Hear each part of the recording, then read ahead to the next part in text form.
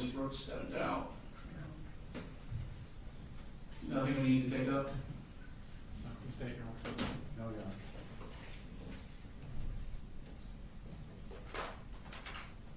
Mr. Hobbs is fully dressed today. Yes, sir. Never gonna let them live that down.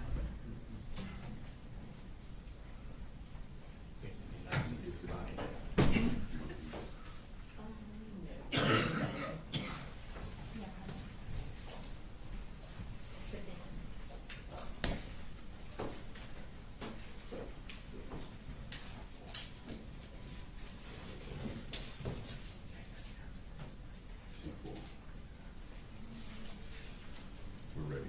You ready? All right, we're gonna bring him in then. You all ready? All right, bring him in, Brooks. Yes, sir.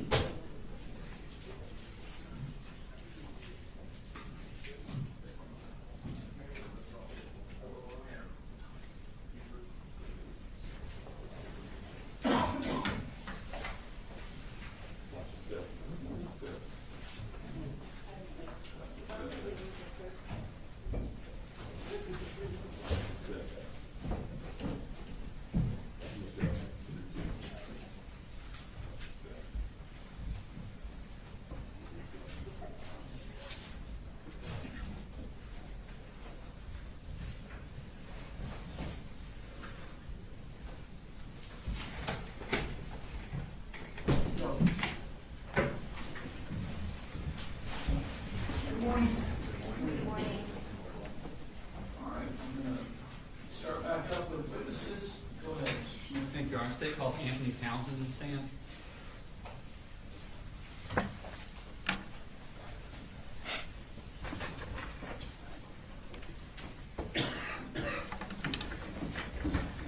If you raise your right hand, please. Swear the testimony given in the matter now pending before this court will be the truth, the whole truth, nothing but the truth, so help you God. I do. Okay. If you could introduce yourself to the jury, please. My name is Deputy Anthony Townsend. Okay. And where do you work, sir? I'm currently employed with the Gwinnett County Sheriff's Office. And how long have you worked with Gwinnett County? Just over a year. Okay. Before that, where did you work? Barrow County Sheriff's Office, And how long did you work there? 2 years. Okay. How long have you been a police officer in general? 11 years. 11 years. Back in September of 2024, where were you working? Barrow County Sheriff's Office. And what were your duties there? I was assigned to the patrol division at the time. And what kind of shifts did you work? We worked 12-hour shifts. I worked the evening shift at the time. I was off duty on that day. However, I did get called in to come to work shift. Okay, so you normally work the evening shift? Correct. Okay, and what are the hours of the evening shift? I believe it was 6:45 to 7 a.m. Okay. And what generally did you do as a patrol officer? Generalized patrolling in terms of responding to calls for service, proactive activity in terms of traffic enforcement, and assisting citizens with their needs. Okay. I want to take your attention to the morning of September 4th, 2024. Were you working that day? I was not at the time I got called in for that morning. Okay. Tell me about how your morning was going that morning. That morning I was off duty, enjoying my leisure time in the area of Norcross. I got a message from a friend of mine asking if there was something going on at Apalachee High School. I started reaching out to different people that were employed with the agency, trying to figure out the specifics, and by the time I got to my personal residence, I got a message from a supervisor stating to get into the county now. There was something going on. You remember about what time that was? I honestly do not. Okay, no problem. So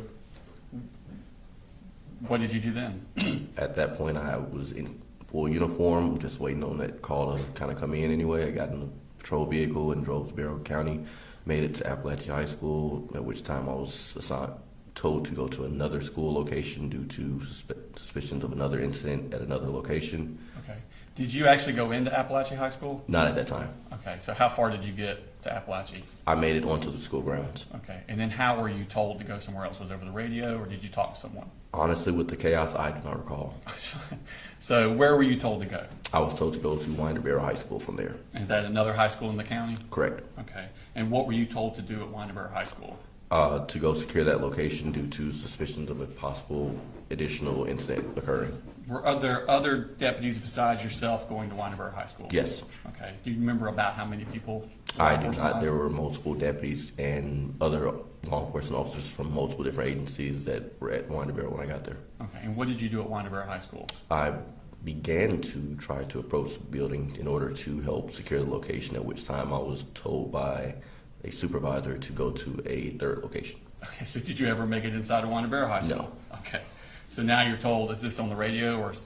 I believe that was by phone. Okay, by phone. Excuse me, I got a frog in my throat.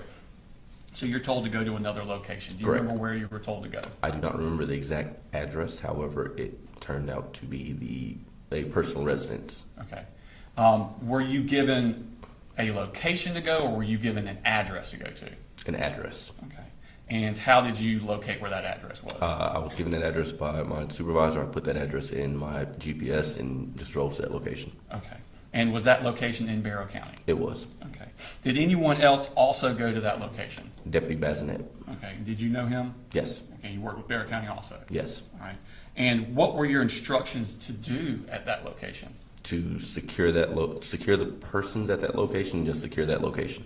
Okay. And did you know anything about that location? No. Did you know why you were sent there? No. Okay. Did you know what had happened at Apalachee?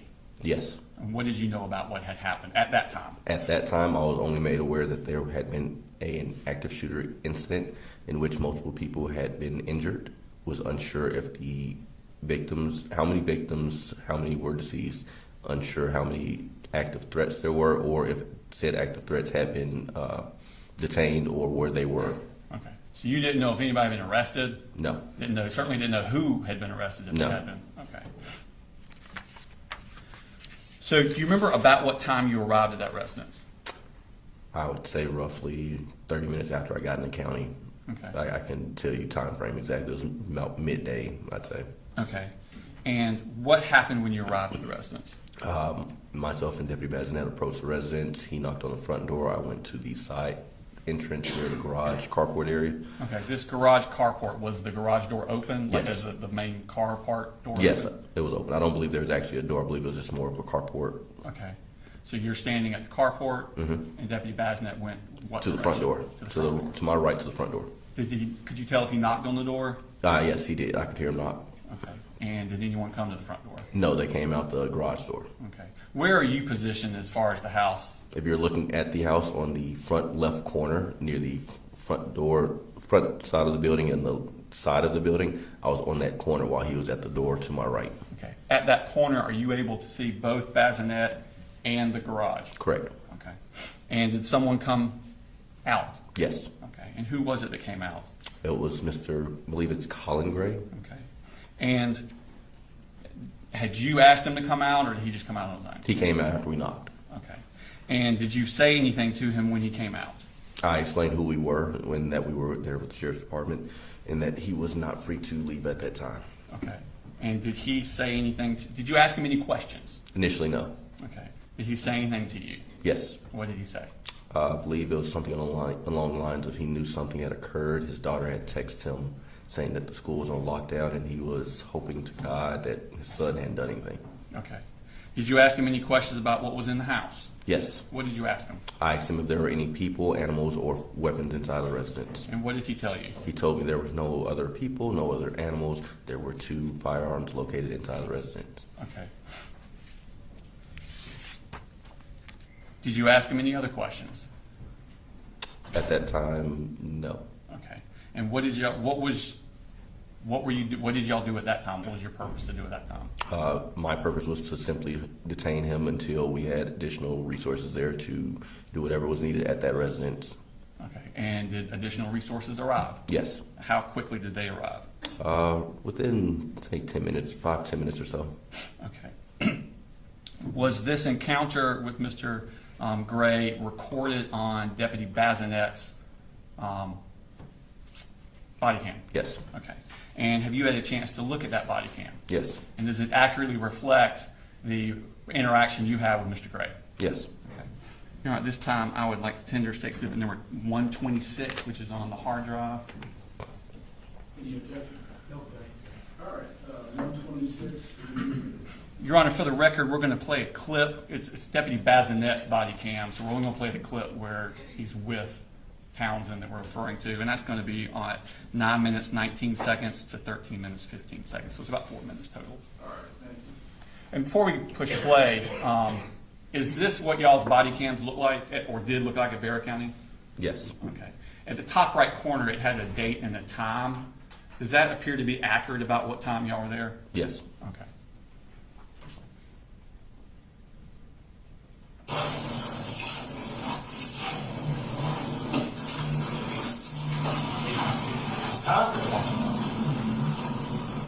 Is that you coming up the driveway there? I'm walking on, yes. Okay. Is this one 896? Is this 896? I don't know.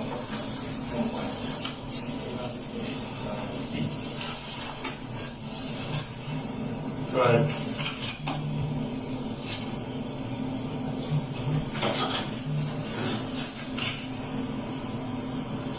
Hey. You're good. Alright, yes. We just got here. We're walking on now. Alright.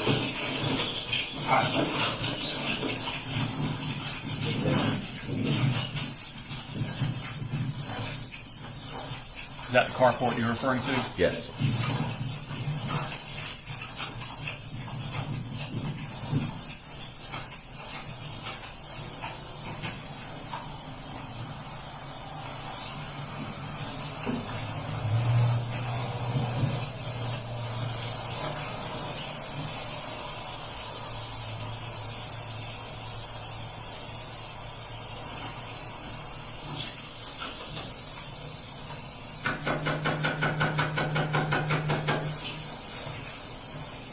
Is that you at the corner? Yes. Hey, watch that door over there. There's cobwebs on this one.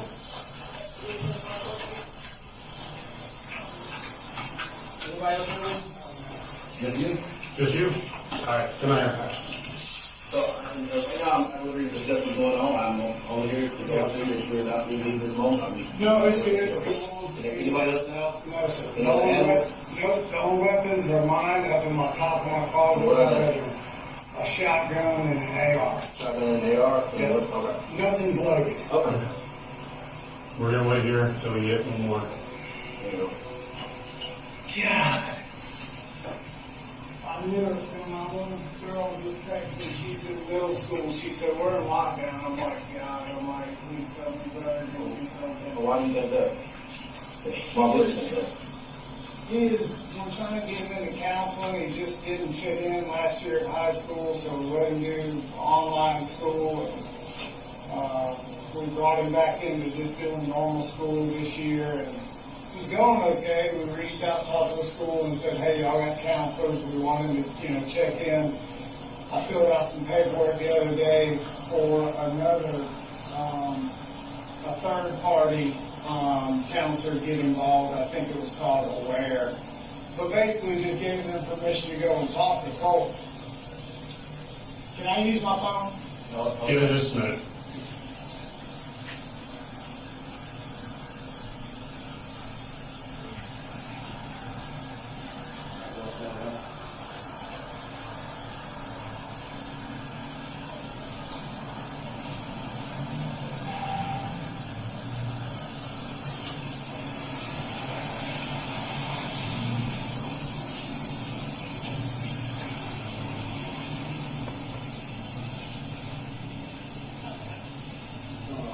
You think he's the only one here? We have to go in and check that? That's fine. We're going to wait. Whatever y'all want to do.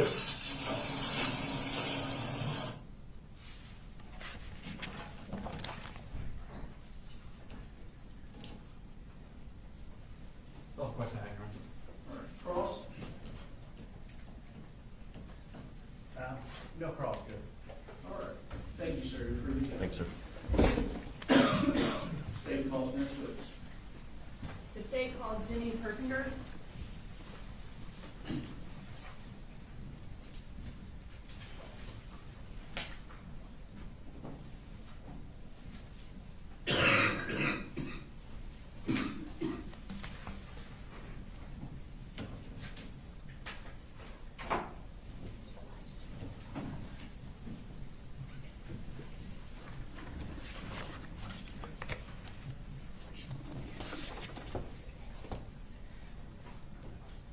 Please raise your right hand. Do you swear to tell the truth, the whole truth, and nothing but the truth, so help you God? I do. Okay, you can have a seat. Can you go ahead and introduce yourself to the jury and spell your first and last name as well? Sure. My name is Jenny Persinger. That's Jennie, Persinger. And can you tell us what you do? I am Director of Data Assessment and Accountability for the Bexar County School System.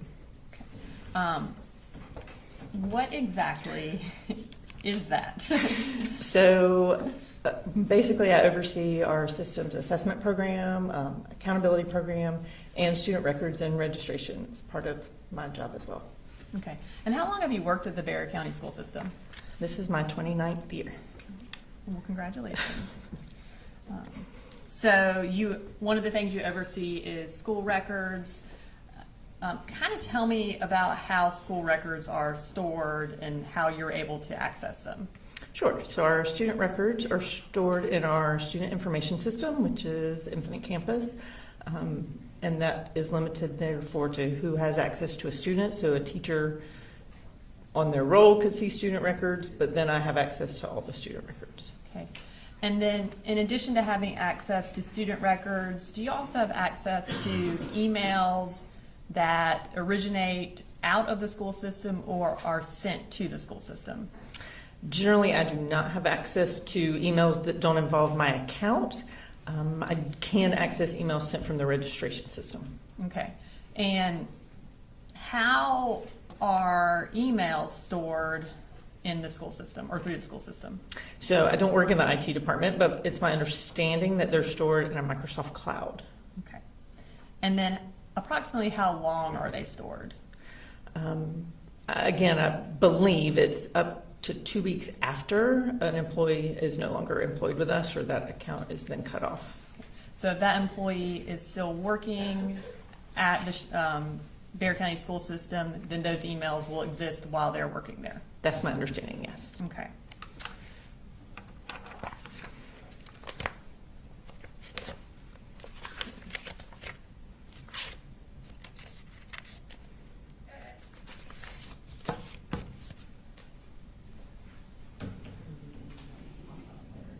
While they're looking through those emails, I'm going to talk to you a little bit more about school records.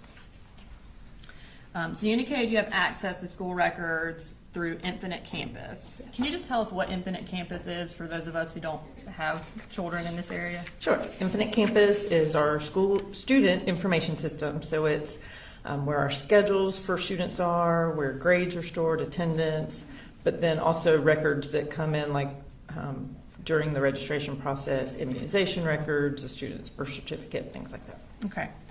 And in the school records that are a part of a Bexar County student's records, do you have access to their enrollment records from other schools? So when a student enrolls with us, we request records from the previous school, and that would include, they would have done the same thing, so it builds that record that shows previous enrollments, yes. Would this also include enrollment at online schools, home schools, or private schools? It should. If those have been reported, then when we request those records, they would come in. So if a Bexar County student enrolls at an online school, how would you be made aware of that? So it depends on whether that's a public school or a private school. Regardless, the online school would then request the records from us. If a student is leaving us to go to that school, they would do the same as we would, request records. But I can also access a state database. So if it's a Georgia public school, I can see that the student has moved to that school. Okay. And if an online school requested records from the Bexar County school system, would that be something that y'all would keep track of as well? Yes. What about a private school? How would y'all be made aware of a Bexar County student attending a private school? Again, generally, a private school would send us records requests. They would need that to know where to place the student, what services were needed.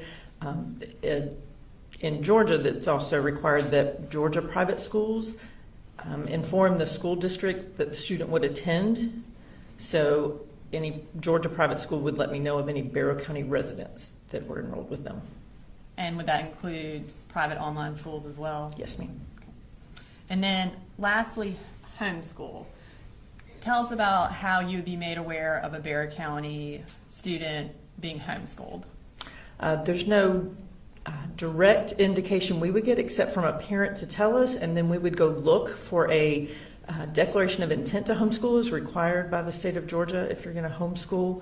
So once a parent says, lets us know we plan to homeschool, we go look for that filed declaration of intent.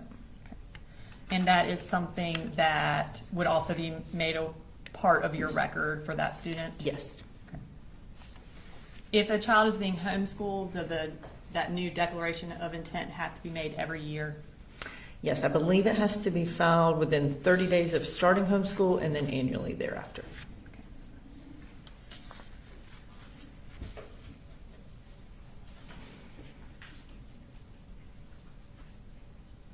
I'm going to go ahead, kind of returning to the emails. I'm going to show you what's been marked as States Exhibit 136.1, 136.2, 136.3, and then .4, .5, and .6 for the record. Okay. Will you look over those and just let me know if you recognize them?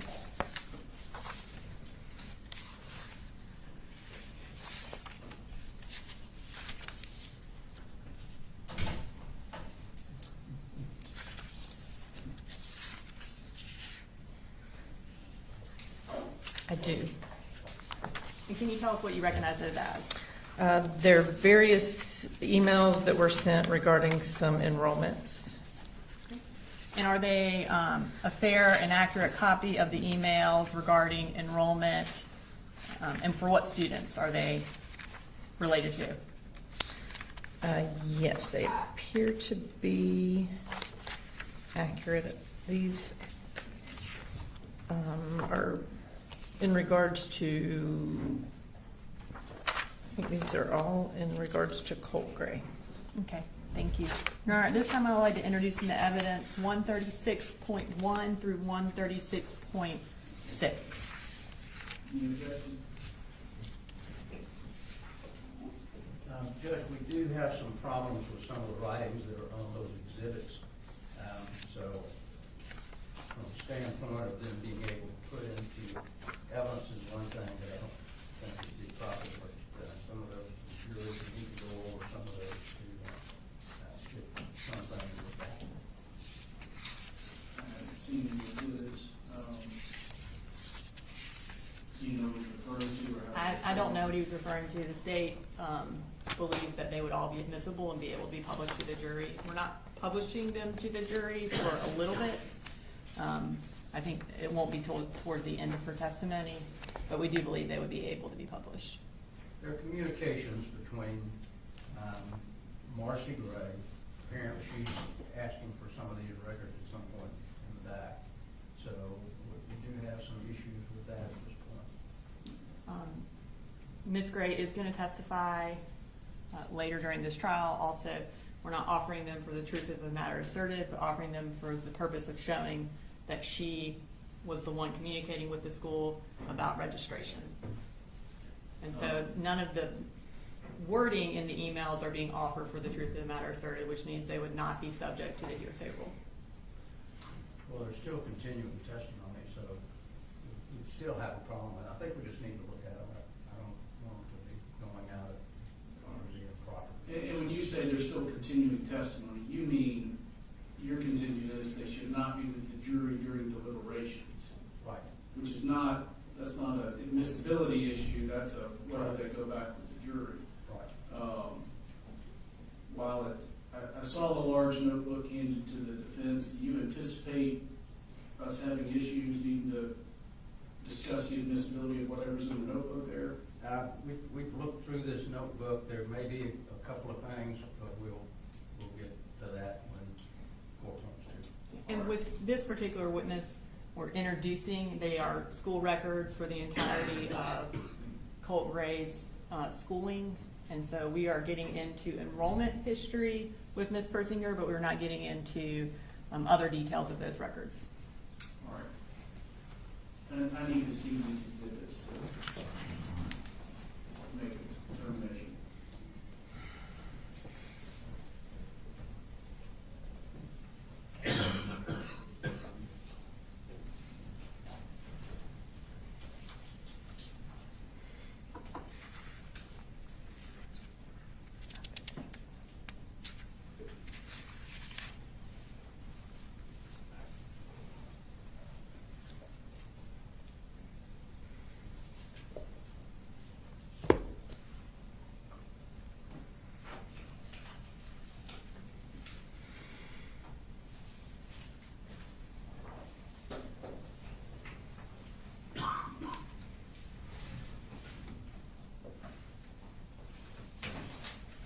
So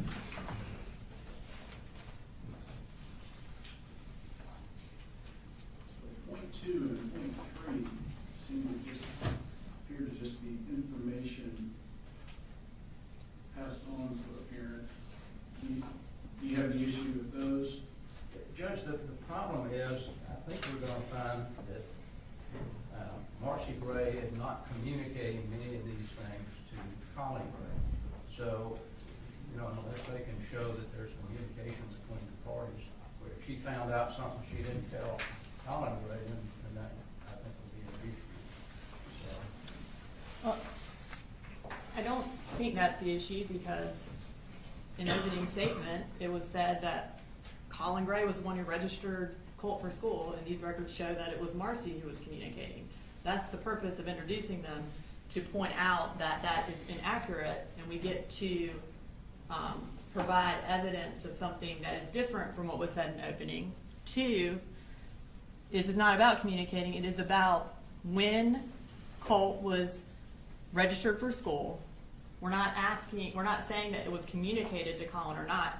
Ms. Gray can testify to that later. These are about public records, or not public records, these are about school records when Colt was registered. It does go against what was said in opening about Mr. Gray being the one who registered, which also makes it relevant, but also goes to when Colt was actually in school, whether or not he was in school in 8th grade, who's in charge of registering, the dates related to that. So they're all relevant, they're all admissible. We're not offering to say the truth of what Marcy said in the emails, just that she sent the email and that she's the one communicating with the school, and it is about the registration process.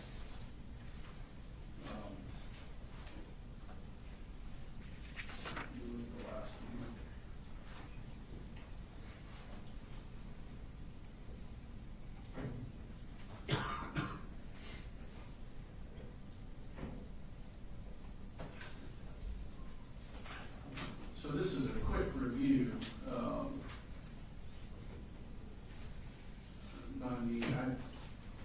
I believe they're admissible to show that the school is receiving communication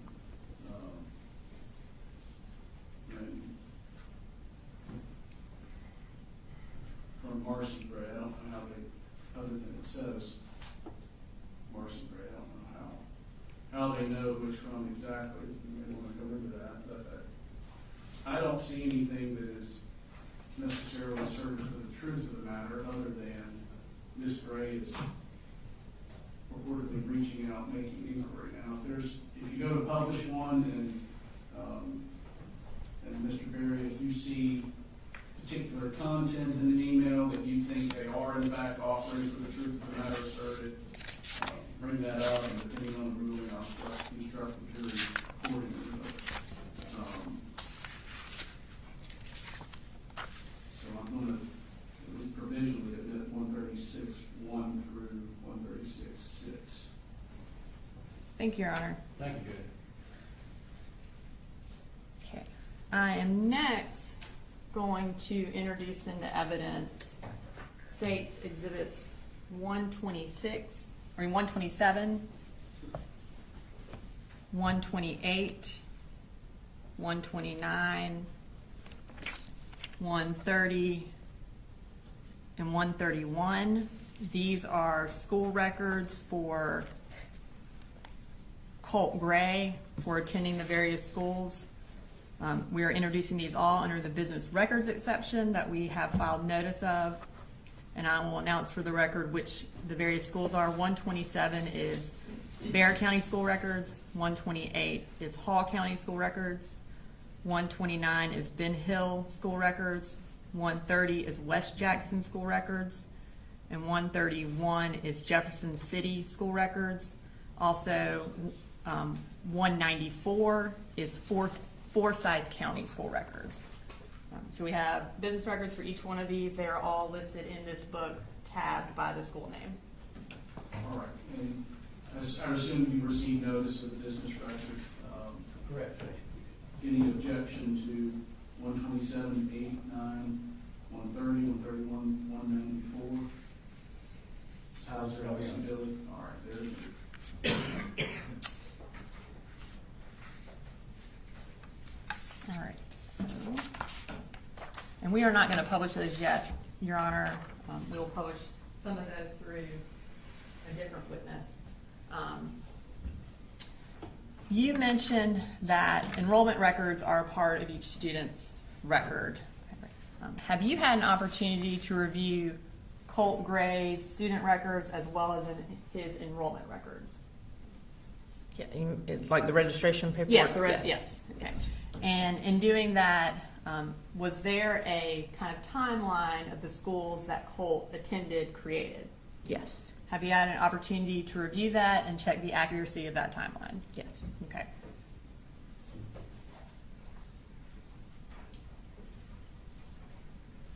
I'm going to show you what's been marked as Exhibit 134. Thanks.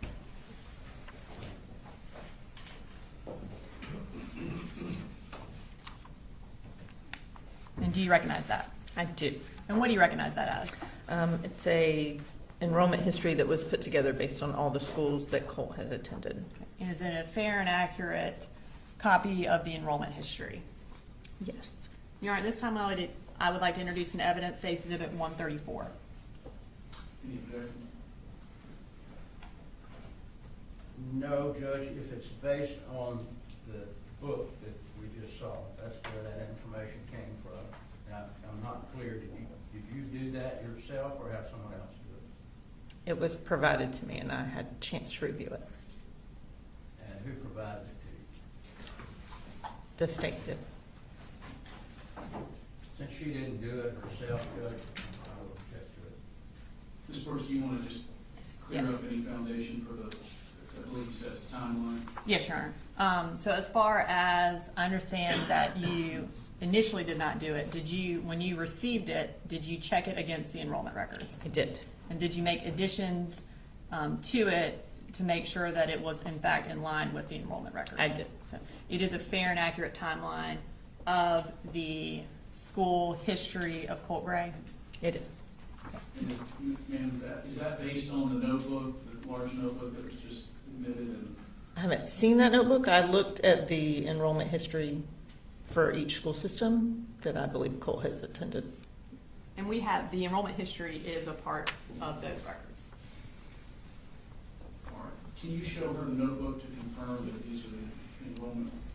I realize she hasn't seen the notebook itself, but whether or not these are the records.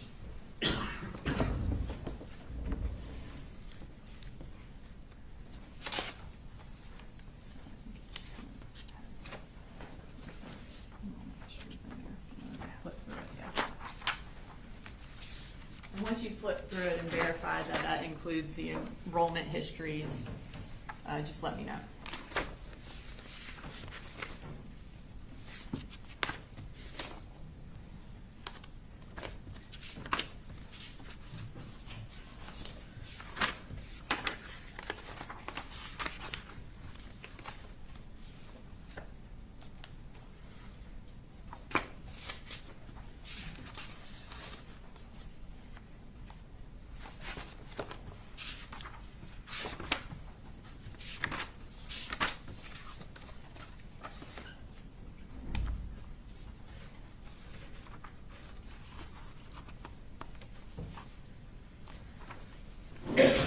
Yes, this appears to have all the enrollment records. Thank you. That's sufficient, Your Honor? All right, 134 is admitted. Thank you. And at this time, we are going to display that. We're just going to go through the timeline. Okay. Okay, I know we're going to zoom in at the bottom. And just for the record, the history start at the bottom and go to the top? Correct. His original school enrollment would have been at the bottom, yes. Okay. And actually, before we do that, can we go to the top line so we can explain what each one of the And this columns is are? 134 being displayed. Yes, this is 134. All right, so in the top column, can you just tell us which each of those columns are and what they mean? I know some of them are self-explanatory, but. Right. just for the record. Okay, so the school year would be from the fall to the spring, like we call this current school year, the 25-26 school year. The grade would be what grade the student was enrolled in. The registration date would be the date registration for that school system was completed. First day of school, obviously the first day of school attended. Last day of school attended by the student, and then what school and county or school district that was part of. Is there a difference, before we get to is there a difference between registration date and enrollment date? There is. So a parent completes registration, but it could be at 4 o'clock one afternoon, and we need to let the school have time to process. So it may be that they don't start that day because it's 4 o'clock in the afternoon. They would start the next day, which would be their first day of school. Okay, so first day of school is really the date of enrollment also? Correct. Okay, all right. Sorry about that. And we now start at the bottom. All right, so here we have Colt's history starting from early kindergarten or pre-K. Can you tell us kind of just go through it all the way through Statham Elementary, what year, and what he did that year? Sure. So the first school year is the 2014-2015 school year, when Colt was in early kindergarten, or what the state calls pre-K. The registration was completed October the 24th, and he started on December the 1st and then completed the school year. It moves to 2015-2016. He was in kindergarten. There's no need for a registration date because he was already registered with the school system. Started school on August the 4th of 2015 and then completed the grade. Moved 2016-2017 school year to first grade. Started on August the 1st and completed the grade, and then moved to 2017-2018 and the second grade. Started on August the 2nd and completed the grade, all at Statham Elementary here in Barrow County. Okay, and so that you brought up a good point I want to clarify. So each year, if you are remaining in the same school system, do you automatically just get enrolled for the next year? In Barrow County, we do not require a new enrollment every year. Okay, so if someone ended up leaving over the summer and going to a new school, how are you notified of that? We would know when the student doesn't arrive, and we start then looking to see if they transferred somewhere, or the new school may have already sent us a record request. All right, now let's move to the next block of, all right, so starting with third grade, talk us through the different schools he went to in this, or in these rows. Sure. So in the 2018-2019 school year, he was in third grade. He was still at Statham Elementary in Barrow County, so there's no new registration date. Started the first day of school being August the 1st, and this one indicates a last day of school of 5/22/2019 because he didn't return to us after that. Okay. And then where did he start fourth grade? In 2019-2020, he was reported being in fourth grade at White Sulphur Elementary in Hall County. There's a registration date of August the 7th and a first day of school of August the 8th, but then an end date of November the 21st. Okay. So then he moved, appears to Chattahoochee Elementary in Forsyth County and started there in December of 2019 and stayed until February of 2020. Okay, so he was withdrawn from Forsyth February 20th, 2020 in his fourth grade year? Yeah, it appears that was his last day of school there, yes. And so for the beginning of fourth grade at White Sulphur Elementary, he registered August 7th and started August 8th. Is it possible to start school that quickly after registering? Well, I can't answer for how Hall County I guess in Barrow schools County. were. In Barrow County, yes, depending on how early in that day we have let the schools know. The school could have a schedule ready by the next day, particularly in elementary school where it's not quite as complicated as high school where you have to figure out a schedule and credits. Okay. And essentially, if, I guess, the parent provides you with all the paperwork, then they're good to go for starting school. Correct. And the registration date would be all that paperwork having been completed. Okay, thank you. All right, we'll move to the next grouping of schools. All right, so now we're still in fourth grade. Tell us where he then went to fourth grade and go through the rest of that history at Ben Hill. Sure. So when he left Chattahoochee Elementary in Forsyth County, February 20th, he moved on to Ben Hill Elementary in Ben Hill County. February the 28th was when the registration was done, and March the 4th was the first day he was reported as being in attendance. Okay. And then he completed 4th grade there. The 2020-21 school year, he was still enrolled at Ben Hill County Elementary School as a 5th grader. And it looks like he completed the entire school year. Okay. And then what happened in 6th grade? So in 6th grade, he started at Ben Hill County Middle School in the 6th grade of 21-22. At July 28th would have been the first day he was in attendance, and then it says his last day was December the 14th of that year. Okay. All right, thank you. And now we'll move to the next grouping of schools. So now we are still in 6th grade. Take us through 6th and 7th grade. Okay, so still in the 21-22 school year. He's still in 6th grade, registered in February at West Jackson Middle School in Jackson County. Started school on February the 8th and has a last day of school of May the 25th, which was probably the end of the school year. And then what about 7th grade? The 2022-2023 school year, he was in 7th grade, starting July the 29th. It's still at West Jackson Middle School in Jackson County, and then was withdrawn on August the 19th was his last day there. And for 7th grade, where did he attend after he was withdrawn from West Jackson on August 19th of 2022? So the records show that in that same school year as a 7th grader, he then moved to Jefferson Middle School, registered at the end of August, started September 2nd, and stayed until May the 19th, 2023, which I believe was the end of their school year. Okay.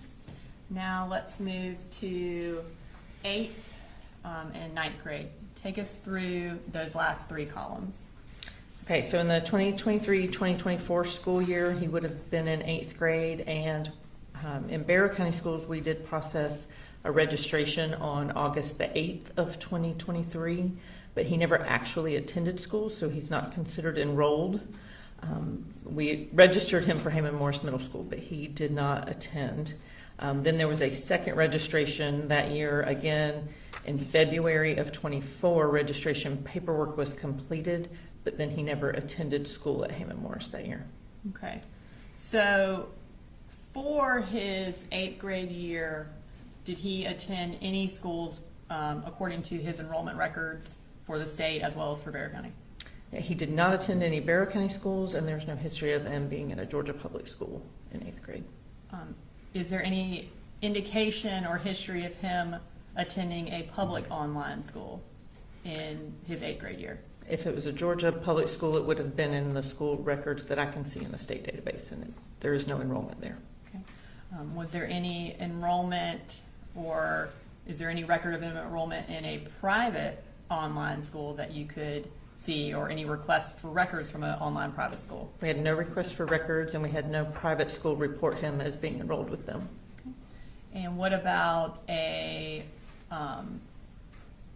homeschool? Was a homeschool affidavit filed for Colt Gray for the 8th grade year? There is not a declaration of intent to homeschool filed with a Barrow County address for Colt Gray. Okay.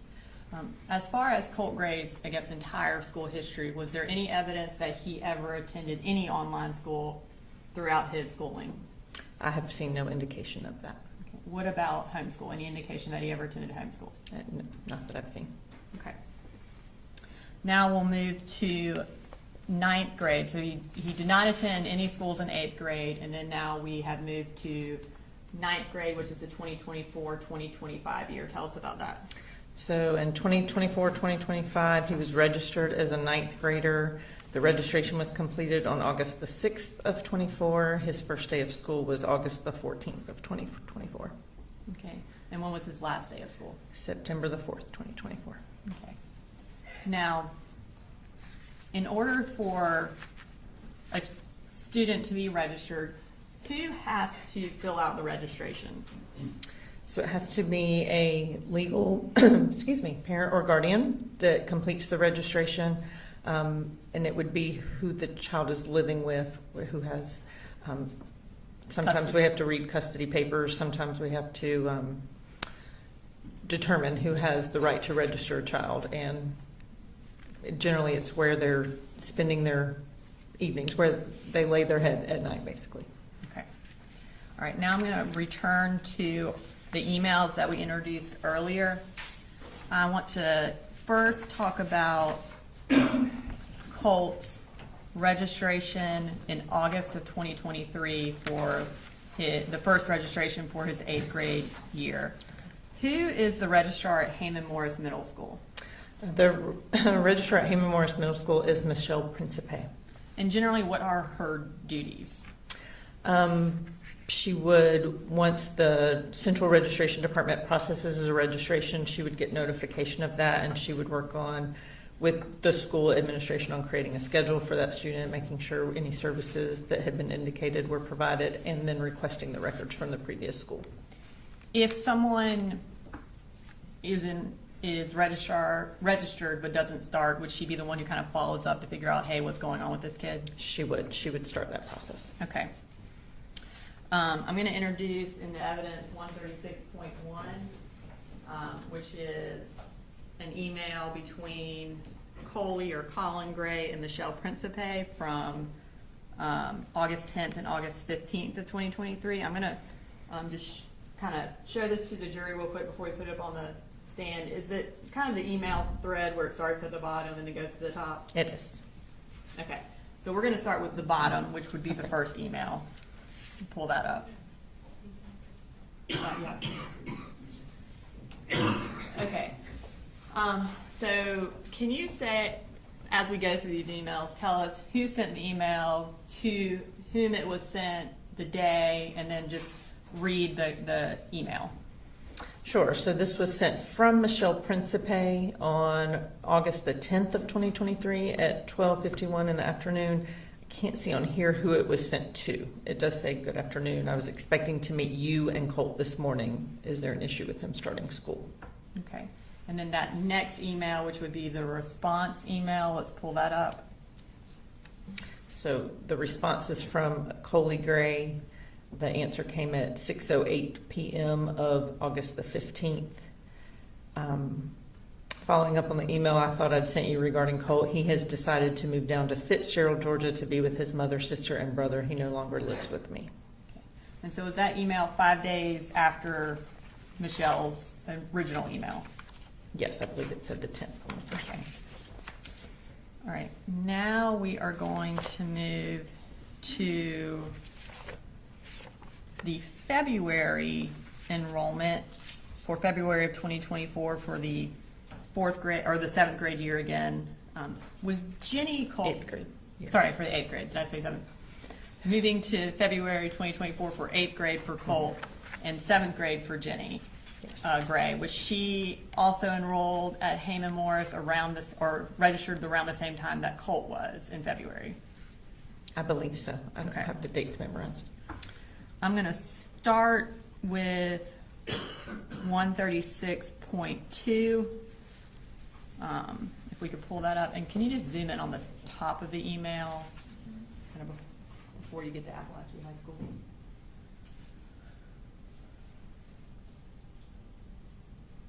All right. So what is the subject of this email?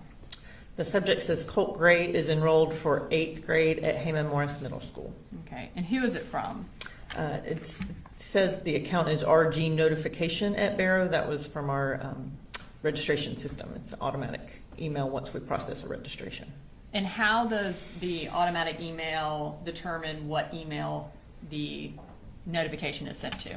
So it's sent to the email provided during the registration process for the parent, and then those other 2 Barrow County addresses are Barrow County employees. Okay. And what was the email address in February of 2024 that the notification was sent to? It was sent to graycoley444@gmail.com. Okay. And what is the purpose of this email? So this is to let the parent or guardian know that the registration has been processed, and they can contact the school to know what their start date would be. Okay. Now we're going to move to 136.3. All right, if we could also zoom in just on kind of under Georgia immunization form.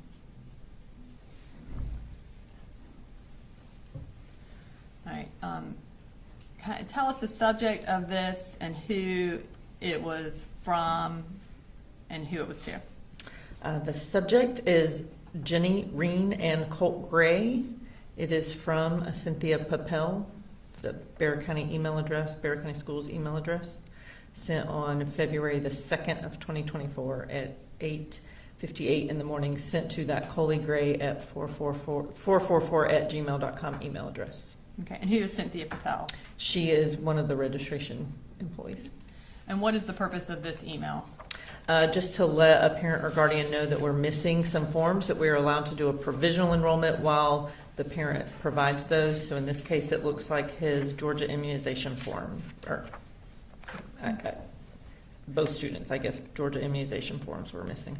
Okay, and now we're going to move to 136.4. And again, these emails go from bottom to top. So we're going to start with the bottom email. But before we do that, can you tell us who this email thread is between? This appears to be between Michelle Principe, again, the registrar at Heyman Morris Middle School, and Colin Gray at that Gmail account. Okay. So let's start on the bottom one. What did Michelle Principe send to the defendant?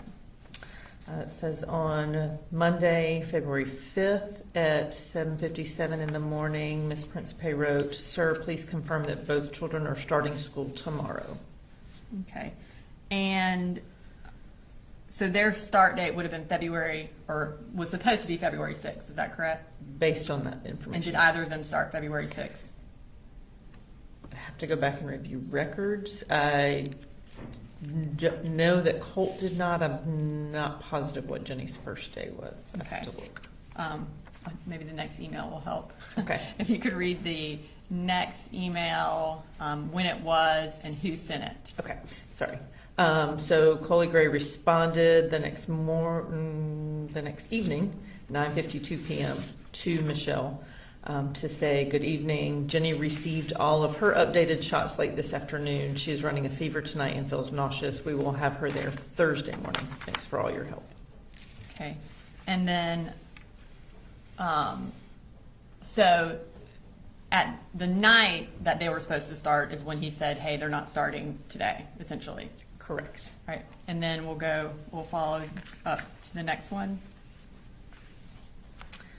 So at February 7th, so the next morning at 8:37 a.m., Ms. Principe emailed the Gmail account to say, "I'm waiting for Colt's arrival."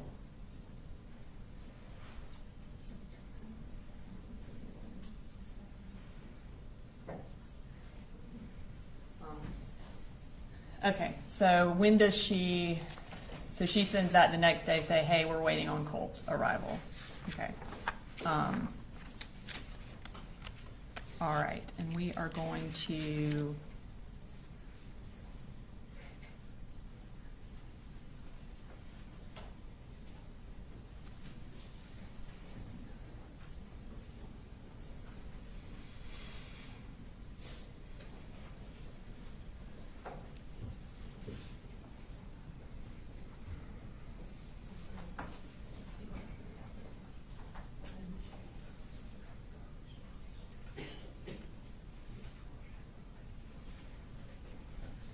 we're going to come back to that final. There's one more email that we need to, but we'll come back to that in a second. So we're going to move to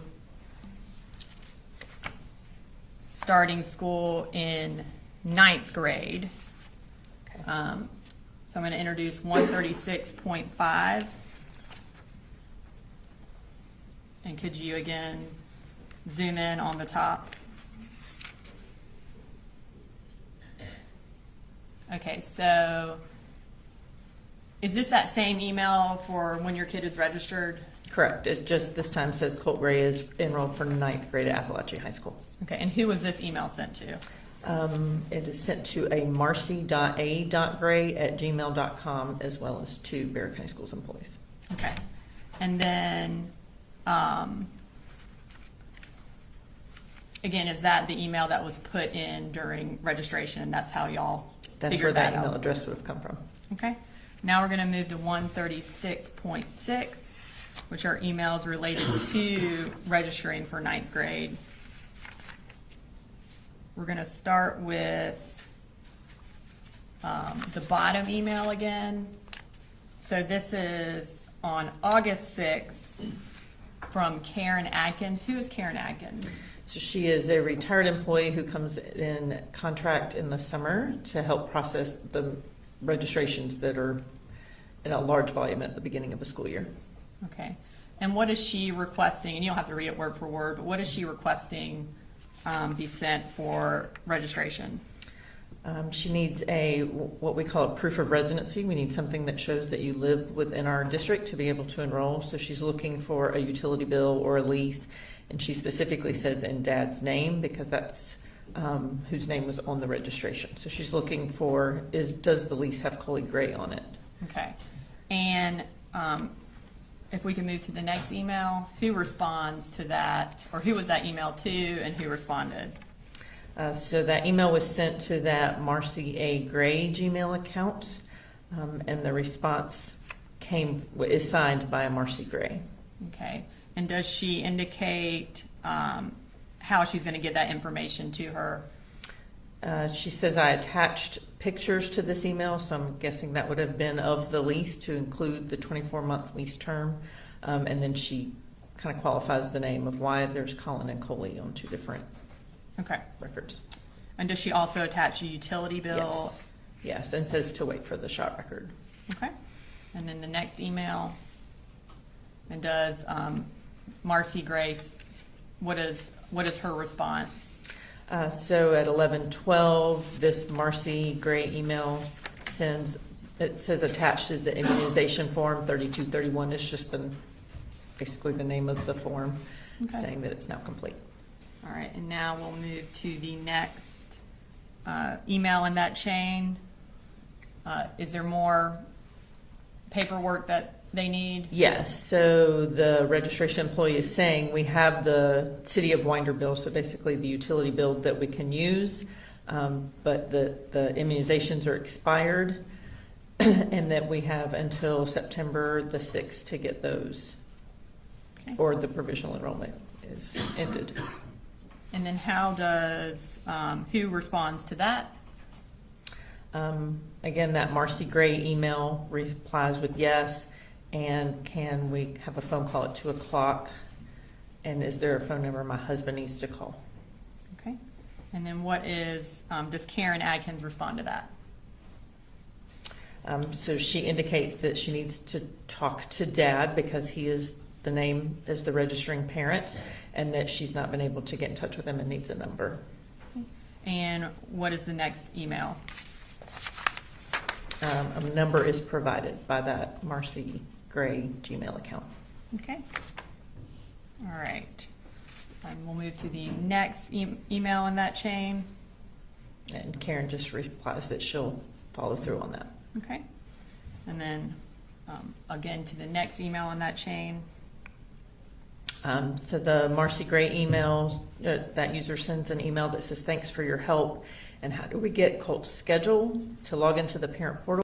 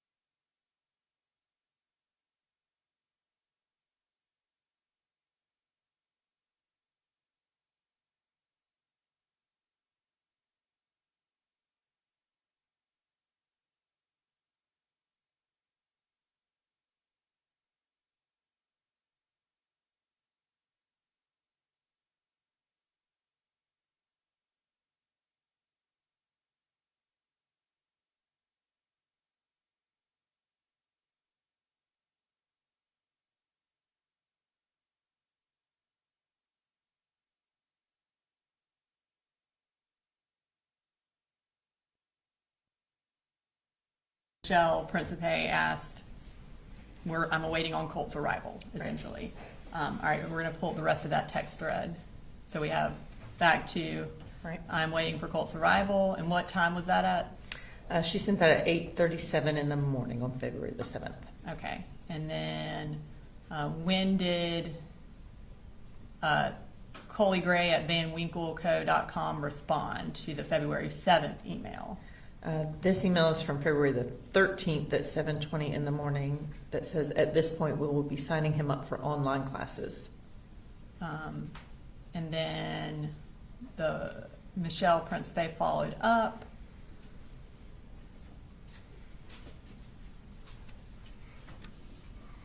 All right, and what,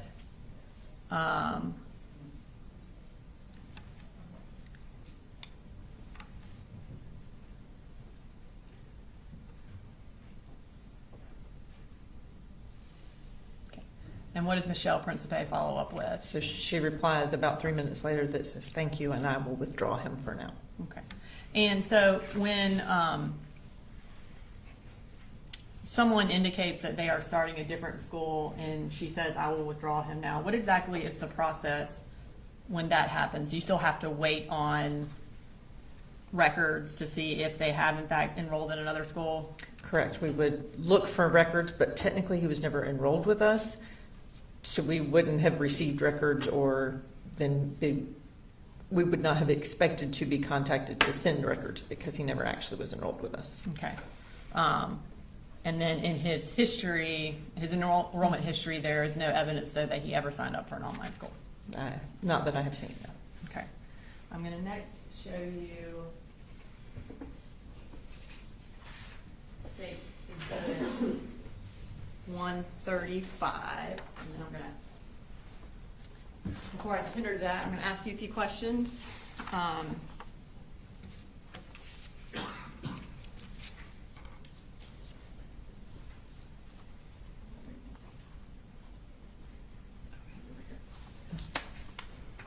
Just have you hold that and then.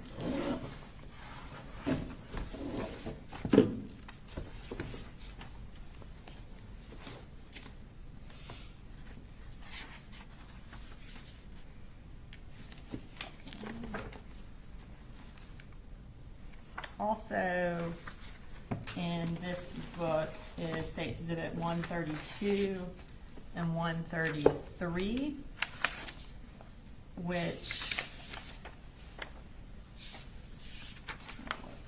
is that on the front page. 132 and 133 is the enrollment history for Coley and Jenny Gray. Do you recognize those?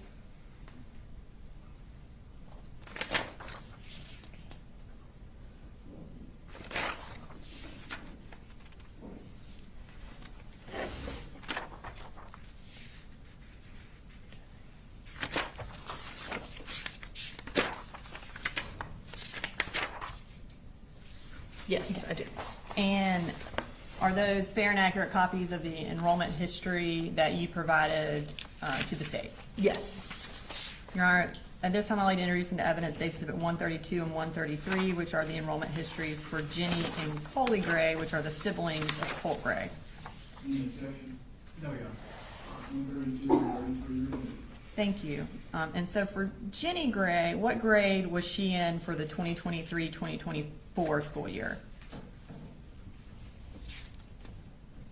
I'm sorry, who was that? For Jenny Gray for 2023-2024 school year.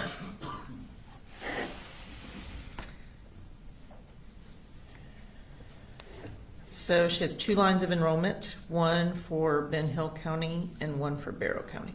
Okay. And what was her first day for Barrow County?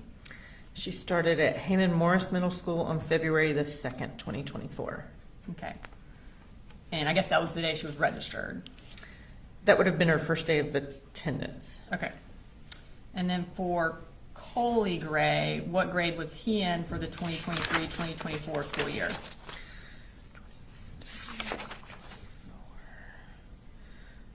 He was in the 2nd grade. Okay. And where did he start school? There's a line of enrollment for Ben Hill County at Ben Hill County Primary School, and then a line of enrollment for Austin Road Elementary School here in Barrow County. And when did he start at Austin Road Elementary School?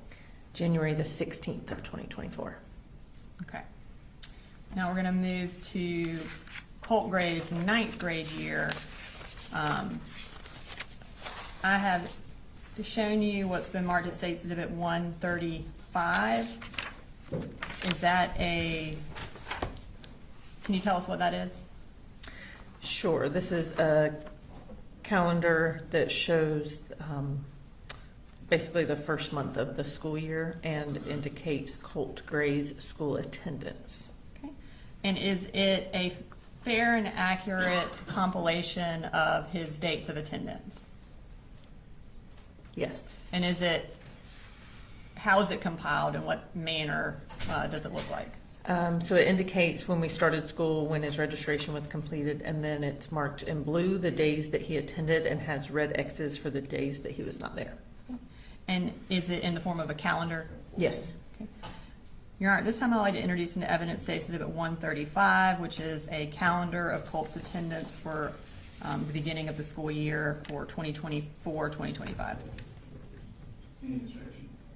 I think they're using it for demonstrative purposes, so they're not going out. And that's something we can discuss later. All right, 135 is submitted. Okay. All right, so I'm going to kind of just have you take us through this calendar. Again, what was the first day of school for Barrow County for the school year of 2024? So in the 24-25 school year, Barrow County Schools started, our first day of school was August the 1st of 2024. Okay, and then he was registered on what date? On August the 6th is when the registration paperwork was completed. And then what was his actual first day of attendance at Apalachee High School? His first day of attendance was August the 14th. Okay. And then take us through his attendance from the 14th up until the 26th. Okay, so on the 14th is his first day present, and then he was absent that next Thursday and Friday. He came back to school on Monday the 19th and was returned again on the 20th, then was absent the 21st, 22nd, and 23rd. The next Monday is the 26th, and he was present. I think that was referred to previously as that he was not necessarily in class, but he was at school. And then he was absent the 27th, 28th, and 29th. We were out of school the 30th and the 1st for the Labor Day holiday. And then he was absent on the 3rd. Came back on the 4th. All right, and then we also have an indication on the 28th, Deborah Polhamus meets with Lisa Butler at Apalachee. Is that Colt's grandmother? I believe it is, yes. And is Lisa Butler the counselor at Apalachee High School? Lisa Butler is a counselor at Apalachee. I don't have anything further. Thank you. Thank you, Your Honor.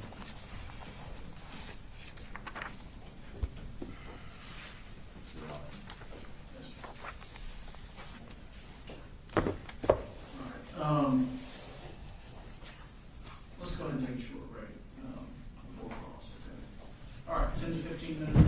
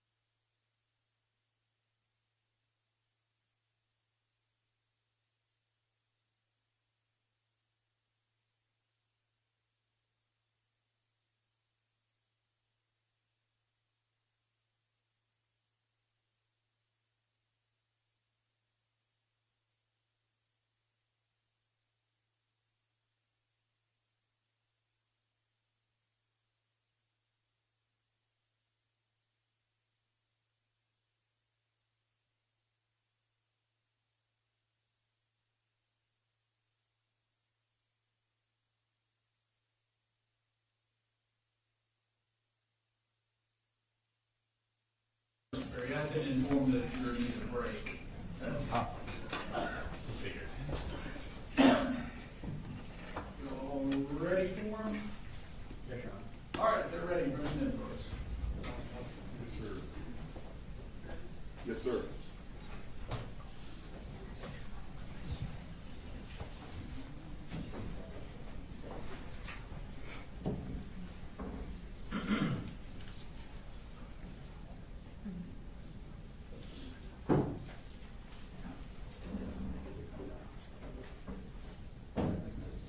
Oh. Two in the restroom. No, good. Guess they needed more than 15 minutes. Probably a line. Yes.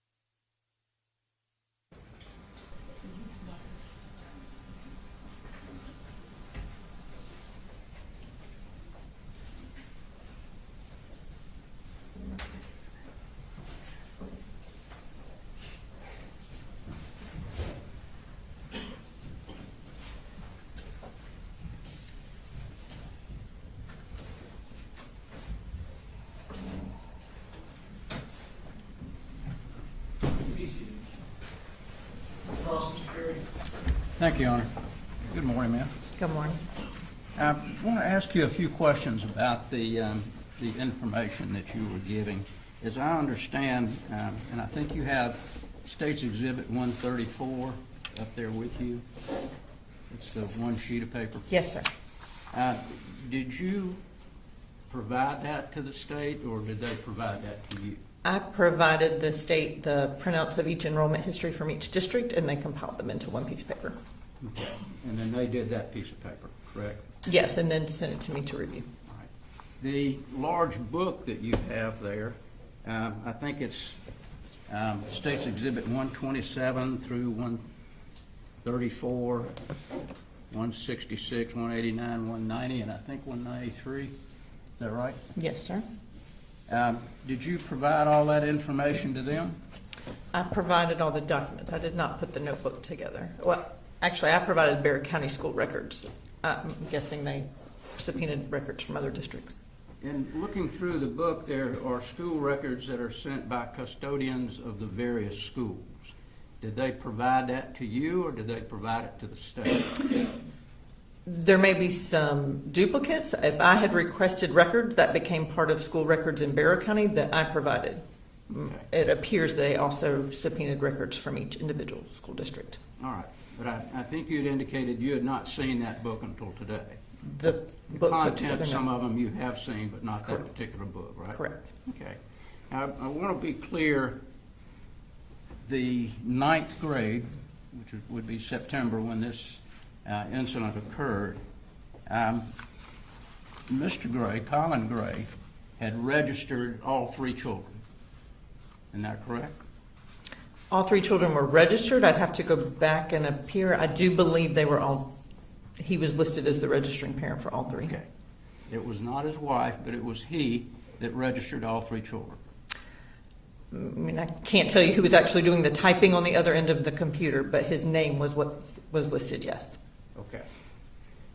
Did you know that Ms. Gray was not in this county? I did not. You did not. What about the 8th grade? Do you know where the children were living in the 8th grade? Or when he would have been in the 8th grade? Colt? I do not. Registration, proof of residency would have been provided, but I didn't process that registration. Okay. So do you know who may have attempted to register him in the 8th grade other than that document that you have there?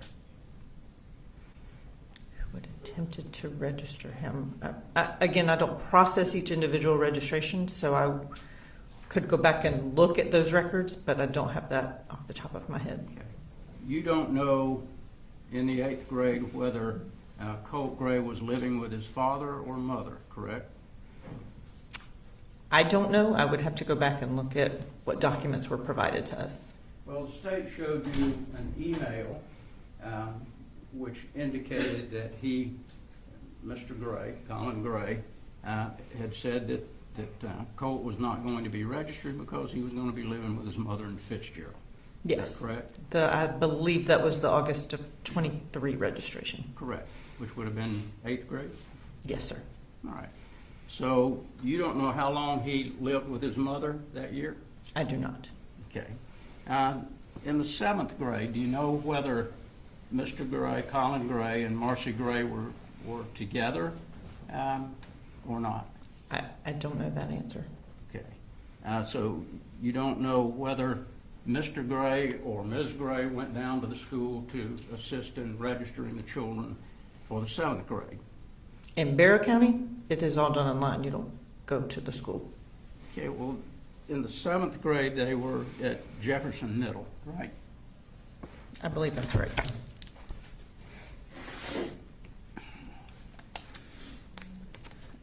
In Colt's 7th grade year, he started at West Jackson Middle and then moved to Jefferson City, yes. And do you know whether the other 2 children were also registered there? For the 23-24 school year, it looks like Jenny started in Ben Hill and moved, I'm sorry, 22-23 school years, the year we're talking about, sorry. Jenny started in Jackson County, went to Jefferson City, and then went to Ben Hill County. Your records don't reflect when Colin Gray and Marcy Gray were still together. Would there be anything in your records that would reflect that? If there were some kind of custody agreement in records, maybe, but I don't have that in front of me. Okay. So from the 2nd grade to the 5th grade, there were a number of schools that the children attended. That'd be fair to say? From Colt's 2nd grade year? Yes, ma'am. He was still in Barrow County through 3rd grade. And then beginning in 4th grade, yes, he went to a number of schools. Right. Hall, Forsyth, and Ben Hill. Right? Hall, Forsyth, and Ben Hill through the 6th grade, and Jackson County in the 6th grade. Okay. And do you know whether or not Colin Gray and Marcy Gray were together during his 4th grade? I'm not aware.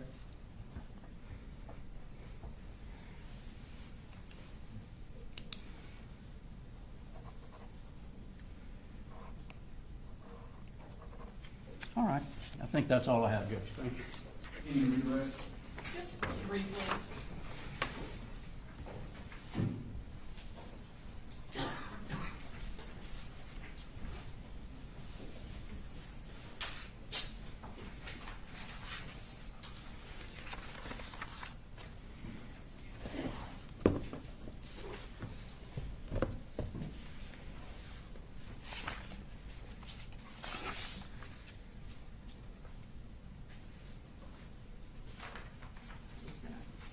This to you for reference. Thank you. So, you mentioned that registering for Barrow County schools is all online, Yes, correct? And so in order to register a child for Barrow County, you have to list, you indicated essentially the custodial parent as the registering parent. Is that correct? Correct. That does not mean that that parent is the one filling out the form, correct? It should be, but I can't promise who's on the other end of the computer. There is a parent ID that has to be provided to match the registering parent. Okay. And then the emails from August related to registration that are from Marcy Gray, do those discuss the other parent?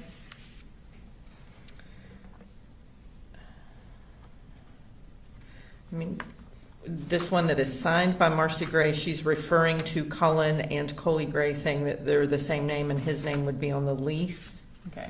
So she's the one who's, I think, setting up the phone call and that kind of thing? Correct, and she refers to him as my husband. And is it your understanding that these are the only emails related to registration for the August 2024 timeframe? I believe so, yes. Okay, so there are no emails from Colin or Coley Gray? I do not believe so. All right, thank you. Just one question. Do you have anything in your record to indicate that Marcy Gray came to Barrow County in 2024 to do anything as far as registration?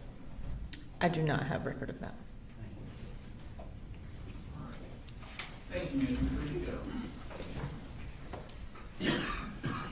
State calls next week. State calls Suzette Williams.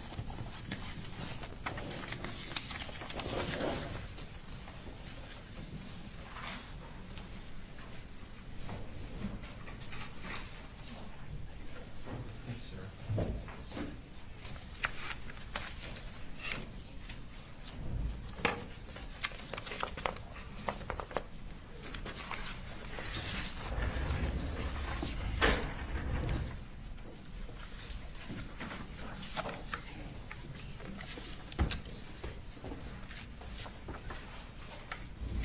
If you could raise your right hand, please. Swear the testimony given in the matter now pending before this court will be the truth, the whole truth, and nothing but the truth, so help you God. Yes. Okay, if you could introduce yourself to the jury and then spell your name for the lady here. Okay. My name is Sujette Giddens. I am a licensed clinical social worker, and I was working as a school counselor in Ben Hill Middle School. My name is SUJETTEGIDDENS. So you said you worked at Ben Hill County School System? Yes. And how long did you work there?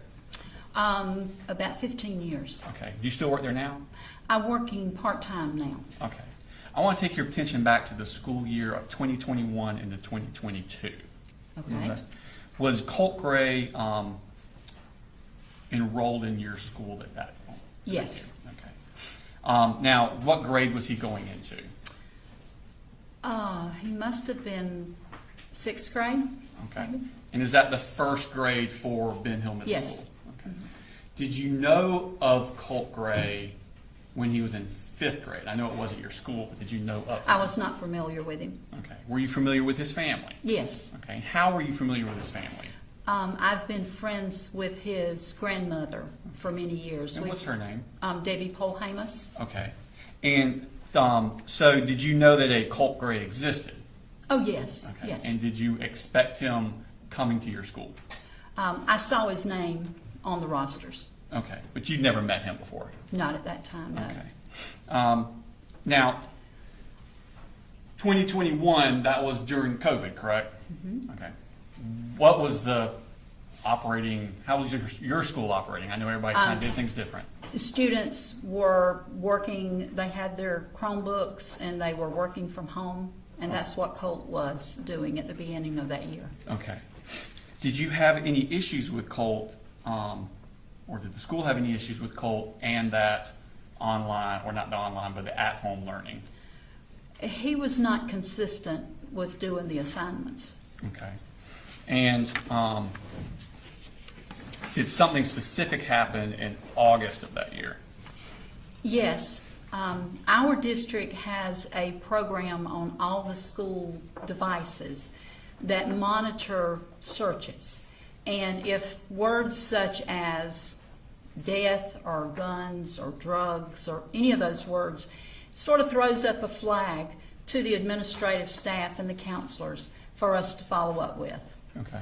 And did that happen with Colt? It did. And what was the word that flagged? The first word that flagged was abuse. Okay. And do you remember when that was? That was in August of Do you 2021. do you keep a? Is it part of the process of your school system to have a way to log things in as they happen? Yes, Okay.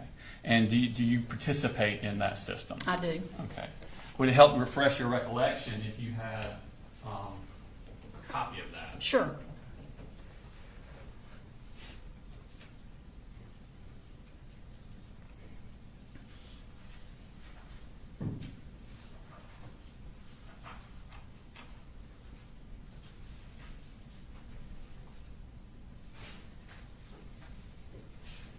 Judge will have the same objection on this. There's a lot of writing there, so I think it would be a continuing testimony. I'm not sure exactly what parts the state wants to. Your Honor, I'm not going to tender it into evidence. It's a recorded recollection.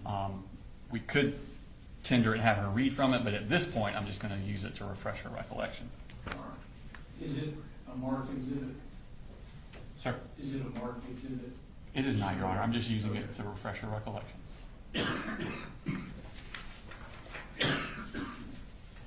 going to show you, do you recognize just the general nature of that form? Yes, this is our contact log. Okay. And do everybody in the school system, if they have contact or something, they would put They it in? would put that in, yes. Okay. And you are a part of that also? Yes, Okay. I want to take your attention, does it go by date and time? it does. Okay. I want to move you over to the 20th or the 19th of August.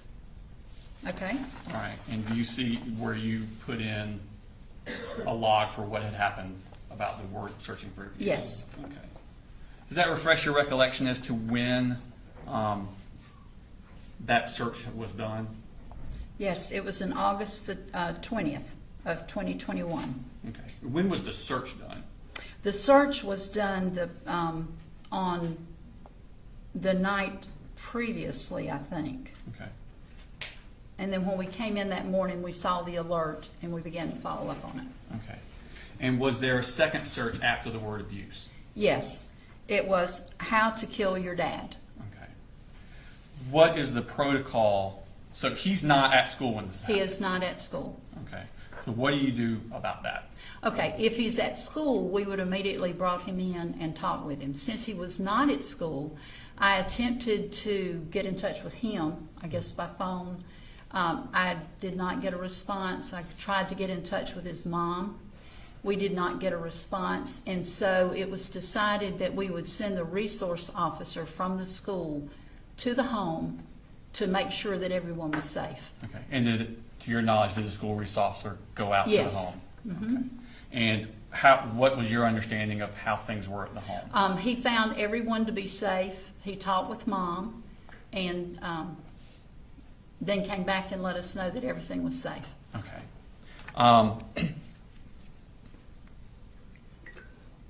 Did you ever get an email from anyone about what had happened? I did correspond with his mom about what had happened, so she was aware. Okay. What did you do as a result of this incident happening? Since Colt was not in school, so that we could follow up and make sure that everything, talk with him and make sure everything was good, we felt we needed an additional someone go into the home to monitor the family. So I made a report to Department of Family and Children Services. Okay. And I'm going to mark this as exhibit 206. You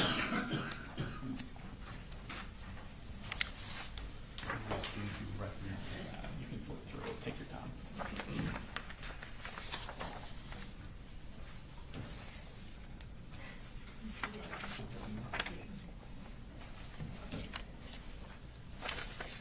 Yes, this is the report that I sent in. That's the report you sent in? Yes. And it was alleging the abuse, the word abuse, and the search for how to kill your dad? Right. Okay. Your Honor, this time I would tender exhibit number 206 into evidence. It would not go back to the jury, but it would go into evidence. Any objection? It's not going back to the jury, you're just going to ask questions. All right, 206 is admitted. Okay. So you had said earlier that Colt was not doing his assignments and turning them in. Did there continue to be a problem with that? He was inconsistent. Several weeks after this, he began to come into class. Okay, so y'all started back. Started back. Okay. And so, but he was inconsistent with his attendance in doing his work. At some point that year, did the attendance stop? Well, they moved away. Okay. Shortly, I think a couple of months after this occurred. Okay. Would it have still been first semester? Yes. Okay. What's the process for unenrolling a student from Ben Hill school system when they move away? We keep them enrolled until we get a request from the next school showing that they have completed the enrollment papers, and then they send for the records from our school. Once that's completed, then we stop their enrollment at our school. And did your school receive requests for information from another school before the end of the first semester? I don't believe we did. Okay. When the second semester started in January, did you receive anything? It was a while, and because we were trying to follow up and they weren't getting enrolled, another report to DFACS was made for the lack of attendance in school. Okay. I'll show you. Where's Mark sticks in 207?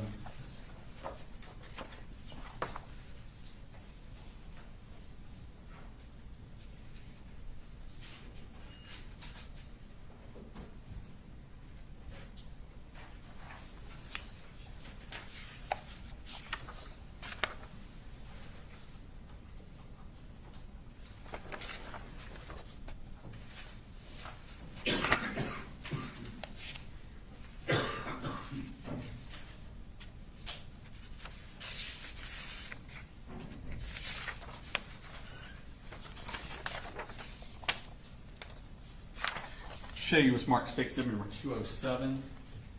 Ask you to identify that.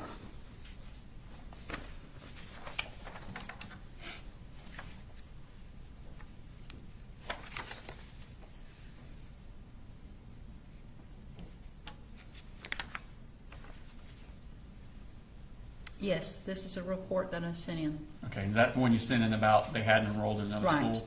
And when did you send that in? This was dated January the 30th, 2022.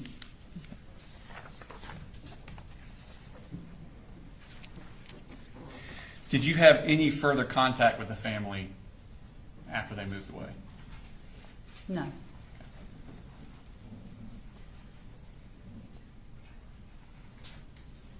Did I tender 207, Your Honor? Your Honor, I tendered 207 into evidence. Same thing, it wouldn't go out with the jury, but just a... Any objection? Certainly would object to it going to the jury. There's no objection to its submission. Correct. All right, 207 is admitted. I have no further questions for you. Thank you. Cross? Just a couple of questions. Okay. Morning. Good morning. I'll ask them from here. I'm going to be quick. Okay. Do you know whether anyone ever contacted Colin Gray about what his son said? I did not. I did talk with the mom, and mom was aware. Mom was aware, but do you know whether he was ever aware? I did not talk to him. Thank you. All right, is she excused? Please, Your Honor. All right, thank you, ma'am. You're free to go.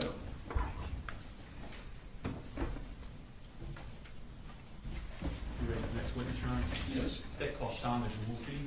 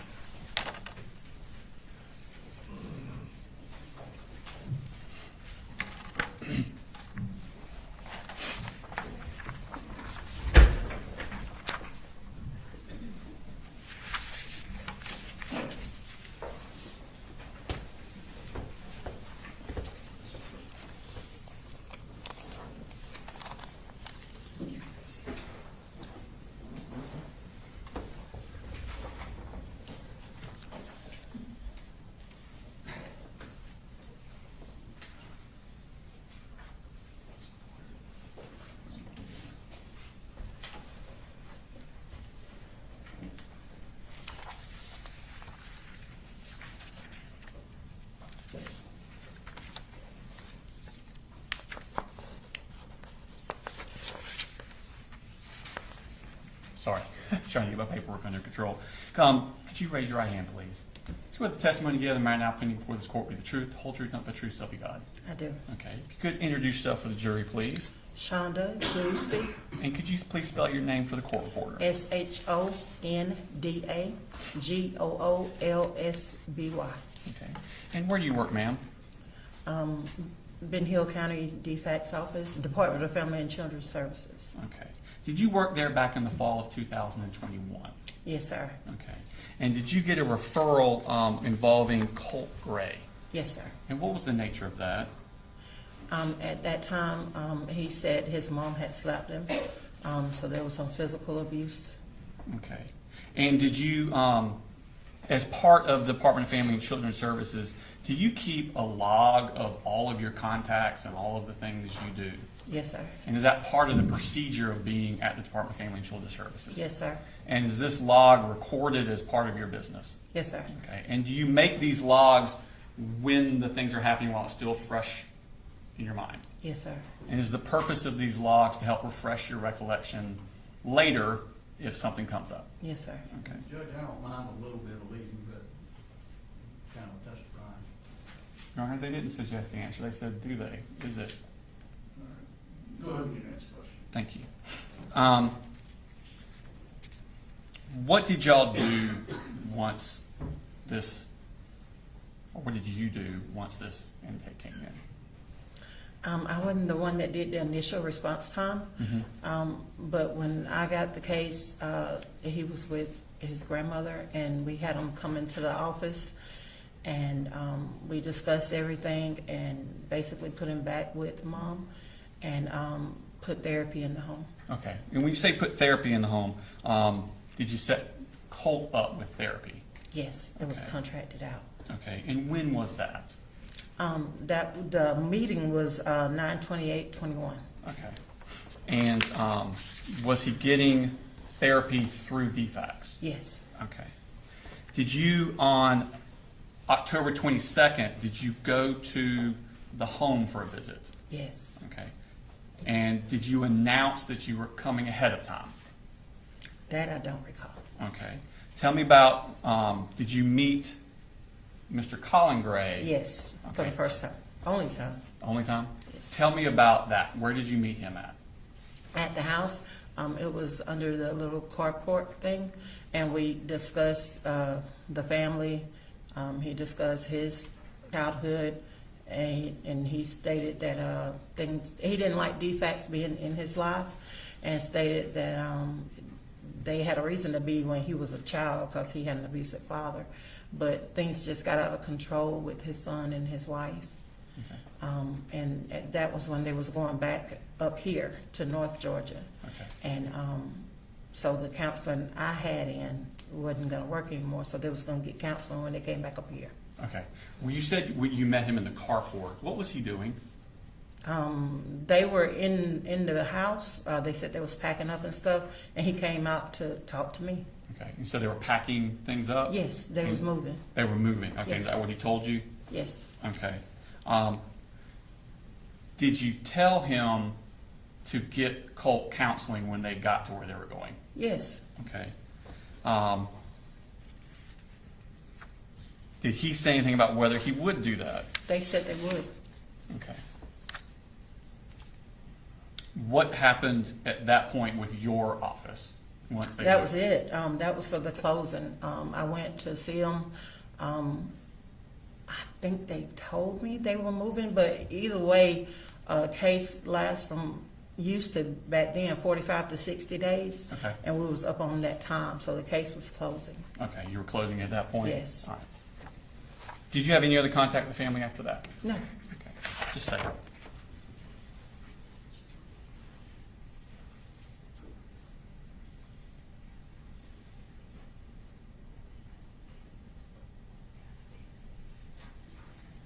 Do you know if Colt did have a counseling session through DFACS when he was still with y'all? Yes. Okay, do you remember when that was? No, I don't know what date. Okay, I just you- know that the guy met with them. Okay, I think he said once or twice. okay, thank you. No further questions. All right, cross, Mr. Terry. Morning. Good morning. When you went to the home back in August of '23, did you meet the other two children that were It there? was October. I'm sorry? It was October. October, I'm sorry. Did you meet with the other two children that were there? I don't remember if I met with them at the house. I had met with them at the office. Okay. And as you understood, Colin Gray was leaving the home and moving somewhere else Yes. with Colt. Well, at that time, mine was 21, and at that time, the whole family was moving back up. Okay, so the whole family was moving out of the grandmother's house? Yes. Okay. And they were going to be moving somewhere else in Georgia? Yes. Did you get any information at any time as to where they were going? I'm sure at that time we knew. I want to say it was Dalton, but I know it was up this area. Okay. So when you got the information that they were moving and you indicated you might want to get Colt some counseling when you get there, did you tell the mother and father that? Yes, Okay. because the mother said she had contacted some people for counseling when they got here. Okay. So mother said, I've got contacts for counseling and I'll take Yes. care of it. Yes.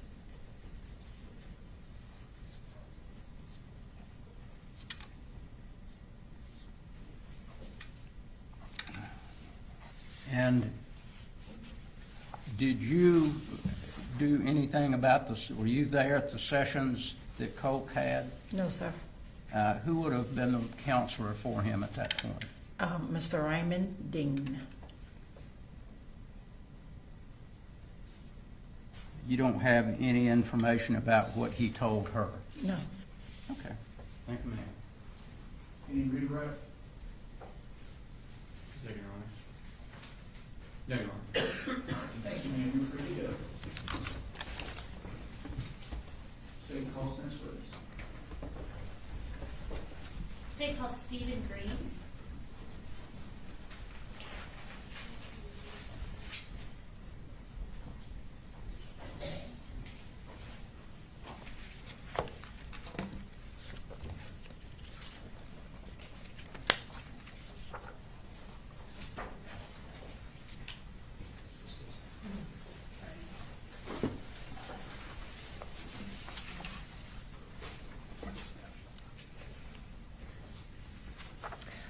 Good morning. I'm going to go ahead and have you raise your right hand.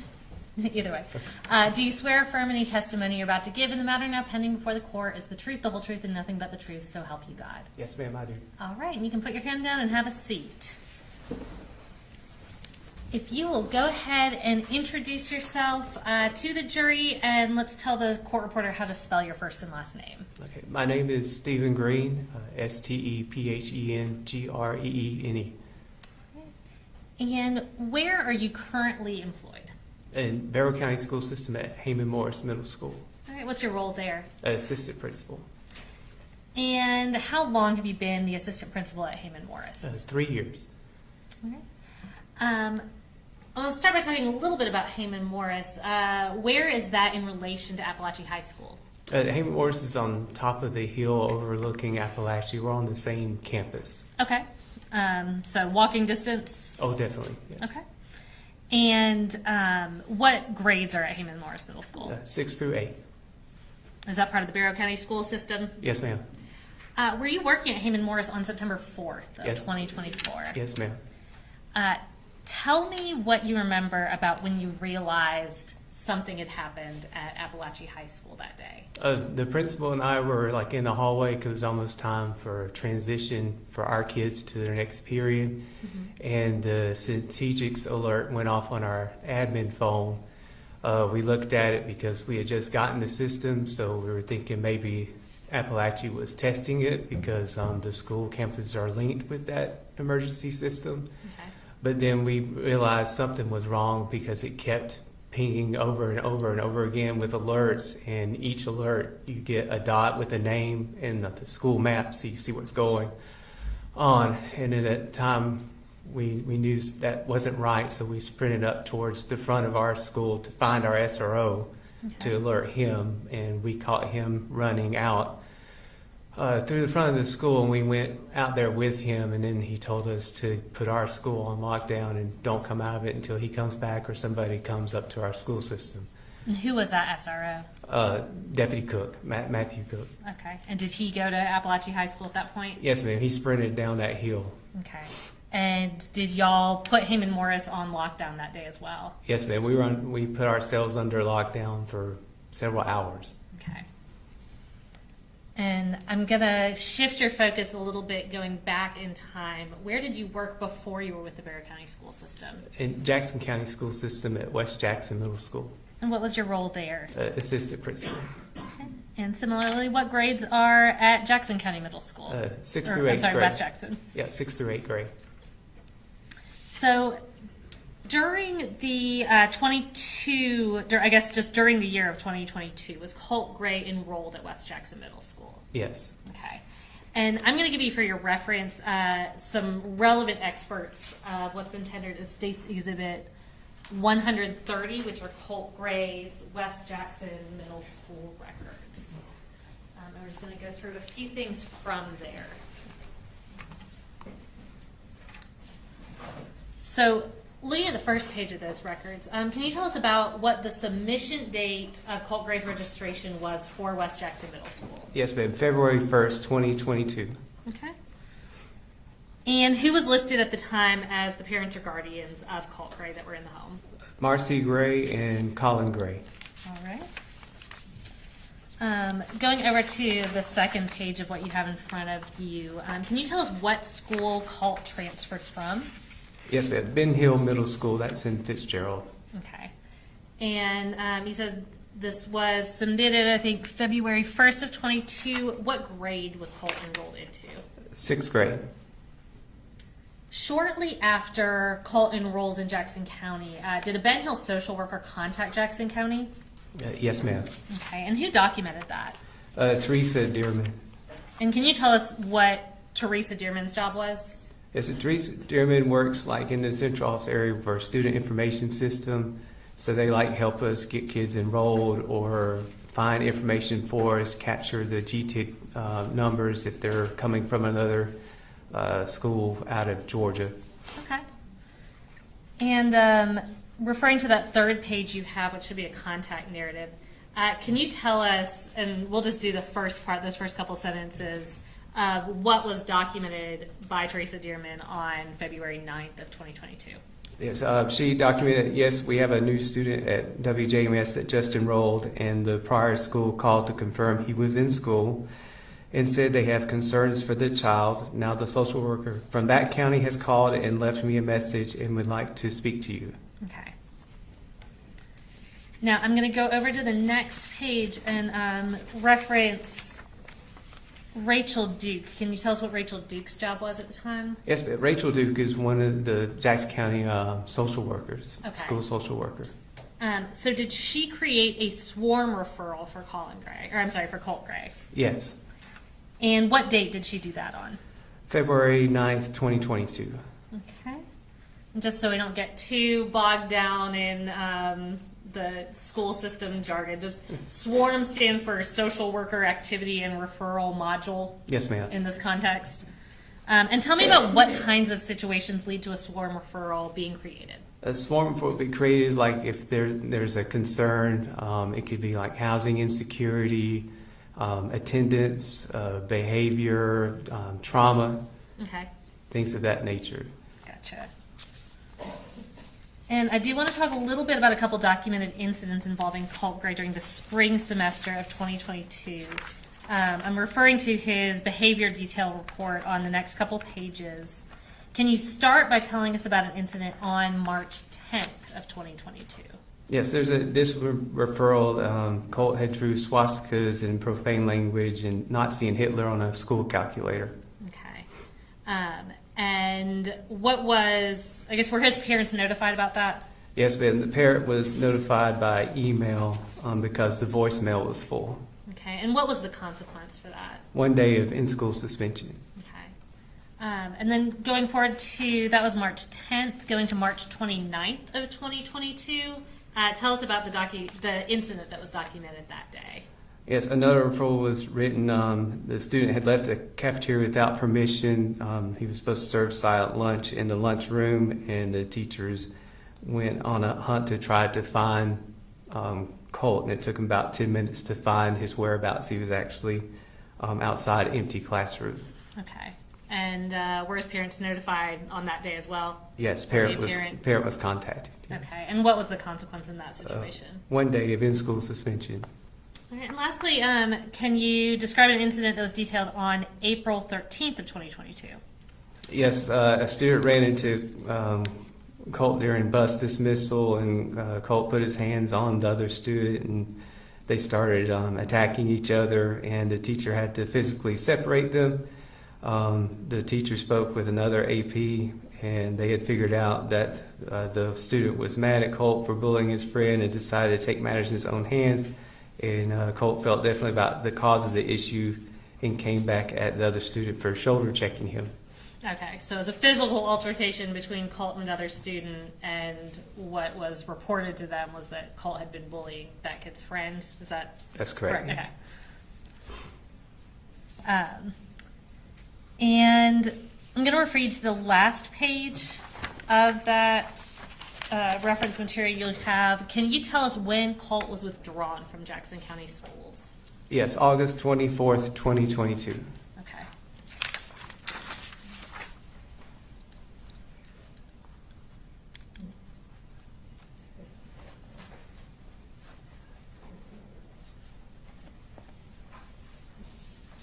I don't have any further questions for you, but Mr. Barry may have a few for you. Thank you. No question, Jeff. Thank you. All right, thank you, sir. We appreciate it. State calls next one. State calls Carol Ann Knight.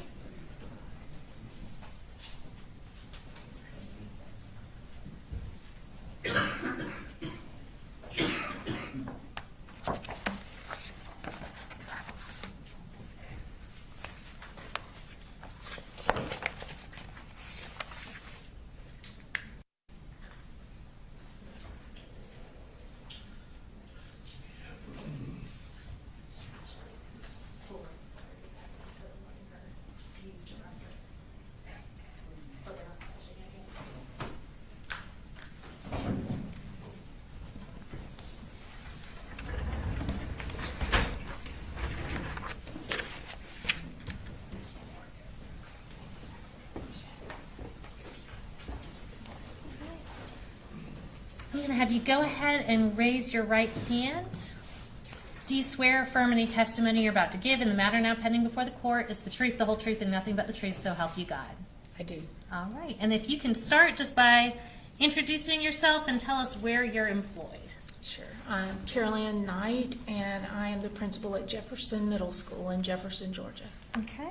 And what county is Jefferson Middle School in? Jackson County. Okay. Is it part of the Jackson County school system, or is it a separate It's school a system? separate city school system. Okay.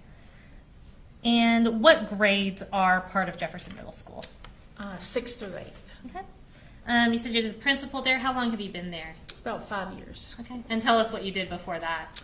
I was an assistant principal at the academy, part of our system, and I taught in the same building for 20-something years. Gotcha. And what grades is Jefferson Academy? 3 through 5. Okay. So I'm going to provide you some relevant excerpts of what's previously been tendered as State's Exhibit 131. These are Colt Gray's middle school, Jefferson Middle School records. And that's just if you need to reference those. So during the 2022-2023 school year, did Jefferson Middle School have a student named Colin Gray enrolled? We did. Okay. And who was listed as his parent or guardian for Colin Gray? Marcy and Colin? Colin, thank you. Gotcha. I was going to say Coley. His email address was Coley. So. Okay. So are you familiar with, did Colin Gray also go by Coley Gray? Was that his nickname? Correct. Okay. And kind of hitting on that, for Colin Gray specifically, what contact information did he provide? I'm not going to have you give us his phone number, but can you tell us what the email was? Yes, Coley.gray@yahoo. Okay. Did he also provide a cell phone number? He did, yes. Okay. And I see on the records it has kind of options, we're not going to pull it up, but options for how to contact people, parents in different situations. Can you kind of explain how that works when you register a student? Yeah, absolutely. When a parent registers a student, we give several options of the way they prefer to be contacted. Sometimes it's, for an emergency or attendance or behavior, but they can choose they want an email or a cell phone call, that kind of thing. Okay, so I can kind of tell you it's going to be better to contact me by text message or phone call or email in different situations. Correct, because, okay. Yes. Yeah, you can go ahead and explain. I was just going to say, different people have different situations where they like their phone or their email best. Gotcha. We want to be able to reach parents. Is that the goal Yes. of all that, is to effectively reach parents? Correct. Okay. So I'm going to refer you to the second page of this packet. And can you tell me what grade Colt Gray was enrolled in when he was at Jefferson Middle School?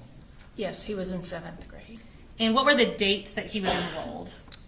He came in September, I think September 2nd, and was there till May 19th. Okay. And where did he transfer from? He transferred to us from West Jackson and transferred to Heyman Morris. Gotcha.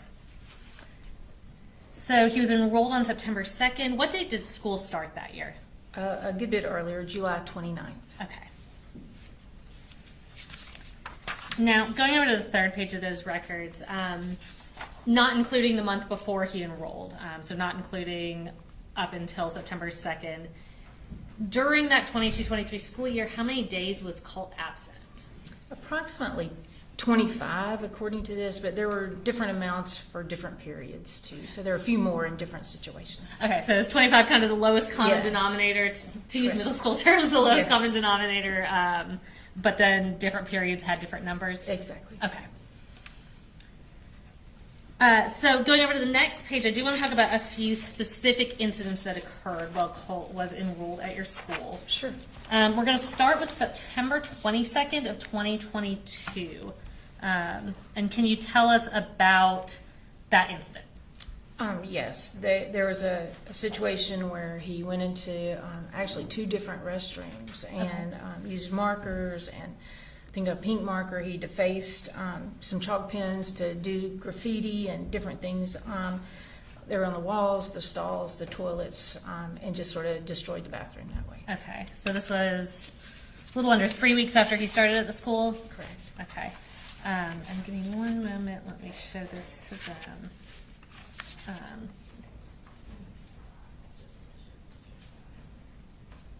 We're going to pull up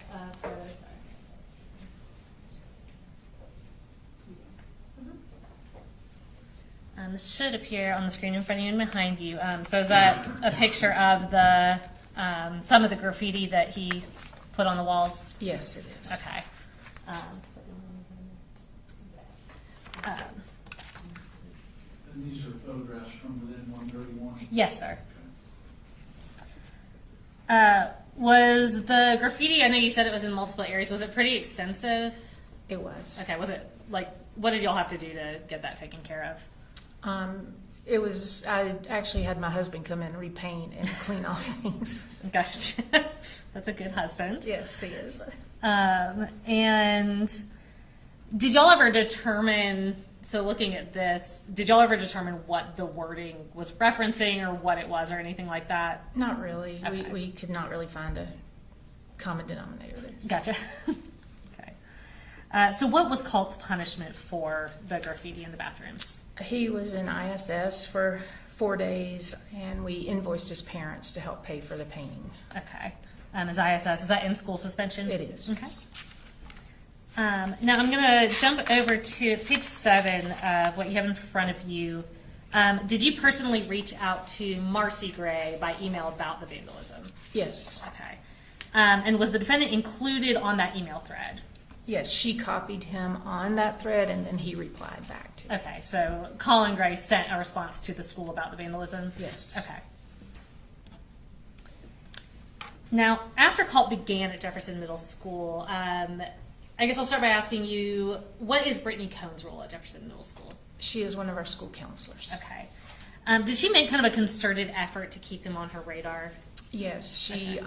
often had him eat lunch with her and talked, sort of did a check-in with him. Okay.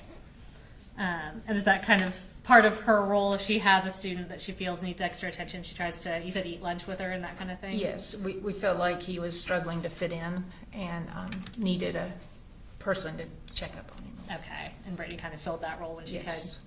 could. With several students. But Okay, well, of course, yeah.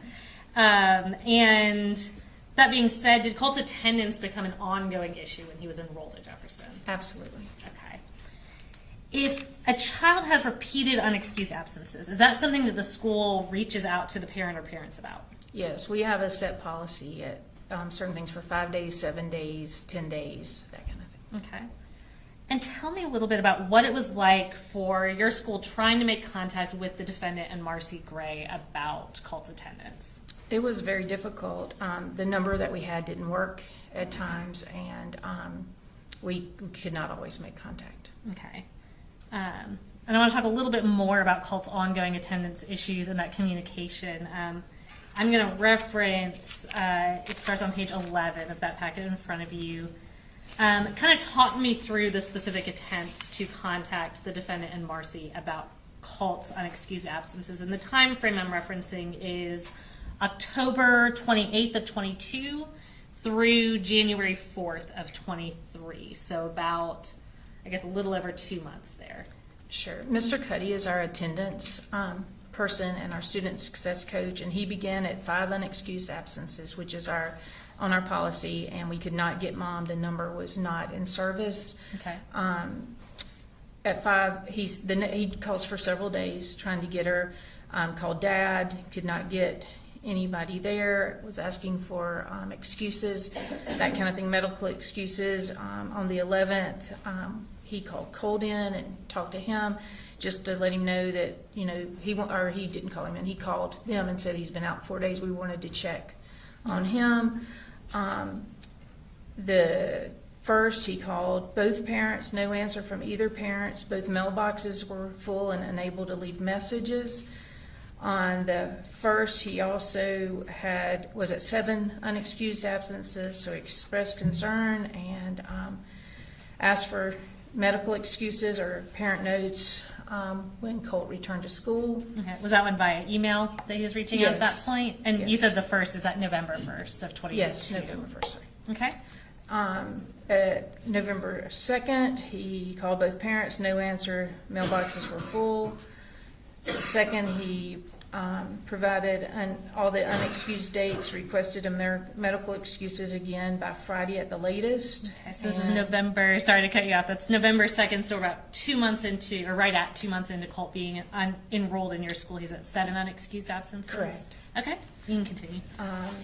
Also that day, defects called the school, and they were visiting the home, and the next day, all 3 of the siblings were back in school.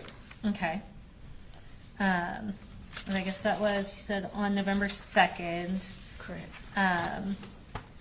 And a few days later, starting on November 7th, what was going on with Mr. Cuddy trying to get a hold of them? So he received a September 29th note for the 5-day review there. Also, going down to the 7th, have to call and have a conference with parents. He called both parents. Both lines resulted in a busy signal, and we could not get through. Okay. You said that's y'all's policy. Once you get to 7 unexcused absences, you want to meet with the parents. We require parents to come in and meet with us so we can provide support and figure out a way that we can work together to have a student be in school. Gotcha. And you said he was not able to get in touch with either of them? We were not at that time, no. Okay. And then moving forward to, I think, November 9th of 22? And it continued for several days that we could not get through. He asked our registrar to call and try to get through. And then defects was involved again on the 14th, trying to get in touch with mom. Okay. And what notable incident were y'all alerted to on November 14th of 2022? That mom and the younger siblings were moving back to Fitzgerald, but Colt was staying with his dad. Okay. And then also on November 14th of 2022, tell me what else happened that day. Mr. Cuddy and I, we were up to 10 absences, and we were not able to reach anyone, so we made a home visit. So you as the principal went out to the house to try to track this kid down? Absolutely, yes. Okay. And we did speak with Grandma that day. Okay. But did not make contact with Colt? We did not. Okay. And then going into the beginning of January, tell me about any communication or attempted communication there. Sort of the same thing. The phone number was disconnected or had been changed, and we could not reach Dad at all. And we requested that Dad, through email, we requested that he call and schedule a parent's attendance meeting with us. Okay. And it sounds like y'all are pretty thorough in your school district. I'm going to have you hop ahead in these reference materials in front of you to the page 17. And if you can kind of talk through, this is going to be the same time frame that we just talked through, November to the beginning of January, but sort of y'all's internal emails. You don't have to read it word for word, but just sort of what the correspondence was of what y'all were doing and what y'all were trying to accomplish. Yes, our school nurse was trying to get in contact with Colt's parents and was not able to. She talked to Mr. Cuddy, our attendance person, and he said, no, I've tried and I am trying, and just sort of listed through that mom's number was not in service, that he had emailed and still did not get an answer, and he'd called Dad and was not able to get an answer either. Okay. And then going over to the next page, on November 2nd, tell me about any email sent that day. He sent all of the unexcused dates, which were the first 5, and then he continued all the way through November 1st with all his 13 or so. Yeah, there's a whole lot there. Just a long list of dates. Is that what that is? Okay. And then jumping over to the page 20. And I'm having you skip around because I know email records have all the included prior things. So on page 20, tell me about this November 7th of 22 emails. Mr. Cuddy is saying there that he has yet to speak to a parent, multiple attempts. The kids have been back for 3 days with no notes, and he was asking if permission to send a note to the parents, or do we want to go ahead and do the home visit? Okay. And did he try again on that same date, November 7th, to reach out directly to Marcy Gray and Coley Gray via email? On the Yes, next he's the page? most thorough person I know, and he every day follows up and keeps records. So Mr. Cuddy's not going to drop the ball. no, on he's this a kind of very stuff. big asset to my school. Yes. Gotcha. Did he give you an update on November 8th? And I'm looking at page 22. Yes, he did. And what was that update? He said he's also trying to contact parents and no success yet. Okay. And on the next page, 23, on November 8th of 2022, what did he communicate to you about how many times he had attempted? That's page 23, sorry. I trying to set up the 7-day, tried to contact almost 6 times since October 28th with Okay. no success, and letters had been sent. Okay. So we send certified letters at a certain point. Okay, so at this point you tried phone, email, and certified letters, and he had tried, was it one parent or both parents 6 times? Both parents. Okay. Going forward to November 9th on page 24, tell me what was documented between y'all on that day. Talked to both parents again. They're back. Kids were back in school. No letters had been sent. They wanted to. One thing we do sometimes when a parent won't answer their phone is to call the kid up and ask them to use their phone to call the parent. Okay. Because sometimes they may be able to reach a parent when we can't. So he asked if that's a good idea. Can we go ahead and do that? Gotcha. So in your experience, sometimes if you call, but then you call from the kid's phone, is that more effective? Exactly. Okay. I'm going to jump ahead to page 28. We're now at November 11th of 2022. And what was being discussed on that day? Mr. Cuddy asked Miss Dollar Registrar if she would reach out and try, and he mentioned that we're going to do a home visit if we can't get in touch because of so many absences and so much missed school. Okay. And I'll throw a bone for the court reporter is dial, D-I-A-L? Yes. Okay. And going over to page 30, this is actually still on November 11th. Tell us about those additional emails. He just says that he's asking Miss Dial to call, that we can't, no success for him, thought trying from different places might help us to reach, but we did not reach anybody at that time. Okay. And now we're going to go fast forward in time. So that was in mid-November. So on page 34, we are at the beginning of the spring semester, so January 5th of 2023. What did Mr. Cuddy tell you that day? He spoke with Colt Stad and got a new phone number on that day. And did he clarify, did he get that phone number? Did From Colin Gray Colt. provide that phone number? No, or he got it from Colt. Okay, so Not Colin from was able Colin, to give it to yes. him. Okay.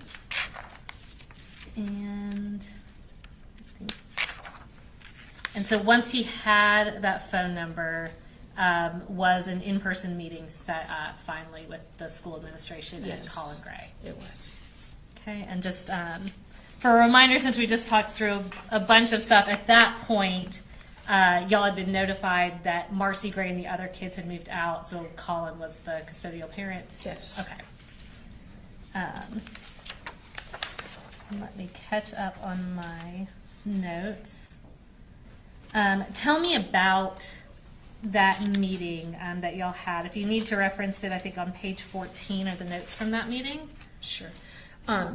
We talked about a recent divorce. We talked about grades. We talked about attendance, tutoring times. We had our social worker be part of that conversation so we could offer some counseling services and things that we felt might be beneficial to Cole. Okay.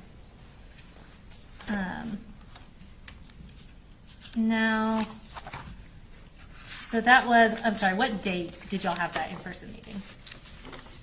And that was page 14. I don't expect you to remember that. 111. Okay, Yes. so January 11th of 23. We had a lot of notes. A lot of notes, yes. And So that was January 11th. A few weeks later, did the school contact the defendant again on March 3rd of 2023? Yes, we did. There was some situation where Colt was not doing the work we needed him to do in class. He was on his computer and was very disrespectful to the teacher when she asked him to get off. Okay. And that was communicated to Colin Gray? Yes. Okay. So that was in March. As we're going forward in May of 2023, was it being documented that Colt's absences were once again a problem? Yes. And what was documented about that on the contact log? And I'm looking specifically at May 17th. And that's on page 15. I'm sorry, say that page number. Page 15. Okay. I was going to speak from memory, but I prefer to go by what Can't I've hurt. written down here. We talked about Dad, and Colt said he had some kids had said something to him, that kind of thing, and Dad was telling us some names. He and Mr. Cuddy had talked about that and was able to get a few names so we could take care of that situation. Okay. And that was kids picking on Colt? Yes. Okay. And y'all got the information from Colin Gray and addressed that with the kids in a way that you felt was appropriate? Oh, yes. Okay. Now, during the same time, did it become apparent that Colt was skipping school? Yes. When we called, Dad said that he didn't know that Colt was not at school, and Colt said he had missed the bus and was just skipping and staying home. Okay. Now, earlier you testified about notifying parents in different ways, kind of whatever way is going to be most convenient and effective for the parent, that the parents opt into. Is that right? Yes. So anytime Colt was absent from school, would Colin have been notified in his preferred method? Absolutely. Okay. I don't have any other questions for you, Mr. Berry, or Mr. Hobbs may have some for you, though. Sure. Okay. And ma'am, you can hold on to those papers. I just have a couple Okay. questions about the logs. Yeah, absolutely. All right. So the school received some type of information in November that the family was going through some changes. Is that correct? Mom and dad were separated and kids were being separated, Yes. and they were going to be moving to different locations? Correct. All right, so based on the information you had, Mr. Gray would be staying at your school with Colt, and the other part of the family would be heading down south. Correct. Is that right? Okay. And I imagine the school probably sat down with Colt under the circumstances and had some discussions with him about that, I'm sure there were conversations, yes. just to check on his well-being. Yes. Okay.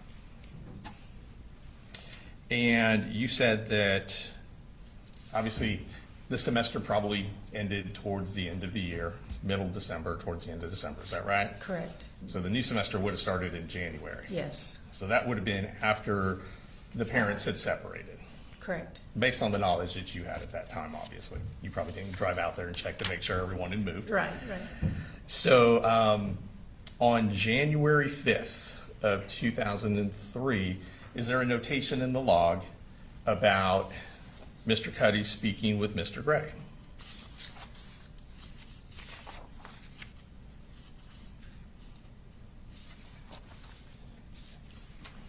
January the 5th, it says, at 11 absences, he spoke with Dad. He was pleasant, complimentary to our school, and he did want to meet with us. Okay. Is there any indication of why he wanted to meet with Mr. Cuddy in your school? To just let us know about their living situation. Okay.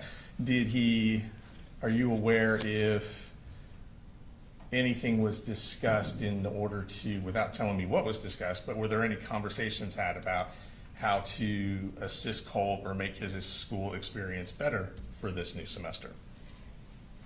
We met as a team with Dad and talked about the absences and what we could do to help support him to make sure Colt was at school, yes. Okay. And also to ensure or at least improve the chances of Colt's success in school? Always, yes.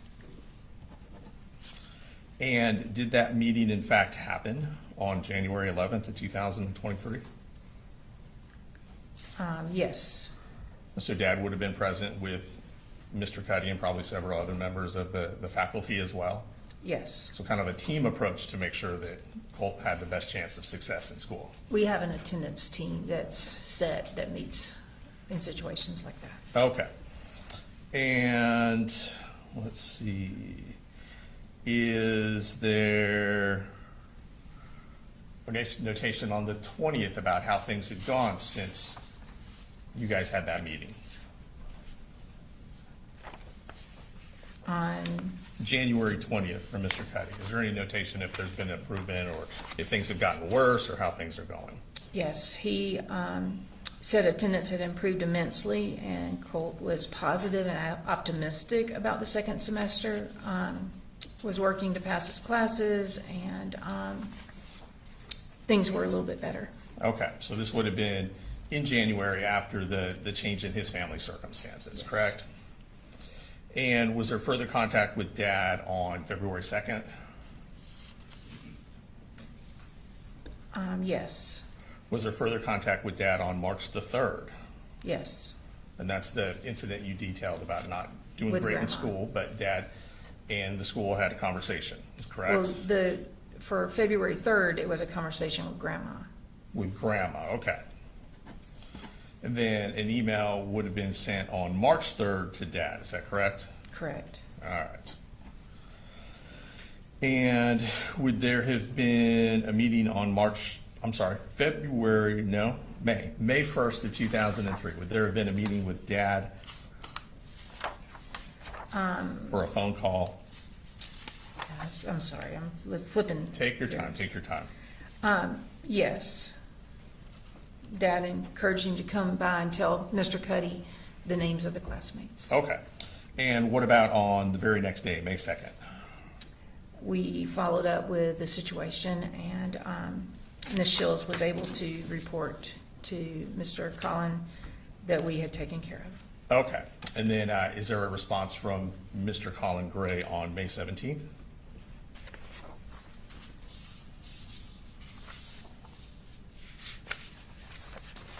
Yes, after a couple of emails on the 17th about absences again and the phone number being invalid, Right. he reached back out to Mr. Cuddy. And did he come in and meet with you at some point that day or the next day? Yeah, he asked to speak with our counselor, but Okay. we spoke instead. Okay. All right. Thank you, ma'am. No further questions. Thank you. Any redirect? Just briefly.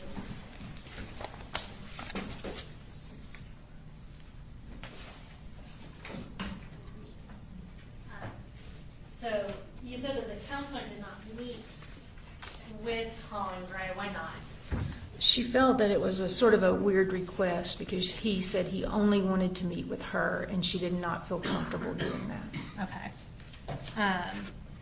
And to your knowledge, I know you said y'all discussed counseling, that kind of thing. To your knowledge, did the defendant follow up with counseling for Colt Gray? Not to my knowledge, no. Okay.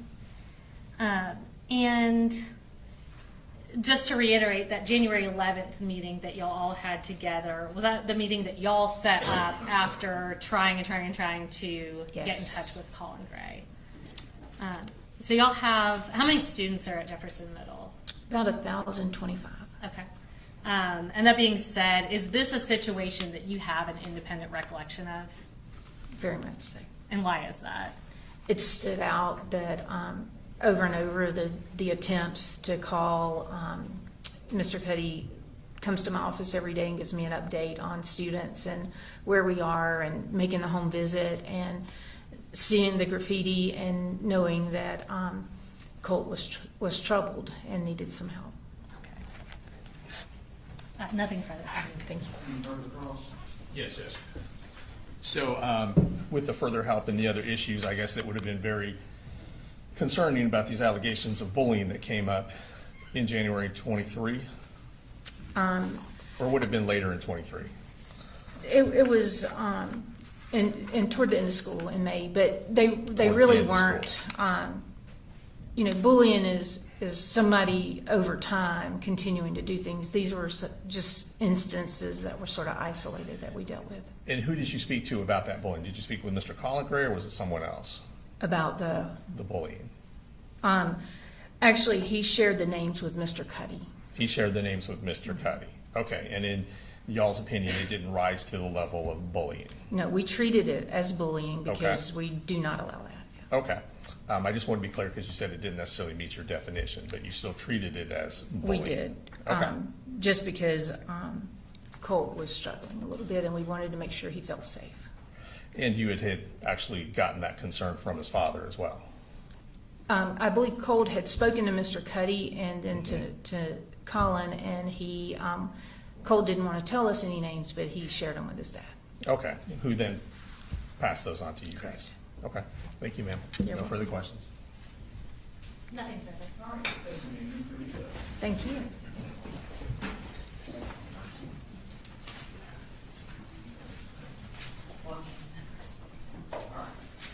Ladies and gentlemen, we'll go ahead and take a lunch break. Students should be about here. So we'll be in recess until 12:50.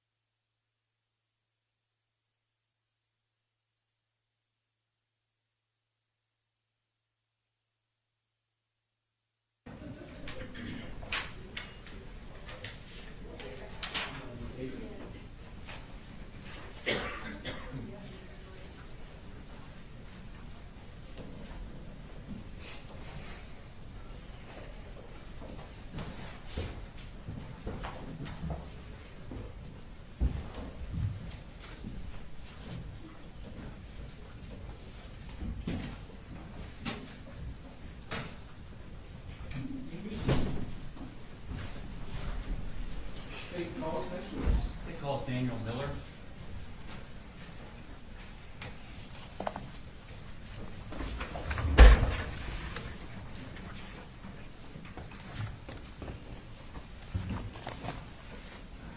If you'd raise your right hand, please. Swear the testimony you give the matter now pending before this court will be the truth, the whole truth, nothing but the truth, so help you God. I do. Okay, have a seat, please. If you could introduce yourself to the jury. Good afternoon. My name is Dan Miller, Deputy Investigator with Jackson County Sheriff's Office. Okay, and how long have you worked with Jackson County Sheriff's Office? In total, 18 years. Okay, and what are your duties as an investigator? Receiving reports from patrol of crimes committed and investigating those crimes further when a conclusion can't be brought to right when the report is taken. Okay, and how long have you been an investigator? Oh gosh, since 2017. I'm sorry, my math's not mathing today. That's fine. Take your attention back to 2023, specifically May of that year. Were you an investigator at Jackson County Sheriff's Office at that time? I was. Okay. Now I want to take your attention specifically to May 21st of 2023. Did you get information from your supervisor about an FBI tip? I did. Tell me the circumstances of that. It was a weekend, as I recall, and I was the on-call investigator. So each week, the sheriff's office has a different investigator fulfill on-call duties. So if a call comes out after hours that investigations has to respond to, that particular investigator will respond to that call. This was a Sunday, I believe, and I received a phone call from my supervisor informing me of the tip. Okay. Did he send you the tip or show you the tip or just tell you? He did email it to me, but I wasn't able to. The only way I had to look at it was my county cell phone at the time. Okay. We had a way to log into our computers that I'm not the most technically savvy person in the world, so I wasn't familiar how to do that on a laptop. Nevertheless, I wasn't able to open that particular attachment in the email. Okay. Did he verbally tell you what the tip was about? He did. Okay. What did he tell you about this tip? Just that the FBI had received a tip. Hang on. Sorry, hearsay. What's your response? No, it's not for the truth of the matter asserted. It's just information that he got that he then used to follow up with. He's going to actually go speak with the defendant about this tip, and so his information that he had is what he's using to speak with Mr. Gray. So it's just to show not being offered to prove that the information in the tip is true. Correct. We don't know if it is or not. All right. So, ladies and gentlemen, I'm going to overrule the hearsay objection. Understand that the value here is just essentially the words were said or the tip contained information. It's not to prove that the content of the tip is true. Okay. Go ahead. So what was your knowledge? What were you told before? My knowledge was the address and possible name. Okay. And forgive me, I can't remember if it was Colin Gray or Colin Gray. One of those names came up referencing a person making a threat to shoot up a school. Okay. And how was this threat communicated? Through an app called Discord. It's like a gaming app, I guess. Gamers use it to communicate and do various other things. I'm not that familiar with it. I have heard of it. Okay. And at the time, I wasn't really all that familiar with it either. Okay. So your information was that a tip came over that a user on Discord Correct. had made a threat to do what? To shoot up a school. Okay. And what are you getting as far as a name and an address? What's that tied to? So that came from my supervisor. He said, go to this address and speak to this person. There was a possible threat made to shoot up the school. I can only assume he saw the tip, but I don't know. I can't say that with a definitive answer. But he told me the address, go here, there's a threat made to shoot up a school, and see what you can gather. Okay. And did you go to that address? I did. Okay. Did anyone go with you? Deputy Justin Elliott. Okay. Do you remember the address that you went to? Not off the top of my head. It's Rice Creek Court, I believe. Okay. I don't recall the exact numbers. Okay. And did you approach the residence? I did. We went, knocked on the door, and a couple juveniles answered. And Male or female? Female. Okay. And common practice is juvenile answers the door, we absolutely do not go in. We contacted parents and kind of explained why we were there. And the father, whose name escapes me at the moment, Frank Rundell, informed us that they had lived there. Called him by phone or? Yes, I had the juveniles call him by phone. Okay. And he informed us that he used to have a Discord account, but he doesn't use it anymore. He used it for like fantasy football. And that wasn't the name that was associated with the tip. So I just kind of ran it down as far as much information as I could get at the time. He said something to the effect that he did have a gun, but it was locked in a safe, and that the children. You asked him about a gun? I did. Okay.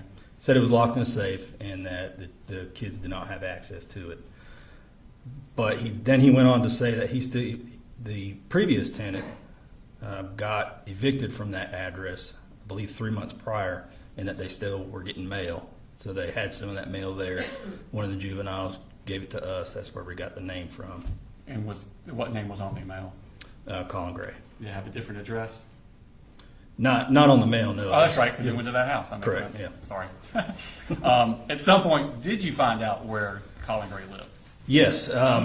Deputy Elliott, I think he'd had dealings with them before. I can't say specifically. He was the one that was able to figure out the new address, the River Mist Circle address. Oh, I'm sorry, what's that address? 954 River Mist Circle. Okay, and did you go to that address? We did. Is this all on the same day? It was. Okay, and what happened when you got to that address? Colin answered the door, and we proceeded to inform them why we were there, that there was a threat made to shoot up a school, and that the tip came from the FBI, and that the IP address for that tip came back to an IP address for Colin. Okay. Are you a computer expert? I am absolutely not. Do you have a general idea of what an IP address is? A very layman's idea, yes. Okay, and what is that? It's Internet Protocol, I think, is what that stands for.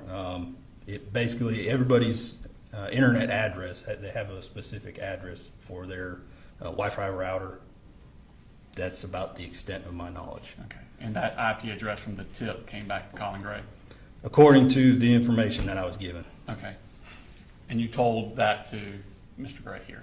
Yes. Okay, what else did you tell him? That there had been a threat to shoot up a school, and that it came from a Discord account that was connected to Colt. So we then asked to speak with Colt, and he allowed us to. And based on what I had at that point, so when I approach these sorts of cases, I'm very leery about, I don't push my way into people's homes. You might hear that from people sometimes. I allow them to dictate sort of what our interaction is going to be, so I know how I kind of need to respond. Mm-hmm. And I may even have asked them, I don't recall. Typically, I will ask people, you want to speak inside or you want to speak outside? Nevertheless, he stepped outside, and that's where we spoke.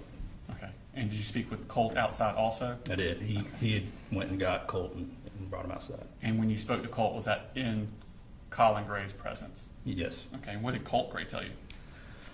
That he denied making the threat and said that he used to have a Discord account, that he had stopped using it because people were hacking it, which in my mind wasn't out of the realm of possibilities. Again, I'm not a computer or digital forensics expert, so that seemed like a logical explanation why he would stop using such an account. Did you talk to Colin about whether or not Colt had access to firearms? Yes, I did. And what did he tell you? He said they do have guns in the house. I believe he said they were not locked away, but that the ammunition was separated. Okay. And that he didn't have, I think I referred to it as unfettered access. I don't think those were his words. Okay. So we're saying Colt didn't have unfettered access? Correct. Okay. Was anyone wearing a body cam at that time? Deputy Elliott was. Okay. Was this interaction recorded on that body cam? It was. And have you had a chance to review that body cam since? Yes, I have. And there been any additions and material additions, deletions, or any changes to it? No, And not does to it my fairly, knowledge. does it fairly and accurately portray the conversations between you and the defendant and Colt Gray? Yes. Okay. All right, this time I tender state exhibits number 137 into evidence. It's actually in two parts, 137.1 and 137.2. When it was digitally sent to us, the video came in two parts. Any objection? No, Your Honor, as I understand, he's going to play the whole video, but playing it in two parts. Yes, sir. Okay. All right, 137.1.2. And Your Honor, for the record, there's a part where Investigator Miller and the defendant step away from the camera, leaving Deputy Elliott and Colt. They do talk. It's mostly just small talk about nothing. I want to play straight through so it shows the time that they're away and the time of the entire encounter. Any issue there? No objection to that. Okay. All right.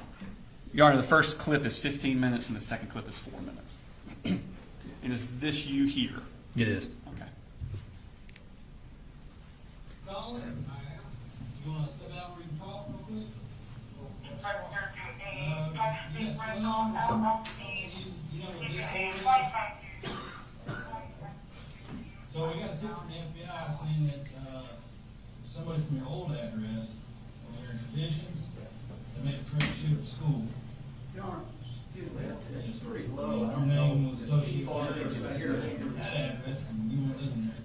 All right, say that again, I'm sorry. It's very low. I don't know if the jury can hear it or not. I think it's high, so we can get it here on Yeah, we're at highest volume for the computer. All right, if you want to, can you back it up 10 seconds or so, and then I've got on 9 video volume as high as I can get it.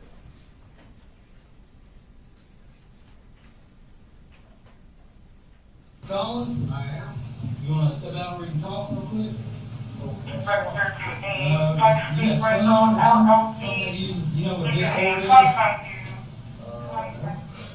So we got a tip from the FBI saying that somebody from your old address, over there in Traditions, they made a threat to shoot up school. For real? Yes, sir. And your name was associated with that address. So we went over to that address, and you weren't living there, so we gotta get this up here. Let me get dressed. Sure.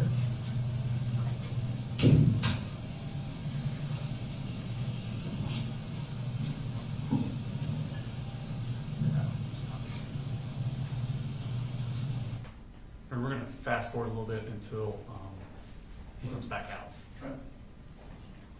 The timestamp here is 43 seconds.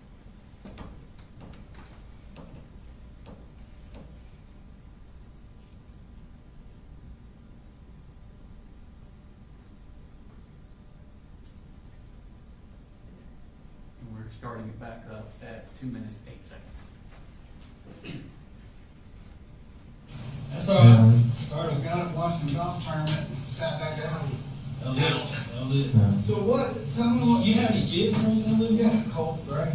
Colt? Yeah, Colt, he's my oldest son. How old is he? He's 13. You play a lot of video games and stuff? Yeah, right all the time. Is he here right now? Yeah. You think that's something you might have, I damn sure want to know. can you talk to him? Yeah, absolutely. Now look, he gonna get all red-faced when you talk to him. Just calm, all right? So him is, let me give you a backstory. So we lived over at Traditions. Mm-hmm. I went to work one day on sole provider, doing high rises downtown. Mm-hmm. So I get a call from one of y'all, like, so my family's in law enforcement. So when I get the call, I don't think the officer's name. Turns out, nicest guy like ever. He's like, I just want to let you know I'm at your house. I'm like, for what? He said, y'all have been evicted. I'm like, no, I just paid rent. He's like, nope. He's like, I'm gonna stay here till you get here. So I drove all the way home. All my shit's in front of me. And I'm like, what are you doing? He's like, I'll just let you know this is what's going on. There's people standing there with trailers and shit. I'm like, what are they doing? He's like, they're gonna get your stuff after 24 hours. Is that right? I gotta let them know why y'all are here. So, long story short, I'm like, trying to figure out what's going on with my wife. She's in the house. So we split. Long story short, for obvious reasons. She took my younger two and went back home with mom. Colt and I rented the house and we came here. So we've been good, like no problems. He struggled at first with the separation, all school was kind of so. So I've been up at school countless times just tracking with him. You know, like, hey, make sure you're good. They understand what's going on. He goes to Jefferson Middle School. Yes, sir. So he's been doing really good. Like, you know, in the beginning he kind of struggled a little bit. But let me ask you this: do you have weapons in the house? I do. Are they accessible to him? They are. I mean, there's nothing loaded, but they are. We do a lot of shooting. We do a lot of deer hunting. He shot his first deer this year. You know, so like I'm pretty much in shock, to be honest with you. Well, I'm a little pissed off, to be even really honest with you, if that is what was said. But well, we've been up to school for so many times now. The information I got was sort of incomplete. I don't know how old it is. And like I said, the original complaint went to your other address, or your previous address, and that's where we just came from. Yeah, I'm sure it wasn't. I don't know if, yeah, so we ran your, I had his name, date of birth, but yeah, that's how we got his address. So, I mean, I swear to God, we've been up to school. I've been up to school, like, I'm on first name, but I just was up there 3 days ago for his finals, talking to the principal, like, look, make sure Colt's good, he gets flustered and under pressure, he doesn't really think straight, and we just, you know, just kind of put your arms around him, get him through 7th grade. I just want to make sure he's good. Like, I mean, we're up there all the time talking to school. If you talk to that school, they'll know exactly who I am. I'll say that. I mean, because I'm up there that much, you know? Checking in on him. Yeah, I just want to make sure he's good. So I'm a little taken back by the whole thing, but I can tell you this, I take that very serious, and so does he, as a matter of fact. You know, he's... Say his first name's Colt. Colt, C-O-L-T, yes, sir. I mean, all I can do is ask him. Yeah, well, absolutely. Yeah, I want you to talk to him and just tell him. Like, I don't know anything about him saying shit like that. I'm gonna be mad as hell if he did. And then all the guns will go away. And they won't be accessible. You know, I'm trying to be honest with you, I'm trying to teach him about firearms and safety and how to do it all and get him interested in the outdoors. Like I'm on my own. Get away from those video games. Exactly right. That's the God honest truth. And the picture on the phone is him with blood on his cheeks from shooting his first deer. It's just the greatest day ever. So he knows the seriousness of weapons and what they can do and how to use them and not use them. So it's kind of a little bit of a shock. So in whatever y'all telling him, please instill in him that if this is whatever or wherever this has come from, it's no joke. Like it's no joke. Well, we wouldn't be here if it was. No, I know. And I'm telling you right now, we talk about it quite a bit. All the school shootings, things that happen. Yeah, all scary. there. You getting picked on at school? He is. He's getting picked on at school, and is everything okay? That's why I keep going up there. You know, because you never really know, and I don't want anything to happen to him. So, yeah, y'all. All right, well, if you want to grab them, yeah, y'all talk. Or we can go in. And Sounds like cool. Thank you.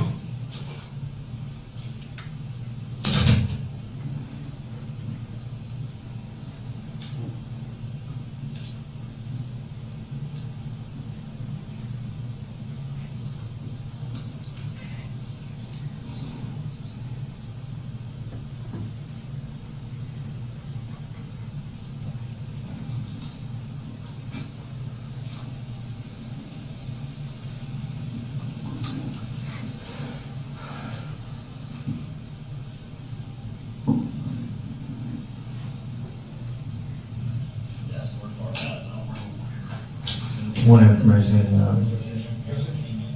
These are good dudes. Just they're Hey, talking. Cole, come on, bud. did Dad kind of explain everything to you? So, said something about shooting up the school. Did you say something about school shooting? Never, I just told him, maybe they misheard somebody else, I never said I was direct.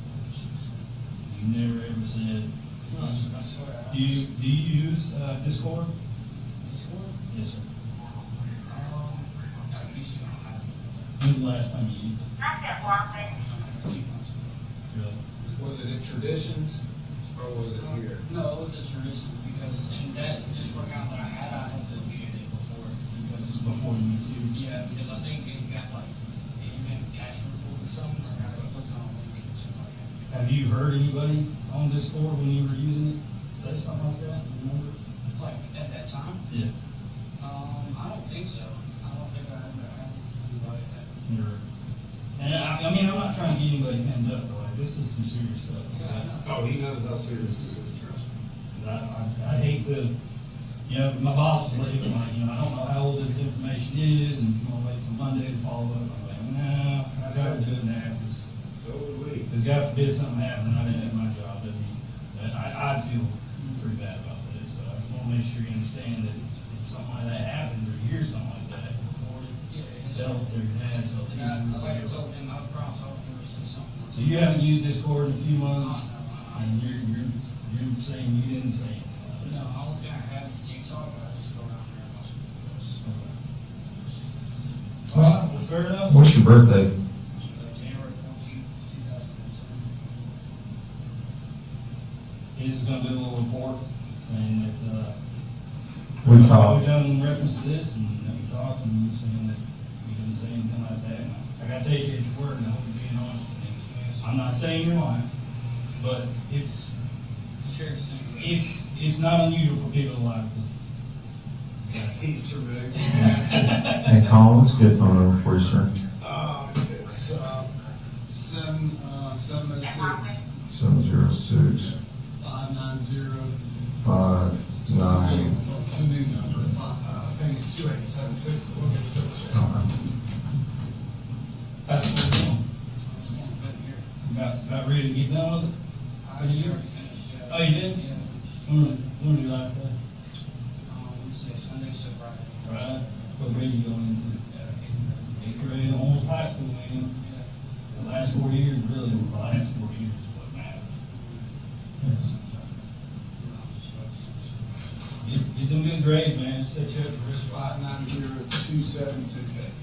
590-2768. Yes, sir. 590-2768. Yeah, so look, you all are welcome anytime. We take it like dead serious around here, and I just want to make sure that I can feel better if you do find out what or where.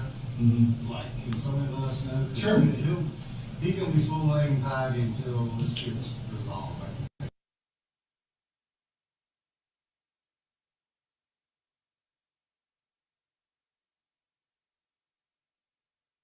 Jacksonville? Okay. Is things a lot better now? Oh, yes, sir. Okay. That's good. Let me grab you. Can I walk through your grass on that car? Are you getting bullied over there at West Jacksonville? That's the thing, I wasn't back there. Oh, yeah. Now, look, to be honest with him about now in middle school, I told him you were now, and that's. You getting switched out halfway through the school year? Being a new guy? Yeah, being that quiet, we moved like 6 times already. Well, my dad was a logger and grew up in the military. We moved a lot when I was a kid. But in the past schools, that surprised me. I wasn't that fruitless, like I didn't necessarily have a reason that I would say that. No. No. Well, there's always somebody you can talk to if you need to. Yeah. School resource counselors. Yeah, and I do talk to them. I talk to the counselor quite often. Okay. Just, what update on,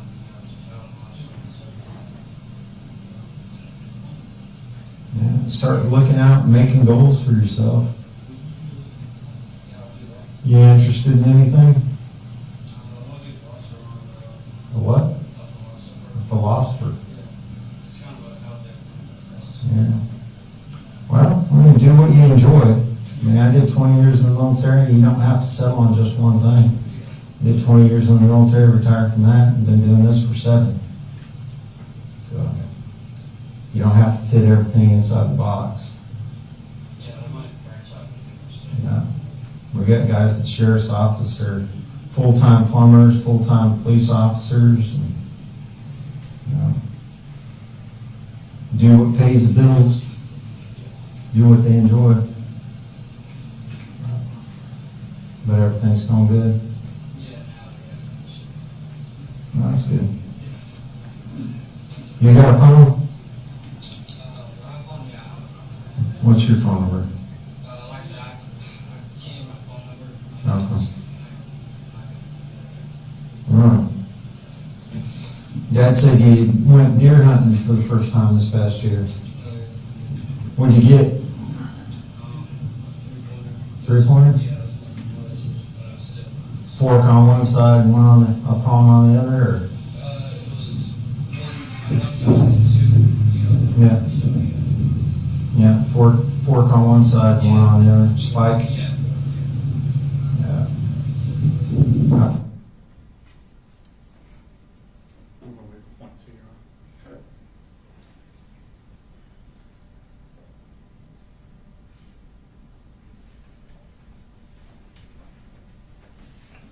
I've seen more one antler deer this year than any other time in my life. Out there in the rut and breaking off an antler. Run around with just one set of antlers.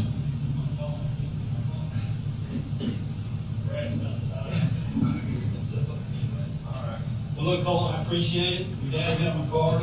If anything, if you hear anything, tell you that he's got my number. You have asked him for.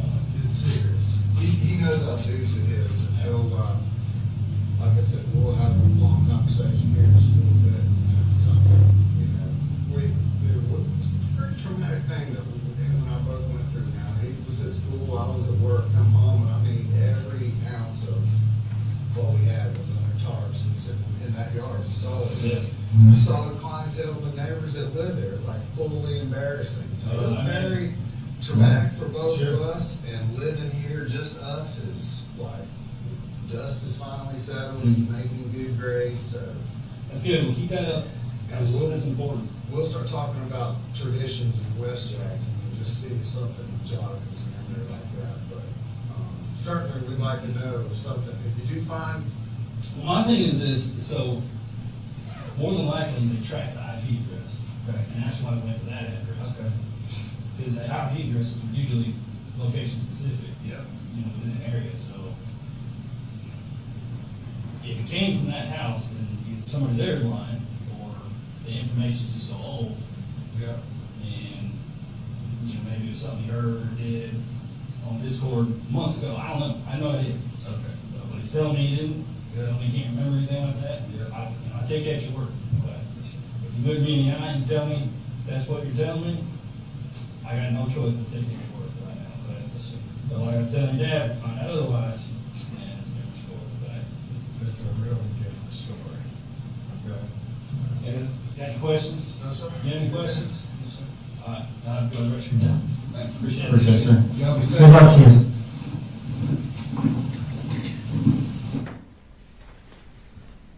So there was a part there where you stepped away from with Colin. Where did y'all go? I think we went to my car to grab a card, Okay. like one of my business cards. And did you have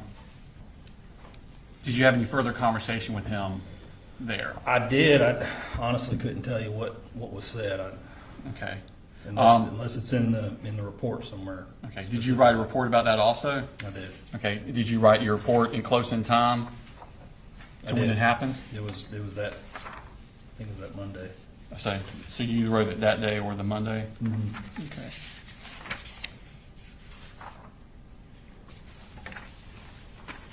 And it was an ongoing report.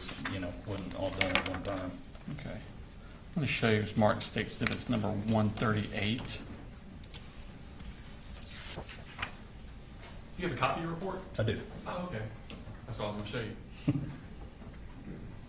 and I'll keep this copy. Very You well. have your copy. These reports that you write, you wrote it contemporaneous, you said either that day or the next day? Correct. Okay, and the purpose of writing the report, what is that?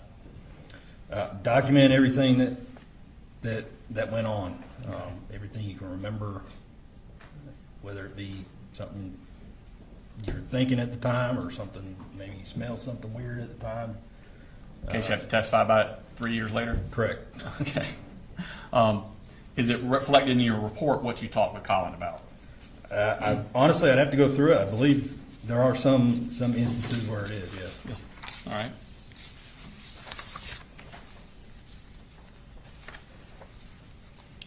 Specifically, I'm looking at the top of page 2. Mm-hmm.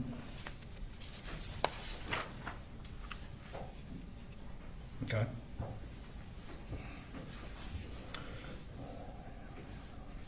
So at this point, had you been able to view the tip? No, only it was an attachment in an email. That was as far as I could get with it. Did you give any instructions to Colin before you left? As a matter of protocol, whenever something like this comes up, I typically tell people, especially when there's some kind of threat of a shooting, I tell them if you have any guns in the house, make sure the kids can't get to them. Obviously, people have a right to their Second Amendment. I can't tell him, I can't force him to lock guns in a safe or do anything like that without some specific court order telling me to enforce that. But just as a matter of protocol, whenever there's a threat involving guns, we tell parents, probably put your guns away, lock them up where your kids can't get at them. That's just good common sense, I think. And does it reflect in your report that you do that with Colin? Yes. Okay. And did you also advise him about Colt in school? Any things that should be done with that? I advised him to keep Colt out of school until we could resolve the matter. And how did he respond? Fortunately, school had already been excused for the year. Okay. So there wasn't really any concern of him going back to school that year. Okay. So school had already ended? Correct. Okay. On May 23rd, so 2 days later, were you able to open the tip? Yes. And did you review it at that time? I did. Okay. And where was the source of information in the tip coming from? It's a very good question. There was several different sources, it appeared. Palmdale, California, City of Cockburn in Western Australia, and Los Angeles, California. And what was the Discord user's name associated with? Let's see. I remember seeing it on here somewhere.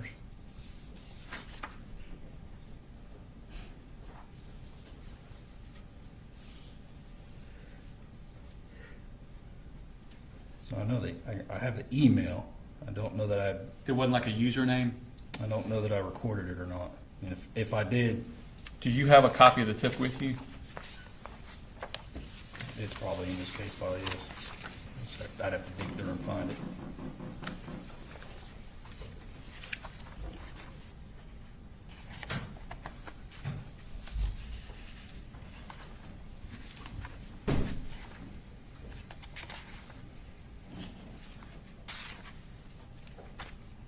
Actually, you know what? I think it's on this disc. I don't think I ever printed it out. Okay. Let me show you what I'm marking as exhibit number 208 for reference purposes.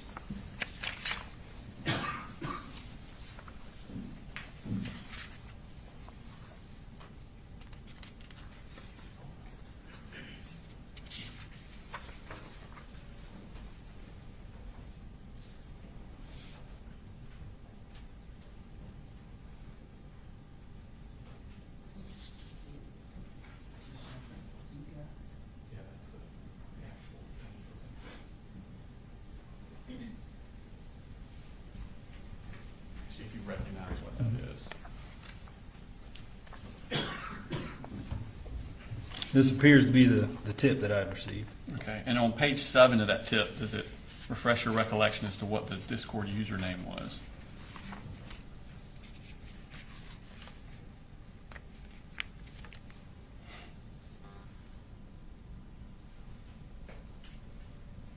You may have to point it out to me. It's a little dense, isn't it? Oh, there it is right there. Okay. I was looking through this highlighted part. Okay. Exclamation, you want me to read it out? Sure. Exclamation point, FBOM, pound or hashtag, depending on your generation, 0703. Okay. And was that account tied to anyone? I believe it was tied to Colt. Okay. And was there a phone number on there that came back to someone? Yes. And where did that come back to? It looked like it came out of LaGrange, Georgia. Now, did you, after that initial interview or encounter on the 21st, did you then also have a follow-up phone call with Colin? I did. Okay, and when was that? I believe it was the next day. Okay, and what did he tell you on that? It may have even been the same day. What did Colin tell you on that phone call?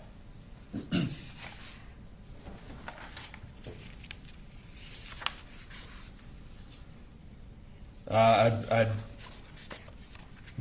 informed him of the email address that was associated with that account, and he said he didn't know who that was. The user who had actually made the threat, the name was written in Russian, and I asked him if Colt knew Russian, sort of taking a stab in the dark there, and he said he didn't know Russian, and said he doesn't know anybody in LaGrange. I had called LaGrange, I don't remember if it was like a police department or a sheriff's office.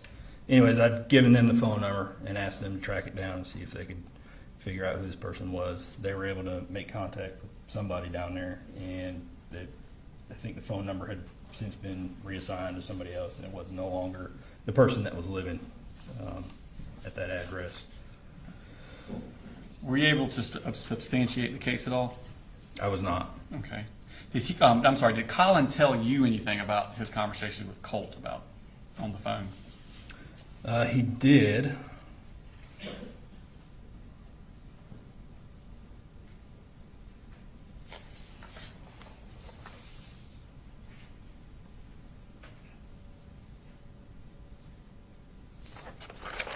See if I can find it.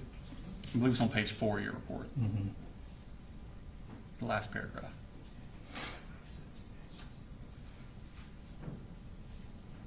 He spoke to Colt about his Discord account, and Colt told him that it had been hacked, so he stopped, or he deleted it.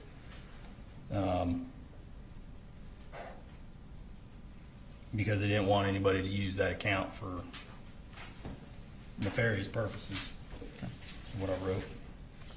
So I urged Colin to take necessary precautions to secure his son's personal information, like social security numbers, things like that. Because a lot of times kids are unwitting and will offer information to people. So I just told him, you can go on and put a freeze on somebody's social security number so nobody can open an account or anything like that. And is that all the involvement you had with the case? Yes. Okay. Nothing further, Your Honor. Cross.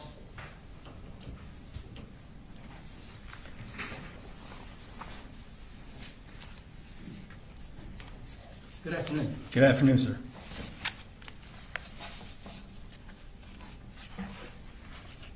Is it Deputy Miller? Is that right? You can refer to me as Danny. I'm not a stickler for decorum. Okay.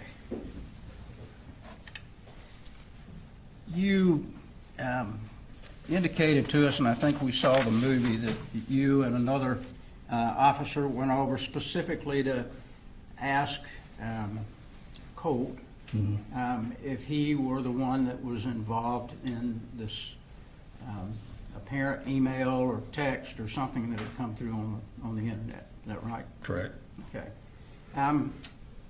Are you familiar at all with the dark web? Do you know what that is? Vaguely, yes. Okay.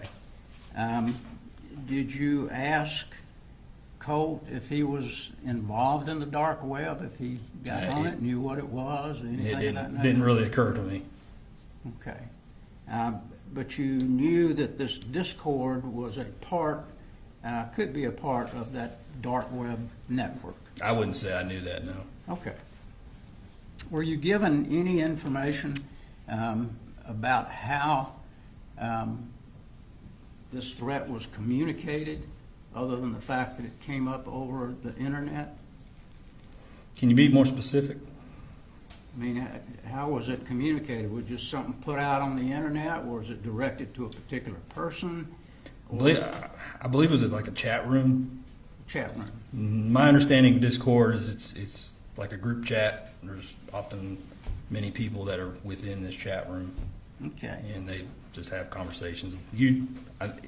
And initially, I think it was supposed to start out as a gaming platform where people could talk about their video games and how to, build strategies or whatever. Okay. And Mr. Colin Gray, when he came to the door, he indicated to you that certainly he would cooperate with you. He did. As a matter of fact, he went and got his son immediately. Correct. Brought his son out. Gave you the opportunity to talk with him about whatever you wanted to talk with him about. Did he ever tell you, I don't want you to talk to him anymore? Not that I recall, no. Did he ever tell you, you can't come back and talk with him at any time? No, sir. So when you began to talk with Colt, you asked him about whether he had made this threat, and he said, no, I swear I didn't. Right? And you talked to him a little while longer. And at the end, you indicated that you didn't believe he was the one that made the threat. Right? Correct. Okay. And his father, from what we saw on the video, indicated to you, if you believe this, all the guns in the house are gone. Isn't that what he said to you? Maybe. I don't remember him saying that. Is that what was in the video? Okay. If it's in the video, then you... That's fair. That's a fair assumption, yeah. And he also said, I'd like for you to follow up with me and let me know if there's anything else I need to know about this situation. He wanted you to follow up with him, correct? After the conversation that you had with him the next day, did you ever follow up with him again? I don't believe so. Okay. Honestly, I don't remember. All right. But you don't have any records, any information that you talk with him again? No.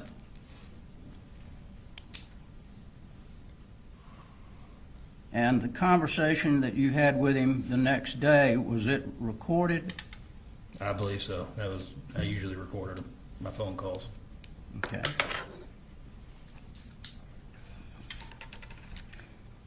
And I think you indicated that it's protocol that you normally say you need to watch your guns if there's a threat, especially now if school's going on, and you need to keep him out of school until we figure out whether this is true or not. Correct? But then you found out school was over. Correct. And you didn't find out that actually the threat was going on because you never got back with him, right? I'm not sure. You never got back with Mr. Colin Gray and told him that we found out anything else after the phone call. After that second phone call, I believe I told him that I wasn't able to substantiate the case at that point. Okay. And that it wouldn't go any further. So at that point, wasn't any need to follow up after that. Sure. At that point, you were not able to substantiate anything. At that point, the case went away. Correct. And nobody ever called him again. Correct.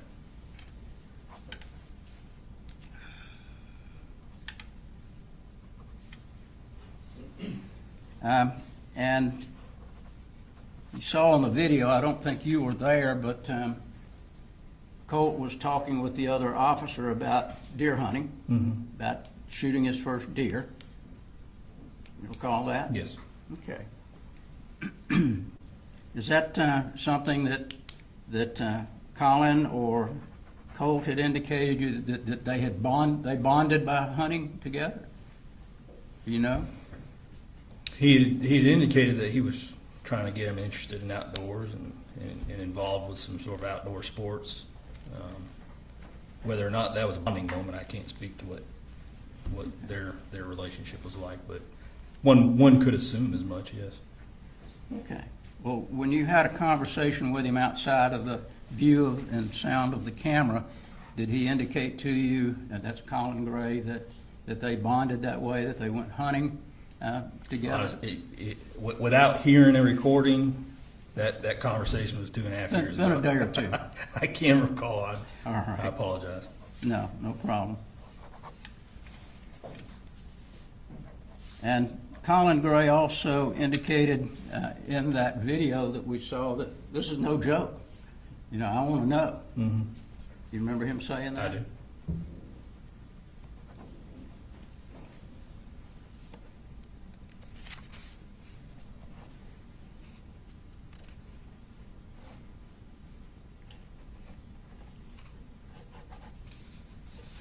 You said that apparently this website, there's some indication that there was some Russian wording in it. Mm-hmm. Yes. And that came through the Discord? Yes.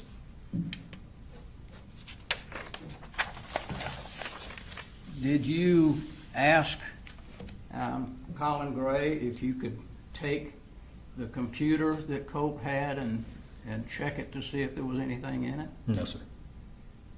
Did Mr. Colin Gray indicate to you that he didn't know anything much about computers? Maybe, I don't recall. Okay. I don't think I have anything further. Thank you. Any redirect? Yes, Your Honor. Have you ever met Colt before? No, sir. Did you ever spend any time with him? Mm-mm. Did you know anything about his history? I did not. Okay. When you were talking to Colin Gray, did he mention anything to you about 2 years before the police coming to his house? No. Okay. Did he mention anything about Colt searching how to kill your dad on the computer? No. Okay. Did he say anything about his time at West Jackson Middle School, where Colt got in-school suspension 3 times in his first 3 months there? Not that I recall, no. Okay. Did you say anything about when he was at Jefferson High School that school year that he had missed 25 days of unexcused absences? No. Did he talk about that at that school year at Jefferson Middle School that he had actually vandalized the bathroom in Jefferson? No, he did not. So he didn't tell you any of this history of Colt that you might be able to better understand? No, sir. Okay. No further questions, Your Honor? You were not there to interview him about truancy, right? About truancy? Right, about missing school. No, sir. You were not there to ask him about whether or not his son had ever done anything in school bad. No, sir. You were not there to find out whether Mr. Gray was divorced, not divorced, at what point Colt lived with his mother, not lived with his mother. These were not things that you wanted to find out at that point, was it? Not particularly, no. Okay, because you came there for one specific thing. Yes, sir. And if you wanted to ask Mr. Colin Gray about any of these other things, you could have asked him. Correct? Yes. Okay. You be excused. All right, thank you, sir. Thank you, Your Honor. Thank you, Jerry.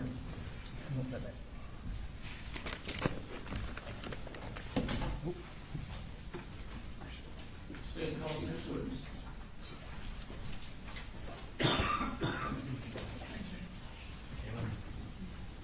Let's call Michaela Anderson to the stand.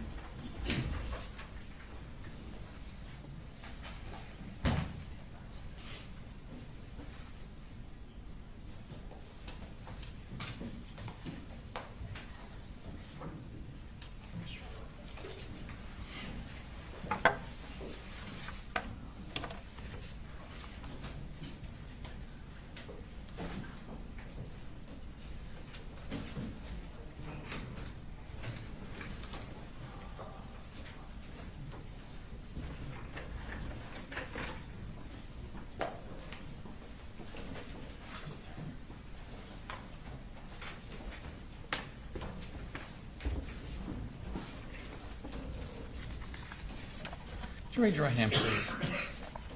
For the testimony you give, matter now pending before this court be the truth, the whole truth, nothing but the truth, so help you God. Yes. Okay. If you could introduce yourself for the jury, please. Hi, I'm Michaela Anderson.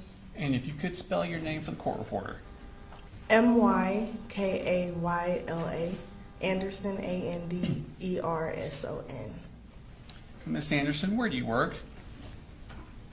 I did work at Jackson County DFACS. Oh, okay, so you're no longer with Jackson County DFACS? I'm not. Okay. When you were with Jackson County DFACS, what was your title there? What did you do? I was the family preservation case manager, and in that unit, we would monitor the families, link them with resources, services, and provide overall support. Okay. And how long did you work in that capacity at DFACS? For 3 years. Okay. And I want to take your attention back to the spring of 2023. Were you also working at DFACS in that capacity at that time? Yes. Okay. Were you working a case involving Colin Gray? I was. Okay. And do you remember the case number for that case? Not off the top of my head. Okay. Do you do a contact log, or is it part of DFACS's policy to have a contact log so that whenever you do something with your work that you would record it in this log for purposes of bringing it up later? Yes. Okay. Would that log have the case number on it?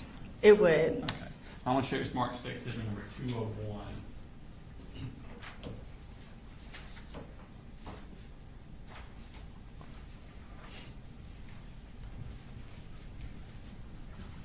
Make sure you recognize that. Yes.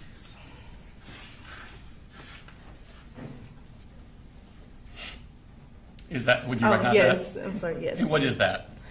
This is our log of contacts that we can access through our system where we document our notes. Okay. And is that the one that pertains to Colin Gray? Yes. And what is the case number for that? 1853-1601. Okay. And what was the background for this case? Why was DFACS involved? To my knowledge, Mom and Dad had some issues going on, and Mom had moved to another county, and so I kept up with Dad since he was in my county. Okay. So Mom and some other kids are in one county, and Dad and Colt are in Jackson County? Yes. Okay. And it was your job to monitor Colt? Yes. And what are you monitoring for? Just, I guess, the well-being of the child, their safety, since the safety issues was with Mom and Dad, just making sure they're still safe since they had an open case. Okay. Or is there still safe, sorry. Okay. And is there certain things you're specifically looking for? Yes. Education, making sure there's no neglect there. Medical, family, stuff like that. Okay. And did you go to, how often would you check on Colt? Monthly, once a month. Once a month. And by checking on Colt, what would you do? Go to their home. I have to lay eyes on them. Just go to their home. Is that what you're asking? Or Sure. Yeah. Okay. Okay. And so when did you first do that? When was your first contact? My first visit with them was March 9th, 2023. Okay. And what I've given you, which is states 201, is that the contact narrative from that day? It is. Okay. And does it accurately reflect what you were doing on that day? Yes. Okay. Who did you meet with on that day? I only was able to meet with Mr. Colin Gray. Okay. And was this, where was this? At his house. Okay. And did you speak with him face to face? I did. Okay. Was this an announced visit? Did he know you were coming? No, it was unannounced, and typically every visit was unannounced. But for our first visit, I didn't have any working numbers, so I had to show up unannounced. Okay. And what happened when you got there?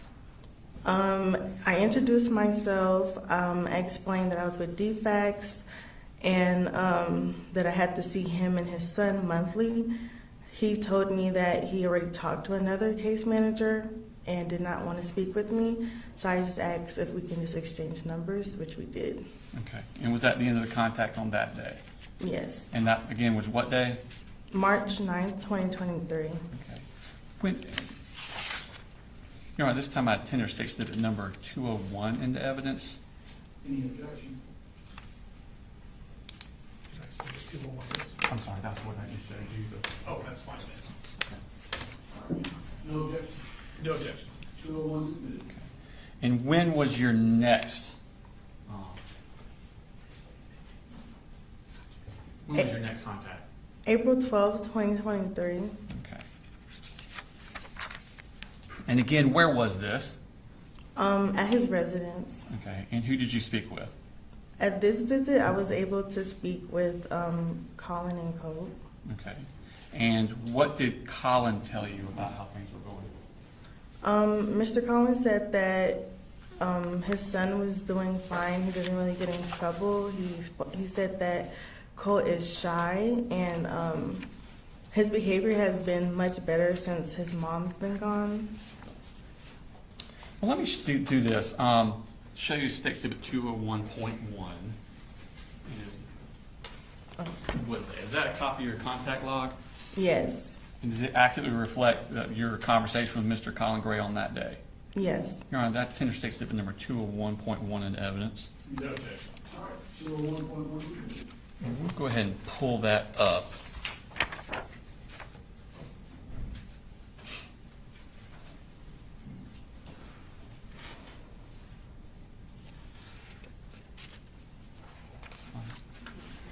No, that's, yeah.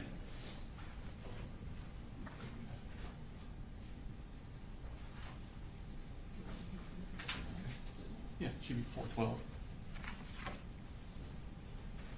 There we go. So is that what we're talking about? Mm-hmm. I noticed that on the left, there are certain, it's like subjects that are underlined. Yes. Okay. Something we have to talk about each time. Is this kind of like a checklist y'all have of topics you have to talk about? Yes. Okay. And do you do this every time you do the visit? I do. Okay. And so on this one, did you ask about his well-being? Yes, I did. And what did he say? That was him saying his behavior was fine. He doesn't really give trouble. And that he started acting better when his mom left. Okay. And under education, what did he say about how Colt was doing with school? He said he was doing good in school and that he has a good relationship with his teachers, with Colt's teachers. Okay. And at the end of this, did you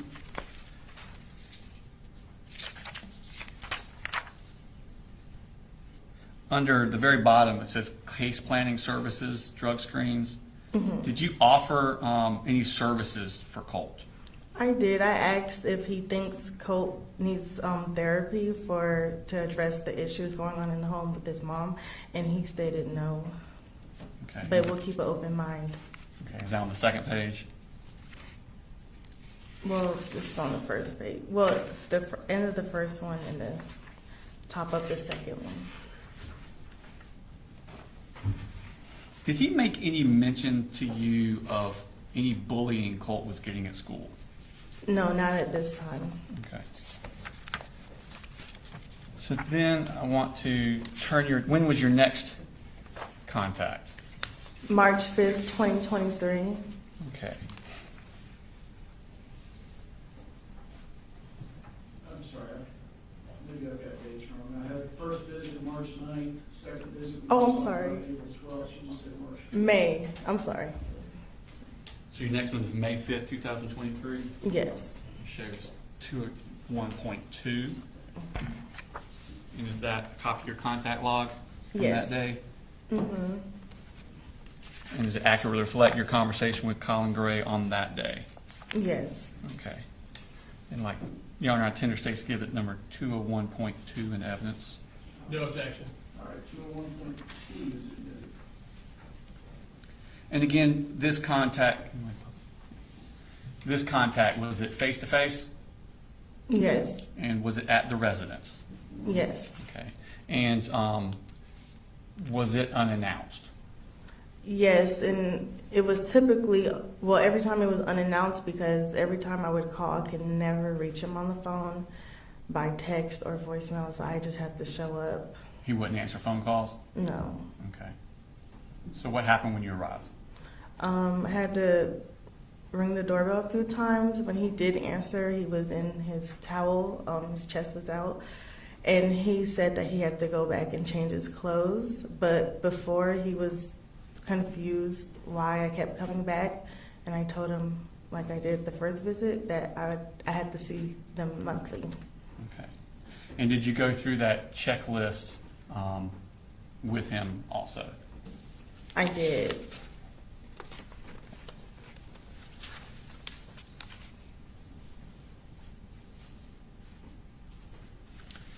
And what did he say about Colt's behavior? He said that Colt has been behaving good since his mother left, and he still hasn't caused any trouble, or rarely caused any trouble. Okay. And what does he say about school at this point? He's doing great in school, says Colt is enjoying school. Okay.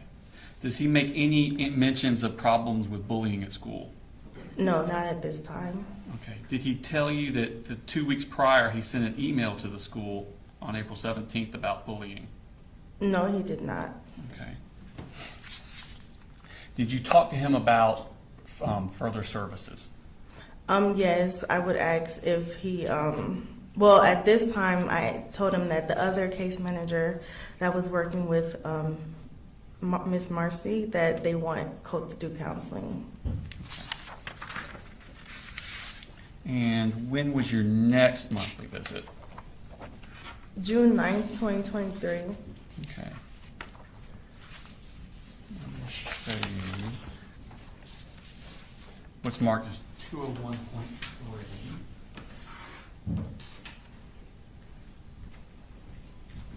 So you can recognize that. I do. And what is that? My log of contact for the month of June. And that's the contact on June 9th? Yes. Okay. And does it accurately reflect the conversation you had with Mr. Colin Gray on that day? Yes. Okay. You're on a Tennessee State Exhibit number 201.3 in the evidence. No objection. All right, 201.3 is good. Okay. Now, this time, do you have a face-to-face with him again? I do. And was it announced or unannounced? Unannounced still. And why was it unannounced? I could not reach him over the phone. Okay. And did you ask about Colt's behavior? I did. And what did he tell you? He said Colt's behavior has been okay and that Colt has just been staying to himself. Did you say anything about if Colt caused trouble or not? And says he does not cause any trouble. Did you ask him about school? Yes, so at this visit he said that Colt was doing good in school academically, but has had trouble with, well, school was let out, so it was summertime. So he said that Colt was dealing with some bullying towards the end of the school year. Okay. This is the first time he'd mentioned bullying to you? Yes. Okay. Did he say anything to you about law enforcement coming out to his house 19 days earlier? No. Okay. Doesn't mention any of that at all? No. Okay. Did you talk to him about Colt needing further counseling? Yes. I did, and I told him this time, I said, Colt has told me some things about his mom and seems to have anger towards his mom, and I feel that Colt should be in therapy at this point, but he said since Colt hasn't been causing any trouble, he still doesn't feel like it's necessary. Okay. So he did not think counseling was necessary for Colt? Correct. Okay. Then I want to take your attention now to when was your next contact? After that, I was not able to contact him. I did go to the house 3 times in July. Okay. Tell me about the first time you went to the house. I didn't write the dates for that. But the first time I went, couldn't reach him on the phone, so I just went up to the home and no answer, no car in the driveway or anything. Okay. I'm going to show Smart States number 201.4. Ask you to recognize that. I do. And what is that? my log of contacts for the month of July, but we still have to write in our narrative. So even if there's not a contact? Yeah. Okay. And does it accurately reflect what you did during the month of July trying to contact Colin Gray? Yes. Okay. Your Honor, Tender State Exhibit number 201.4 in evidence. No objection. All right, 201 for submitted. So this is July 6th. What happened? I went to their home unannounced, rang the doorbell and waited, and nobody answered. Okay. And when did you go back? On the 19th, And what happened on the 19th? I went to the home unannounced, rang the doorbell, waited. No one answered. This time I went up to like the front door that has windows on the sides, and I peeked through, and there was no furniture, but just a ladder. Okay. And when did you go back? And then I went back on the 21st. Same thing, I peeked through, no furniture, and I left like my contact information because I didn't know what was going on at that point, just in case he needed my number again or something. Okay. Did he ever contact you? Ever? Never. Okay. At some point, did you find out that where they had moved to? I did. And where did they move to? Barrow County. Okay. And which county do you cover? Jackson County. Okay. Did you have any further contact with Colin or Colt? No. No further questions, Your Honor.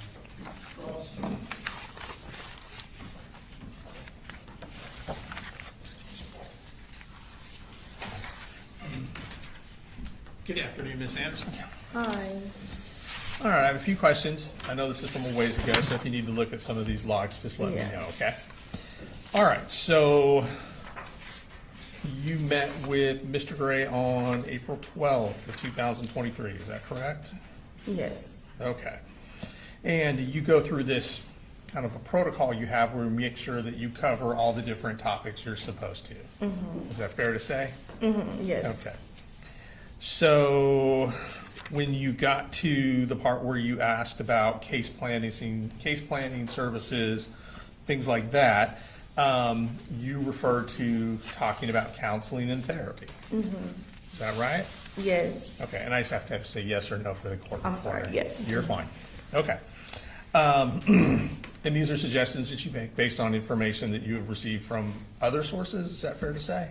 Yes. Okay, so it's not your opinion from associating with these folks that you think they need counseling? Well, that too.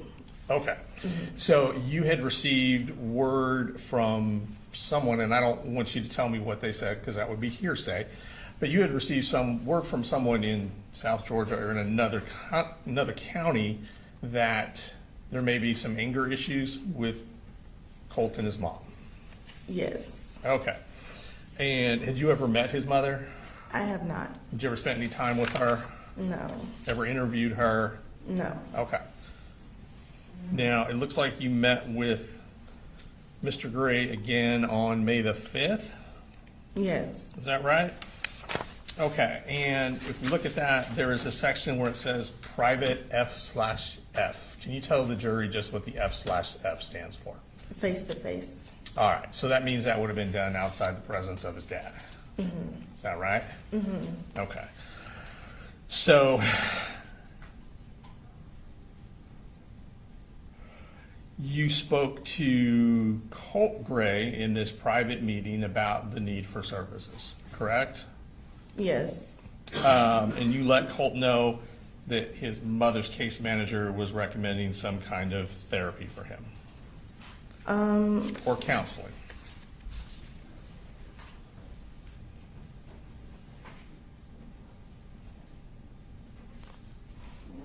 I don't think I let Colt know that. I'm not sure. Sure. Do you have page 57 in front of you? Or Yes. nearby? Mm-hmm. Do you see on page 57 where it says services/other, a little past halfway through? For See May if that- 5th? See if that refreshes your memory at all. Under the section for private F/F with Colt Gray.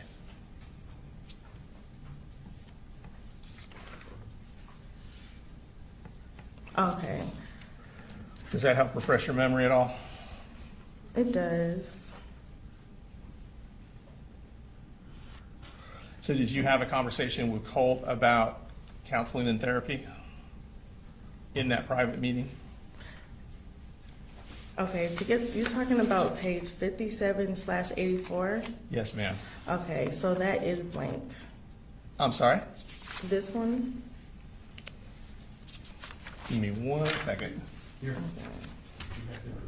No, Your Honor, what it is the part we put into evidence is her conversations with Colin, because the conversations with Colt would have been hearsay. I do have a copy that has that, but can't put into evidence because it would be hearsay. But if he wants to refresh her memory, he can use this copy. Use this one. Well, I apologize. I'm like, did I I not thought write you had it? something totally different than you did. Okay. All right. Just go ahead and look at that, and I'm going to ask you some questions about what you said, not about what Colt said. Okay, I see it. Okay. So you had that conversation with Colt, is that correct? Yes. Okay. All right. And again, that was in the private meeting with him, not with his dad present. Yes. And then you went back out, it looks like, on June the 9th. Mm-hmm. Okay. And at that time, you had another meeting with both Colin Gray, the father, and Colt, the son. Is that accurate? Yes. Okay.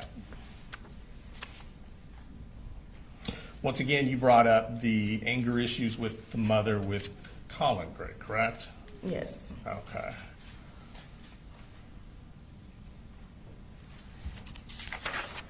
And to your knowledge at that time, and every time you visit them, it sounds like, Mom was not living with them.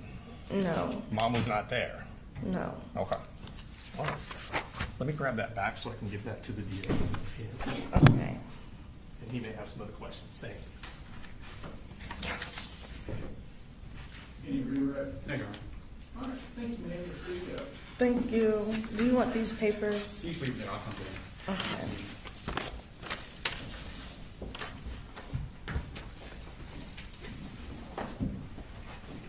State calls next week. State calls to meet convention.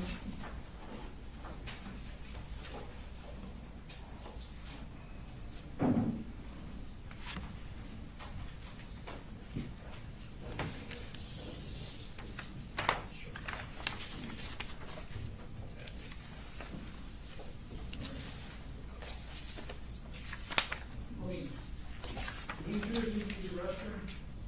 All right.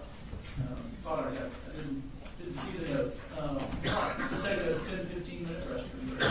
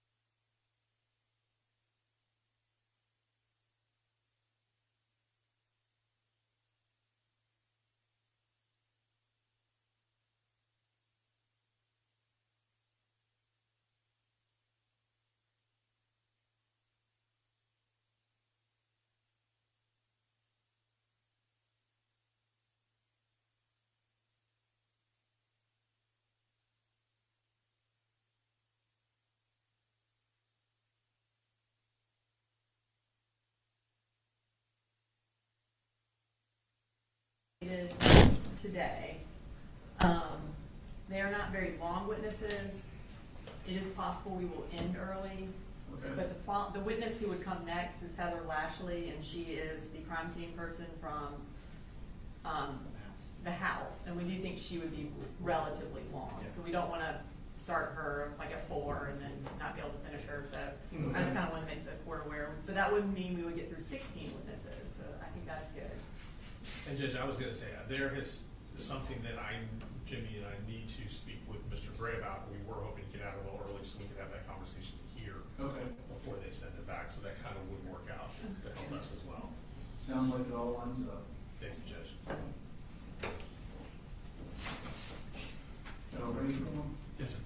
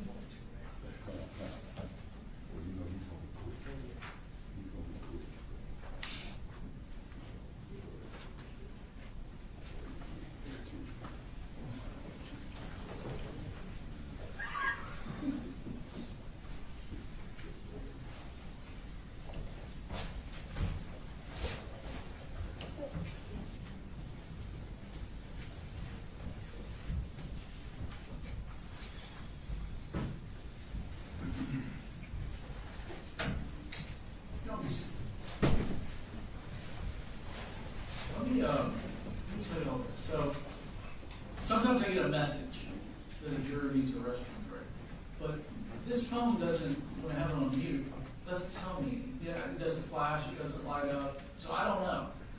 If you hit a point where you need a restroom break and you're like, I told Brooks or one of the other bailiffs, just raise your hand. There's nothing wrong with that. We'll take a break.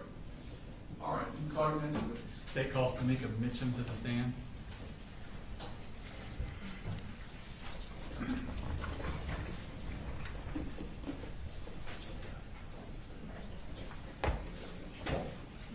If you'd raise your right hand, please. So what testimony you give, matter now opinion before this court, be the truth, the whole truth, nothing but the truth? I do. Have a seat, please. If you could introduce yourself for the jury and then spell it for the court reporter. Sure.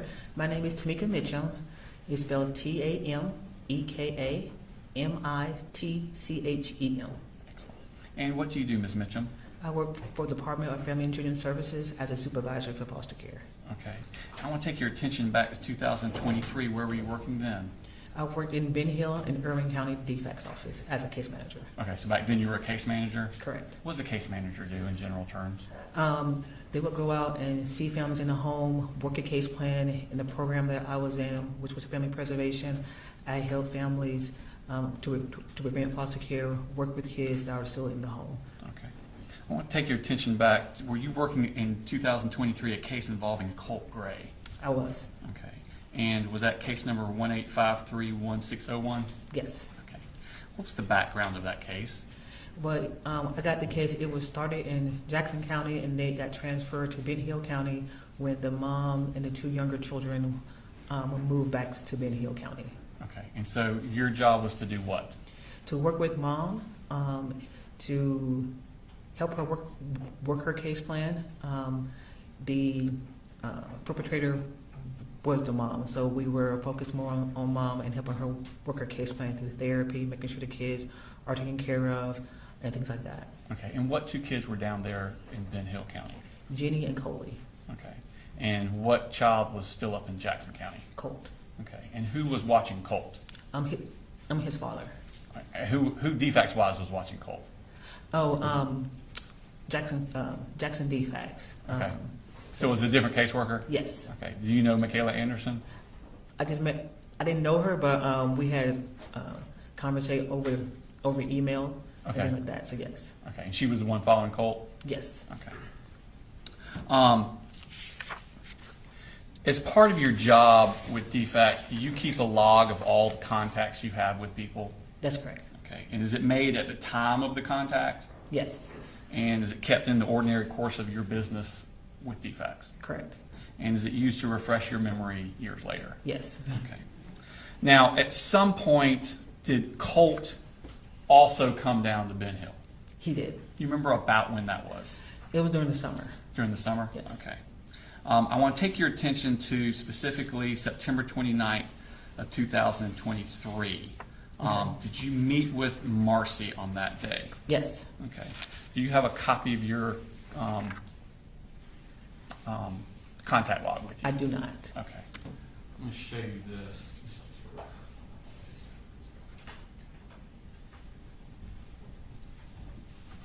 Is that a copy of your log? It is Okay. So on the 29th, where did you meet with Marcy? at the defects office. Okay. And what was the purpose of meeting with her? To talk about her case closing, we were wrapping up the case and have her to continue with therapy for the children. Had therapy been scheduled for Colt? She said yes, and it was at the Healing Connection. I want to say in Tifton, I believe. Okay. And when was it scheduled for? For that next Thursday. The next Thursday, okay. Mhm. And when was the next time you met with Marcy?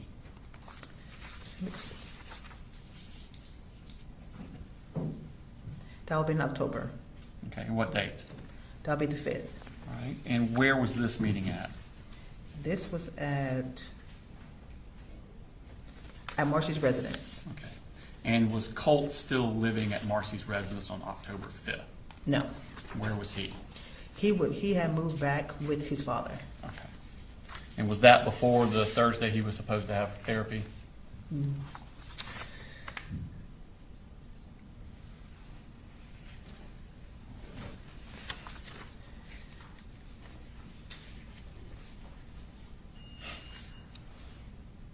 I'm not quite sure because I don't have a calendar, and so I'm not sure. Okay. So, take your attention to October 13th of 2023. Okay. Did you have a phone call with Colin Gray? I did. Is that reflected in your contact narrative log? Would it be in your contact Yes, narrative? it would be. I'm going to show you State Exhibit 202.1, and ask you to recognize that. Yes. And what is that? This is a contact narrative log of my conversation I had with Mr. Colin Gray. On what day? I'm sorry, October 13th. Okay. And does that accurately reflect your conversation with Mr. Gray that day? Yes. All right, this time I tender State Exhibit number 202.1 into evidence. No objection. All right. 2.1. So this conversation you had with, was this face-to-face, phone call, email, text message? What was it? A phone call. Phone call. And what was the purpose of this phone call? We wanted him to come and pick up Jenny and Coley from their mom's house. And why was that? Because mom at the time, she had tested positive and we had just got her drug screening back and it was unsafe for the kid to continue to stay in her care. Okay. Just a week before you were talking to her about closing her case. Correct. Okay. And then she test positive? Yes, we did a last drug screen just to make sure that she was still clean. And then when we got the results back, that's when it came back positive. Okay. And so did y'all decide at that point to remove the children from her? Yes. Okay. And did Mr. Colin Gray agree to come down and get the kids? That's correct. Okay, thank you. And so the next day would have been the 14th? Correct. Okay. And I assume you had contact with him again on that day? Yes, sir. Yes. I'll show us marks 202.2. Actually, if you can recognize that. I do. And what is that? This is my contact with the family the next day on October the 14th. Okay. And does it actually reflect your conversations with Colin Gray and around Colin Gray? Yes. Okay. Now, this time, I tender stick slip number 202.2 in evidence. No objection. All right, 202.2. Okay. So what's happening on this day? This day, Mr. Gray and Colt had came down, and we had met at Marcy's parents' house, Miss Gray's parents' house, where Marcy and the two younger children were at. Were the parents there? Marcy's parents, were they present? Not that I saw, so no. Okay. I didn't see them if they were. So it's just Marcy, Colin, and the three kids? Correct. Okay. And what was going on this day? On that day, we told Marcy about her drug screen and how we are going to have Mr. Gray take the kids with him back to his home. Okay. Was there what's called a safety plan put in place? There was. And what's a safety plan? A safety plan is where a piece of paper that is written up to minimize a safety risk. Mm-hmm. And so with that, they agree that the children will go back with Mr. Gray, and mom will be supervisor around the children. And then Mr. Gray will determine what kind of supervision that she will have if there was any. Okay, so she can't have contact on her own? Correct. It'd have to be through Mr. Gray? Correct. And he decides? Correct. Okay. Did you have a specific private, first of all, how did Marcy take this? She was upset about it. Okay. Did you have a private conversation with Colin? I did. Okay, and what was the purpose of that conversation? Well, per DFAC's policy, all children, when we interview them, will have to be in private. And since this is my first time seeing him since he left, I'll have to have a conversation with him in private to see how things were going with his dad. No, not Colin. I'm sorry. I'm sorry. My bad. I might not have been clear. To talk to him if he had any questions, any concerns, anything that I can answer, and to talk to him about moving forward with the kids in his home. Okay. Did you talk to him at all about the kids and their schooling? Yes. And what did you tell him? To get the kids in school and, let's see. I knew that Colt and Jenny wanted to go homeschooling, but just to make sure that they get the education and get in school as soon as possible, as soon as you get up there. Okay. And did you talk to him about any sort of therapy or counseling for the children? Yes. And what did you tell him? That the kids need to go to therapy, Mm-hmm. and that as soon as he can, and that he has said that it would be good for them to go to therapy. Okay. Did he say to you whether or not he would put the kids in therapy? I'm sorry? Did he say whether or not he would agree to that, putting kids in therapy? Yes. What did he say? That the whole family will be going to therapy. Okay. So that was on the 14th? Correct. Okay. Did you follow up with a phone call on October 18th? Yes. Mr. Gray. And now at this point, you're back up here in Bear County? Yes. The Sheriff's Mark State Exhibit number 202.3. And actually, if you can recognize that. I do. And what is that? This is October 18th, the write-up on the phone call I had with Mr. Gray. Okay. And does it accurately, not yet, I haven't got the evidence. Good trouble. Does it accurately reflect your phone call that you had with Mr. Gray on that date? Yes. Your Honor, this time I tender this into evidence. No objection. All right, 202.3 is admitted.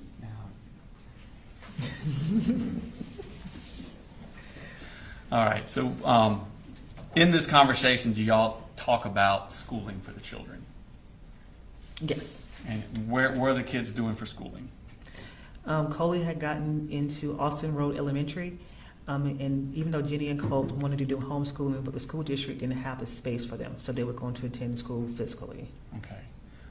Did you ask anything about getting the kids in therapy? Yes. And what did Colin say about that? He said, well, I encouraged him to get the kids in therapy, and that he said that he looked into different therapists already. Okay. And did he agree that he and the kids would both be going to therapy? Yes. Okay. On the next day, October 19th, what did you do?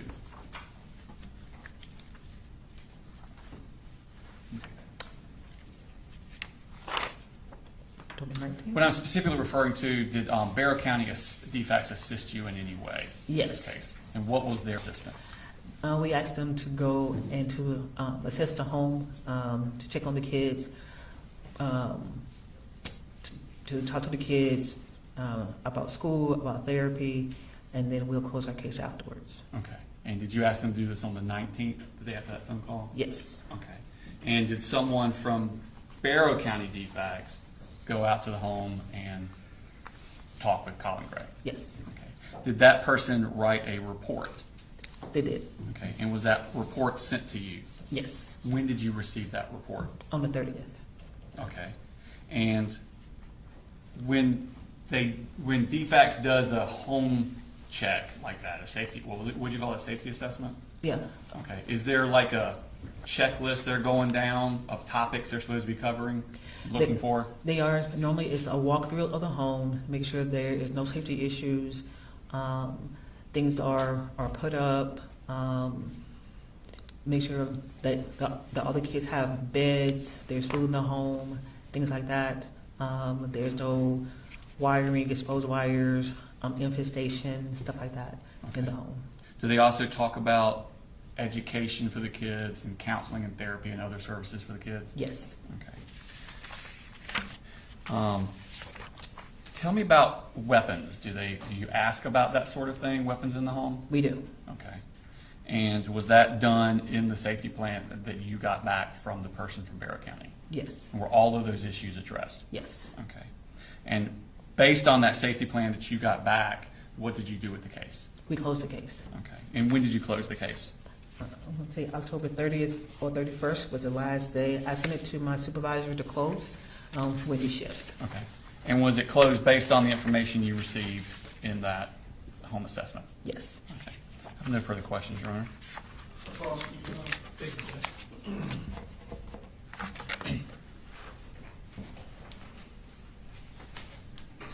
Good afternoon, Ms. Mitchum. Good afternoon.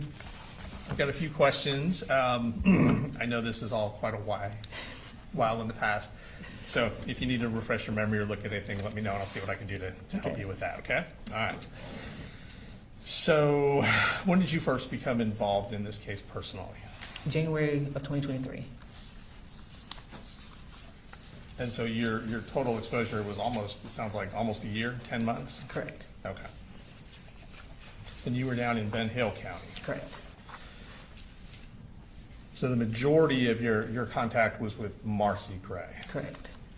And I think you said that the case was against Marcy Gray? Correct. Now, to fast forward to October of 2023, you said that you had to call Mr. Colin Gray to come down to pick up the kids. That's correct. And that was due to a positive drug screen on Miss Marcy Gray. Correct. So at that point, you were taking the kids from her because it was no longer safe and giving them to the father. Correct. And the understanding he was going to take all of the kids, well, I guess at that point, Colt had already gone back to live with him, is that correct? That is correct. So he was coming down to get the two younger kids. That is correct. And then all three kids would be living with him up in Barrow County. Correct. All right. And you said that at some point in October, you met with Marcy Gray and informed her that the kids would be staying with Dad. Correct. And she was not happy about that. No. And she made that known to you? Yes. Okay. However, based on the circumstances, you felt that that was in the best interest of the children. That's correct. And then you put a safety plan in place that basically allowed Mr. Gray to determine whether or not the kids would be allowed to see Marcy Gray. Correct. Whether it's supervised or unsupervised, that obligation would fall on him? Correct. Okay.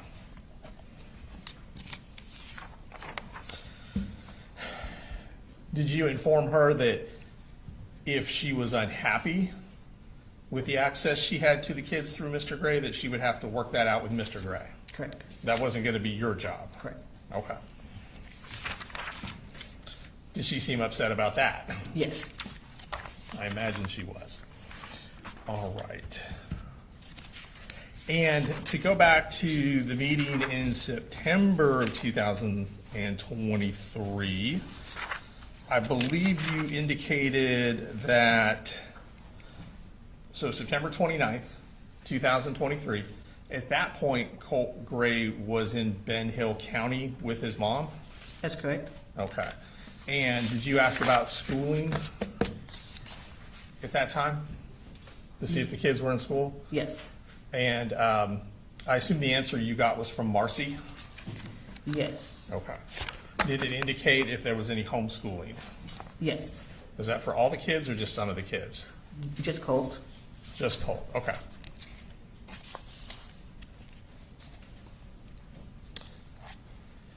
You also testified that there was some therapy scheduled for shortly after September 29th, 2023. Correct. And that information came from Marcy? Yes. Was that something that you had scheduled for them? No, Marcy was looking at her own therapy. Okay. For her and the children. Okay, gotcha. And when you recommended therapy for the kids, Coley Jr. and Jenny had been staying with their mom. Correct. And mom had tested positive. Yes. For a controlled substance. Yes.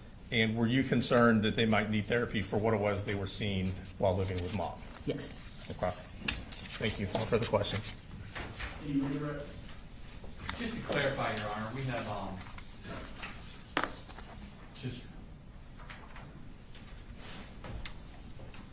I'm just showing you calendars from back 2023 September. I think you had testified that you met with Marcy on the 29th, and she said that Colt was getting therapy the next Thursday.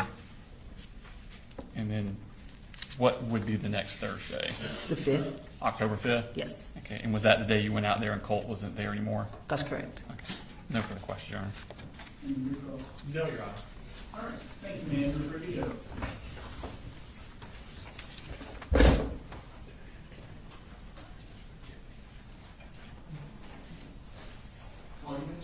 Kareem Pierre Charles.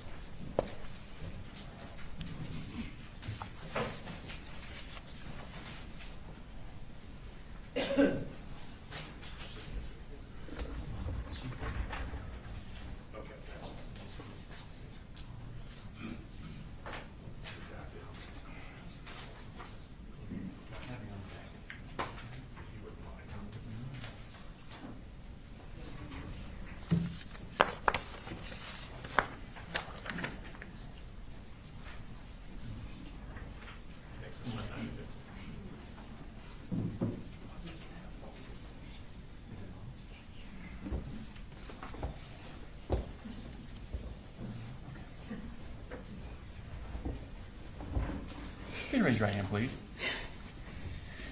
For the testimony you give a matter of now pending before this court be the truth, the whole truth, and nothing but the truth, so help you God.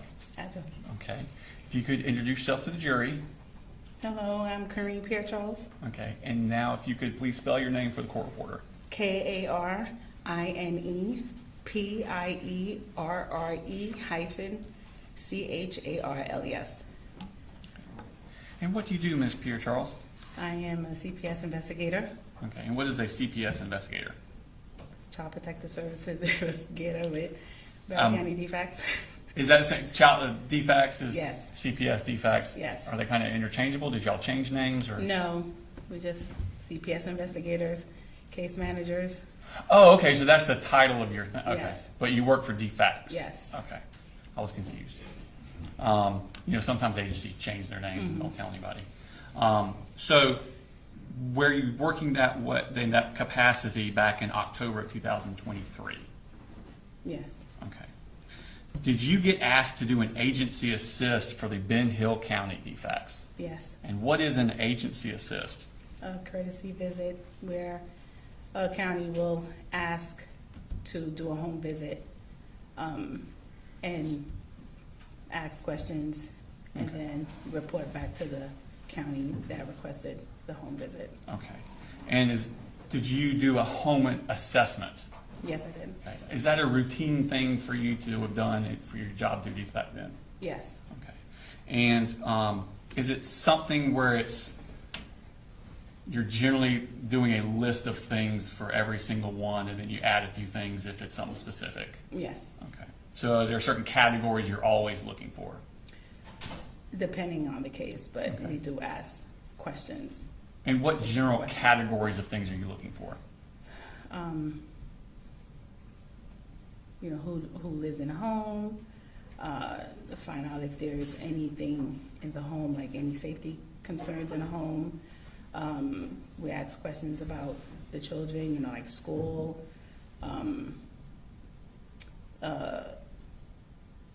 if they're on medication, safety assessments. Okay. And what was the residence that you were asked to do this for? The residence was at on Harrison Mill. Ma'am? You said the residence? The residence. Do you remember the address? Harrison Mill, I think it was 895 or 894 Harrison Mill. Well, let me ask you this. Did you write up a report? I did. Okay. Is that normal part of your duties as DFACs to write up a report? Yes, we have to do that. And did you write up that report contemporaneously to when the things are happening? Yes. Okay. And does it accurately reflect the things that have happened? Yes. Okay. And is that so that you can refresh your knowledge and learn about it for later, testifying a year later, 2 years later, 3 years later? Yes. Okay. I'm going to show you Smart State Exhibit number 139 and ask you if you can identify that. Yes. And what is that? That is a documentation on the home visit. Okay. And is that what you typed? Yes. Okay. Now, some of that's been blacked out. So has it been redacted that way? Yes, it depends on if, guess what court. No, we redacted it. I Okay. just wanted you to Okay. point that out. I'm not telling you. Okay. They need to. Can you tell in there what is redacted out? A conversation with children. Okay. Is what's left in there your conversation, what you saw in your conversation with Colin Gray? Yes. Okay. Other than blacking out your conversations with the children, is it a true and accurate copy of your assessment? Yes. Okay. Your Honor, this time I tender State Exhibit number 139 to evidence. This is a redacted version. No objection. All right, 139 is Okay.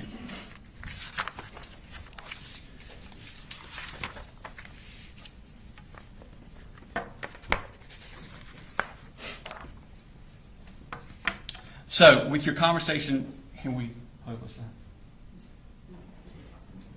Sure. So, what date was this? On the 30th. Okay, of 2023? Of 2023. Okay, and that shows the address there, 894 Harrison Mill Road? Yes. Okay. Is that in Barrow County? Yes. Okay. And then the next section. So this is your conversation with Colin Gray? Yes. Okay. And what did he tell you about counseling services that he was going to get for children? He stated that he was arranging counseling services for the children and for himself. Did he say he was arranging or arranged? Arranged. Okay, so it already happened? Yes. Okay. And where did he say that those counseling services were at? Barrow Village Ministry. Are you familiar with that place? Yes. Okay, so you know that's a real place that exists? Yes. Okay. And did you also talk about the education for the children? Yes, he did. And what did he say about that? He stated that the children has started at Austin Elementary, and the other two children will be transferred to a middle school. And which middle school is that? Heyman Morris Middle School. Is that middle school in Barrow County? Yes. Okay. Going down to the next paragraph, did you discuss a safety plan with the children? He stated that he was given a safety plan. Okay. And who has supervision over those children according to the safety plan? He stated that the safety plan stated that he was able to let the children see mom with or without supervision. Okay. Did you ask him about weapons in the home? I did. Okay. And is that something that is important for your safety assessment? We will usually, that's a question that we would ask. Okay. And what did he say about weapons in the home? He stated that he has a weapon and that it was secured and locked up. Okay.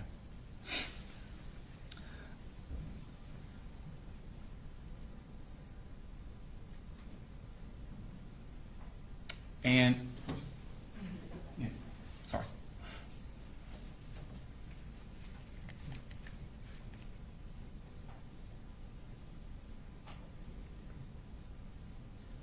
And the third paragraph, did he talk about DFAC's involvement with his case?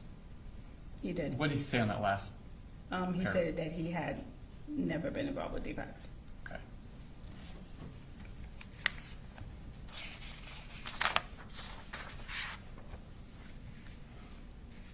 Did he say anything about Shonda Goolsby talking to him in his carport in Fitzgerald, a DFAC's worker? No. Okay. Did he make any mention of Michaela Anderson, also a DFAC's worker, coming to his house 4 times earlier that same year? No. Okay. So he tells you this is his first dealing with DFACs ever? Yes. Okay. Did you, and so you wrote up this synopsis, did you send that to Tamika Mitchum? I did. Okay. And did you have any further involvement with this case? No. Okay.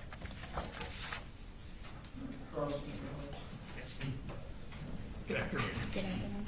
All right. So on October 30th, 2023, you are dispatched to this address to do a safety check. Yes. And the safety check, you go into the home.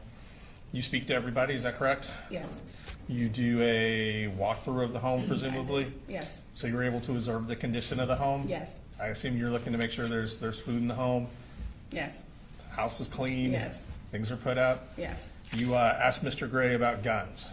I asked about weapons. About weapons? Yes. Okay. He told you he had some? He said he had weapons, yes. Okay. And did he show you the weapons? He did not. Did you see the weapons in the house anywhere? No, there were no weapons. Okay. And you were told the weapons were stored away? Yes. That they were out of the reach of the kids? Yes. And locked away? Yes. Okay. And the conclusion of your assessment was that the home was safe, is that correct? Yes. And that there were no observable hazards or concerns that you were able to see? Correct. Okay, thank you. No further questions. Can you rewrite? No, Your Honor, actually, excuse. Thank you, man. Good for you guys. Thank you.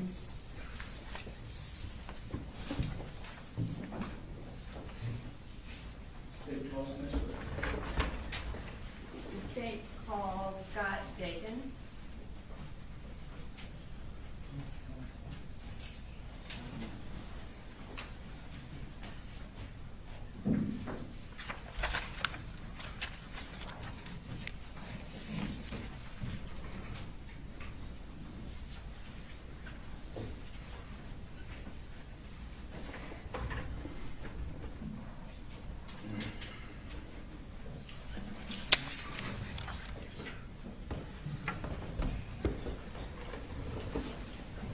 Please raise your right hand. Do you swear to tell the truth, the whole truth, and nothing but the truth to help you God? Yes, ma'am.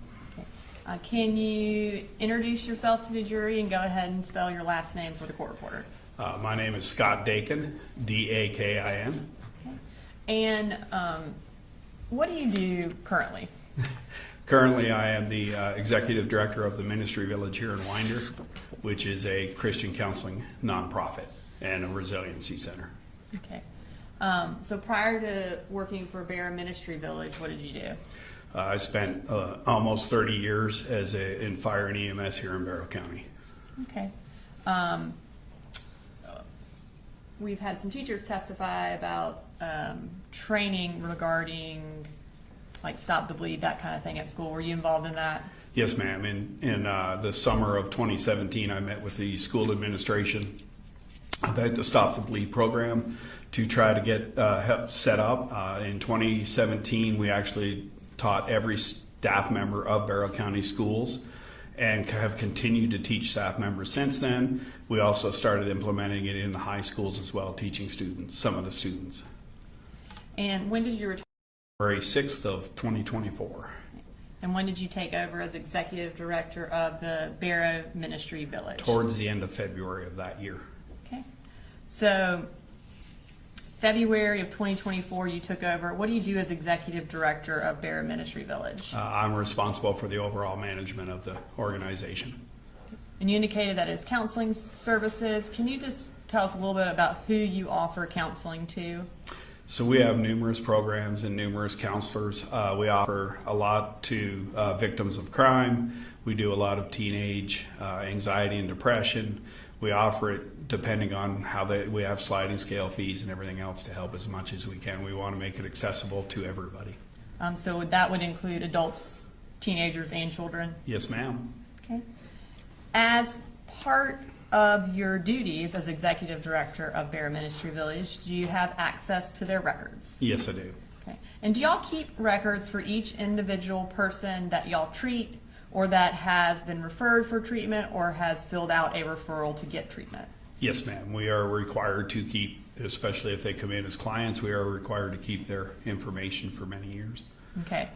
And as far as someone who wants to get treatment through Bear Ministry Village, how do they go about contacting y'all? So whether they call or what, we prefer people to go online. There's a referral form, and even if they call, we have them fill out that referral form.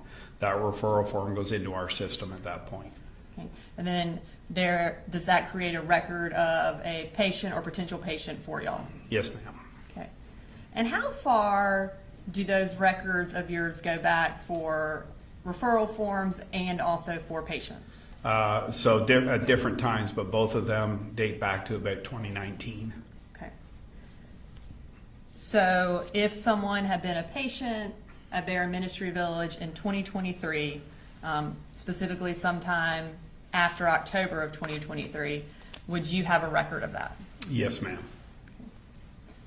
Did you review your records in preparation for testifying today? Yes, I did. And did you specifically look to see whether or not Colin Gray, Colt Gray, Jenny Gray, and Coley Gray had ever been a patient at Bear Ministry Village? Yes, I did.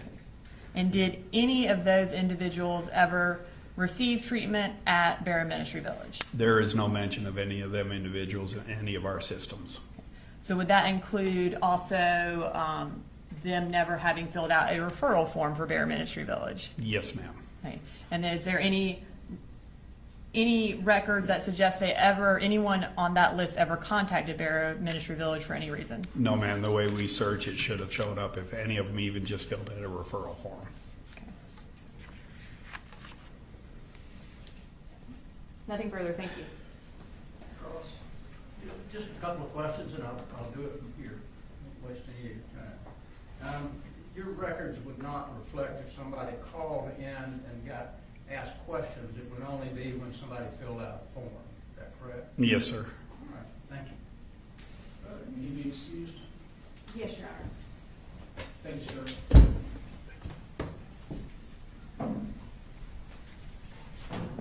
State calls next, please. State calls Don Crook.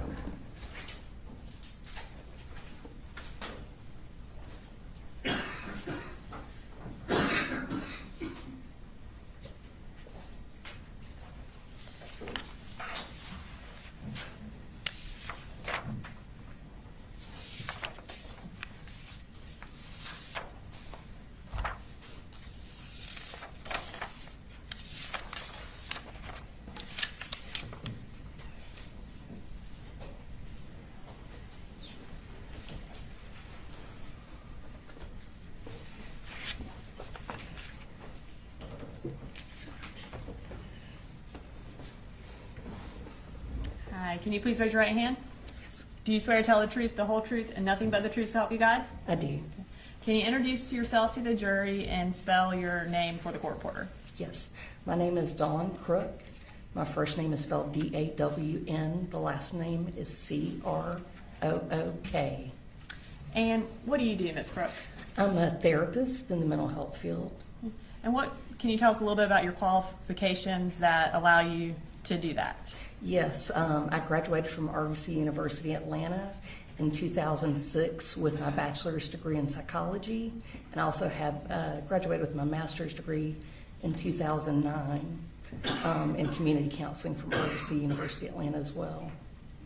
And do you have your own practice? Yes, I do. And what is it called? Enlightenment Counseling. How long have you had your own practice? It's been a little over 2 years now. And can you tell me a little bit about who you see and what you do at your practice? Yes, I tend to work with children, families, couples, providing counseling to them for a variety of issues: depression, anxiety, anger, a little bit of everything, really. And where are you located? My office is in Winder, Georgia. Okay. How would someone find you if they wanted to get counseling in the Bexar County area? So I have a website for my practice, and then I have a Psychology Today profile as well. I'm going to show you what's been marked as Exhibit 140.1 and 140.2. Okay. Do you recognize those? Yes, I do. And what do you recognize those as? That is my business website and the means in which to reach out for services. Okay, Your Honor, this time I'd like to introduce into evidence Exhibit 140.1 and 140.2. I don't have any problem with that. I don't know that that should go back to the jury advertisement, so we can talk about that later. Thank you, Your Honor. And we're going to go ahead and pull up 140.1. And you indicated this was your website? That is correct. And you don't have to read it specifically, but just kind of tell us exactly what this purpose of this part of your website is. It's just letting people know that, my experience in the field and what kind of therapy modalities I use, certification, the population that I work with, and also my degrees as well. And does that include teenagers, your population? That is correct. Then I'll pull up 140.2. All right, and tell us what this is.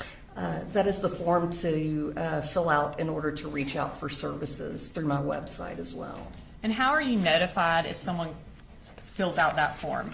I get an email in regards to those messages, and I can either access it through my email or the Wix site that hosts my email account, or hosts my business website, rather.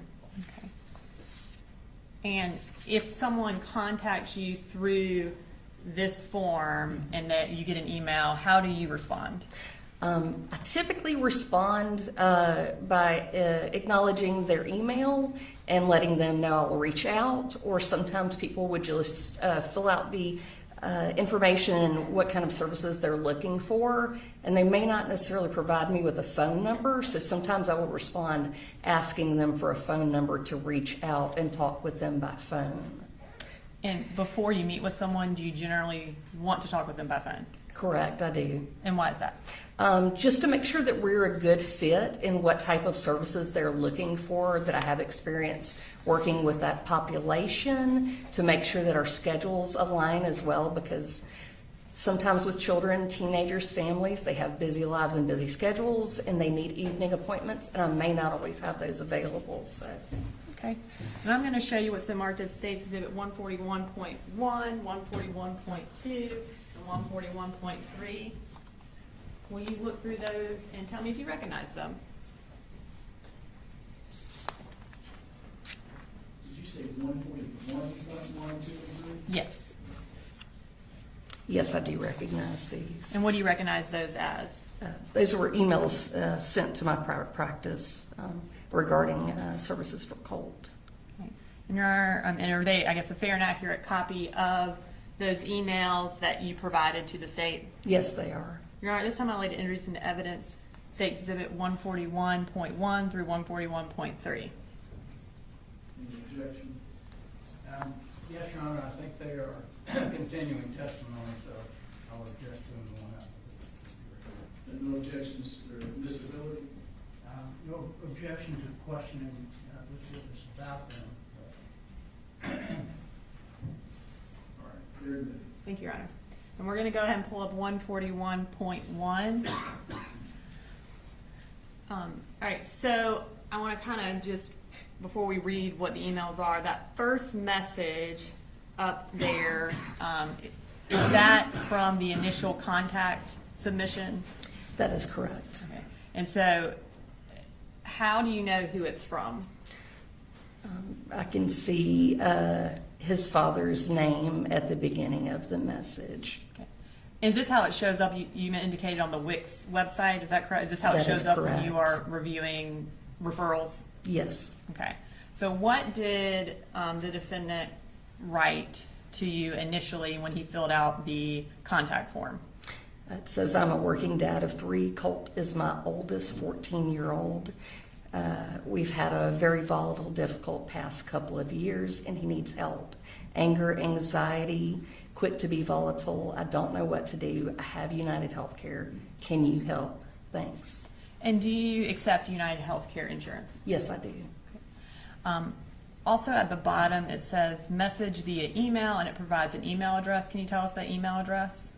That is my practice web, or I'm sorry, you're talking about Yes. the email address in which it was sent from? Yes. cgray@kpgc.net. And so that is how Colin Gray was able to get in touch with you through that email address? Correct. And did you then respond to the defendant after that contact? Yes, I did. And what did you say? I said, hi, Coley, thank you so much for reaching out. Would you mind sending me your number and I can give you a call to discuss services and see if I would be a good fit for Colt? I've definitely worked with teenagers before that have gone through the things that he's experiencing. If this sounds good, I can go ahead and send up paperwork and get services started for him. And you indicated sometimes people don't initially send you a phone number. Was that true in this case? Correct, it was. Okay. And then we'll go to 141.2. Okay, and did he respond to your initial email about, hey, send me a number? Yes. And what did he say? He said, oh, wow, thank you so much. Yes, please send me the paperwork. I build commercial buildings for a living, so it's loud on these job sites, but my number is 706-410-8447. If I miss it, please leave a message and I will call ASAP. I can't thank you enough and pray this is what he needs. And did you respond to that email where he gave you his phone number?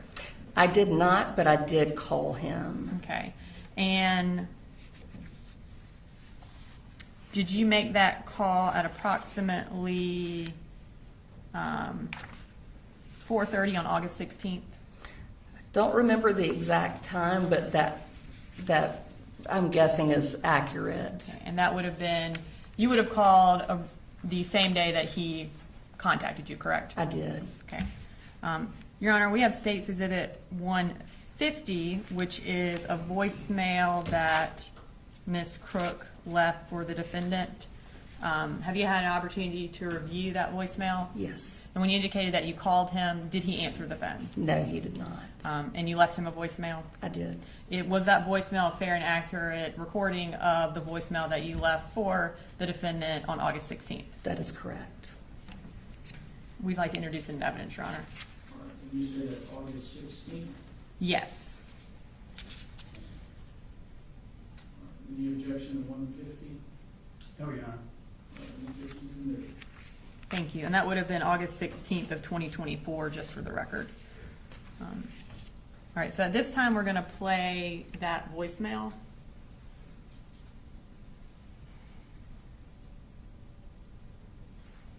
Hey, Mr. Gray, this is Dawn with Enlightenment Counseling. I was just giving you a call to touch base about services for Colt. You can give me a call when you get back. My number is 389-0448. If for some reason we don't get to touch base today, maybe we can talk on Monday if that works better. I do appreciate it and look forward to talking to you soon. Thank you so much. Did he ever call you back after you left that voicemail? No, he did not. Did he respond by email after you left that voicemail? I don't believe so. Okay.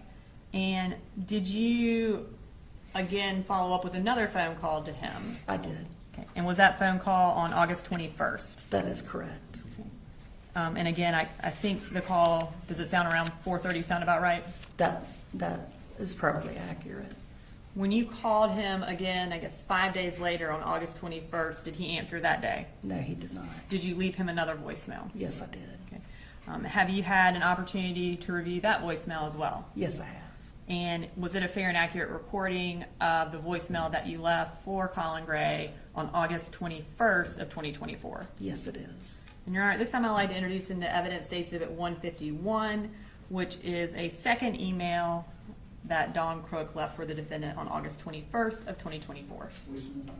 Sorry, voicemail. Did I say email? I apologize. Voicemail. Any objection? No, Your Honor. All right, 151 submitted. Oh, I'm sorry. It was 143. I apologize. All right. Stage 143. Hey, Mr. Gray, this is Dawn Crickwood in Enlightenment Counseling. You and I had a message last week in regards to services for colds, and I was just trying to give you a call and touch base with you real quick. You want to call me back at 786-389-0448. I look forward to talking to you soon. Thank you. And did the defendant ever return that phone call? No, he did not. Okay. Did you also send him another email after that voicemail? Yes, I did. Okay, and we're going to go back to State Exhibit 141 and pull up 141.3. Okay. Is this the email that you sent after that voicemail? Yes, it is. And what is the date and time of that email? It's dated August 21st at 6:10 p.m. Okay. Is this generally when you follow up with people kind of after work hours? Yes, that is correct. And what did you send to the defendant on August 21st? The email said, "Hi, Mr. Gray. I hope you're doing well. I wanted to follow up and let you know that I tried to call you to touch base on Friday and left a message for you today as well. If you would please call me back when you have a moment to discuss details and get services started for Colt." Okay. And did you leave your phone number again? Yes, I did. Did he ever respond to that email with an email or a phone call? No, he did not. Did he ever come by your office? No, he did not. At any point, did you ever see Colt for any sort of counseling services? No, I did not.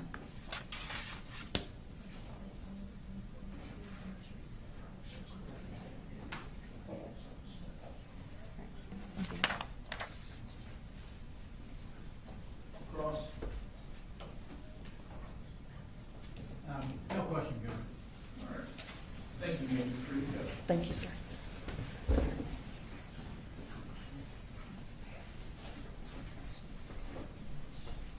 State call us next witness.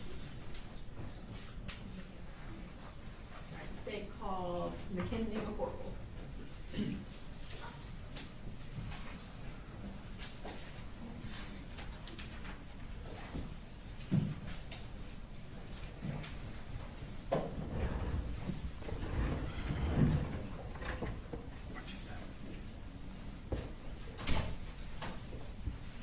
Will you raise your right hand? Do you swear to tell the truth, the whole truth, and nothing but the truth to help you God? I swear. Can you introduce yourself to the jury and also spell both your names for the court reporter? My name is Mackenzie McCorkle, Mackenzie.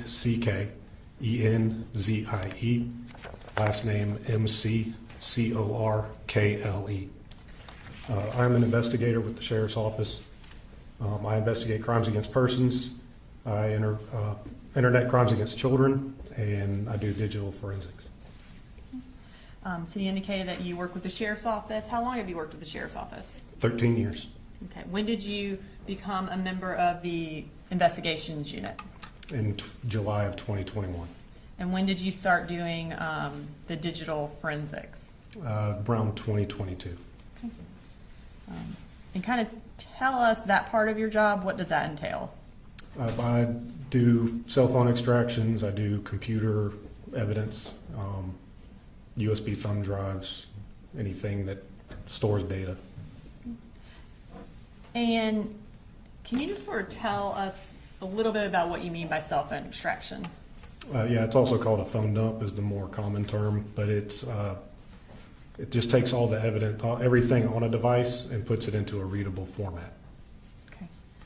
And back on September 4th of 2024, were you in that same role at the Bexar County Sheriff's Office doing digital forensics and investigations? Yes, I was. Did you perform any phone extractions related to the Colin Gray case? I did. Okay. And before we get into the specific phone extractions, I want to get into a little bit about your training that you have related to conducting phone extractions. First off, are you certified in phone extractions? Yes. And what device do you generally use to extract phones? It's called Cellbrite. And can you tell us what that is? It's a program that is in software and hardware, and it extracts the data from the phone and then parses that data into that readable format. Okay. And are you a member of any task forces that are related to these digital forensics? Yes. And what is that? I'm part of the Secret Service Digital Evidence Task Force. Okay. And what does that entail? More just digital evidence, acquiring that digital evidence and making it readable for other investigators. Okay, so other investigators from other agencies? Yes.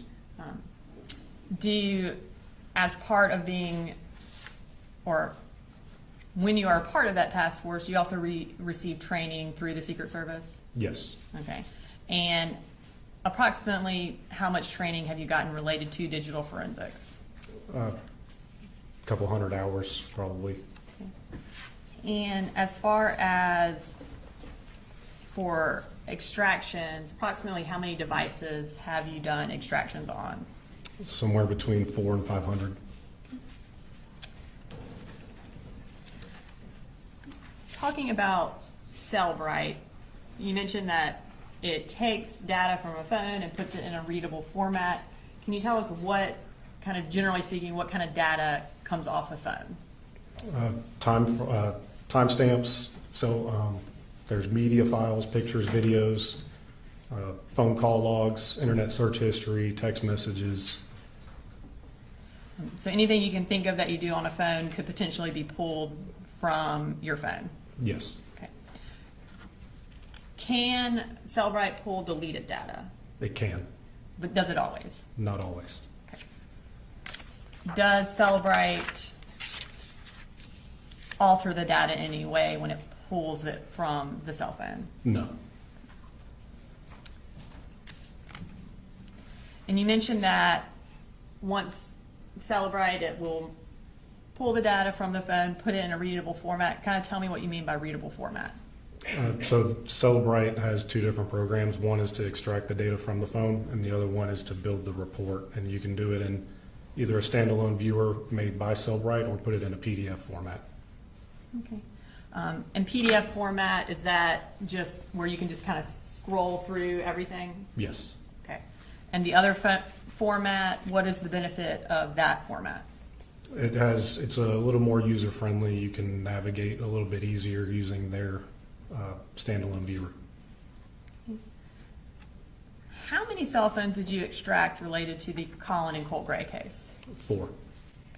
And whose phones were they? Colin, Colt, Jenny, and Marcy Gray. And were you able to successfully perform extractions on those 4 phones? Yes. Did you perform all those extractions consistent with your training in using Cellbrite? Yes. And were those extractions put in a readable format? They were.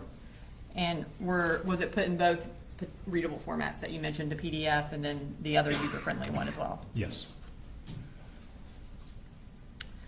When you are reviewing a phone extraction in the user-friendly format, are you able to view specific parts of the cell phone extraction?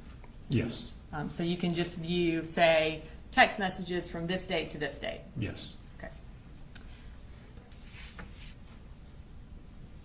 Are cell phone extractions large? Yes. So in this case, can you tell us kind of generally how large the phone extractions were? They were a couple of them. 2 of them were 30 to 60,000 pages on the PDF format, and 2 of them were between 10 and 20,000. So given that would be unwieldy to be able to print 60,000 pages, are you able to just select a portion of the relevant part of the phone extraction and print that? Yes. Okay. And would that include being able to print off just text messages from a certain date or phone calls from a certain date. Yes. Can you also print off sort of a timeline for a certain date? Yes. And what would that include? It would include anything that you selected, so that could be internet search history, call logs, text messages, any app installations during that time frame.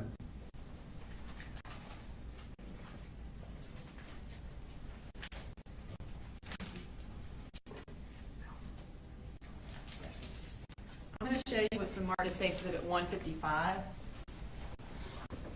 Do you recognize?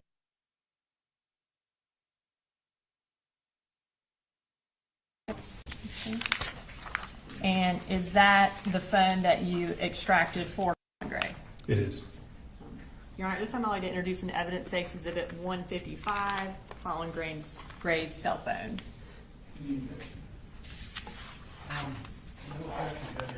I'm not sure which ones they're going to use, but what he took off certainly, you don't have any objection. And this one's just the phone. This is just the phone, yes. The phone itself, okay, no good. All right, 155 is admitted. And I'm going to give you this for reference. Do you know what day you did the phone extraction on Colin Gray's phone? On September 5th of 2024. And what kind of phone was it? It was a iPhone 14. And were you able to do what you would consider a complete extraction of his phone? Yes, it was a full file system. And you indicated that at least two of the phones had about 60,000 pages. Did his phone have about 60,000 pages? It did, yes. Okay.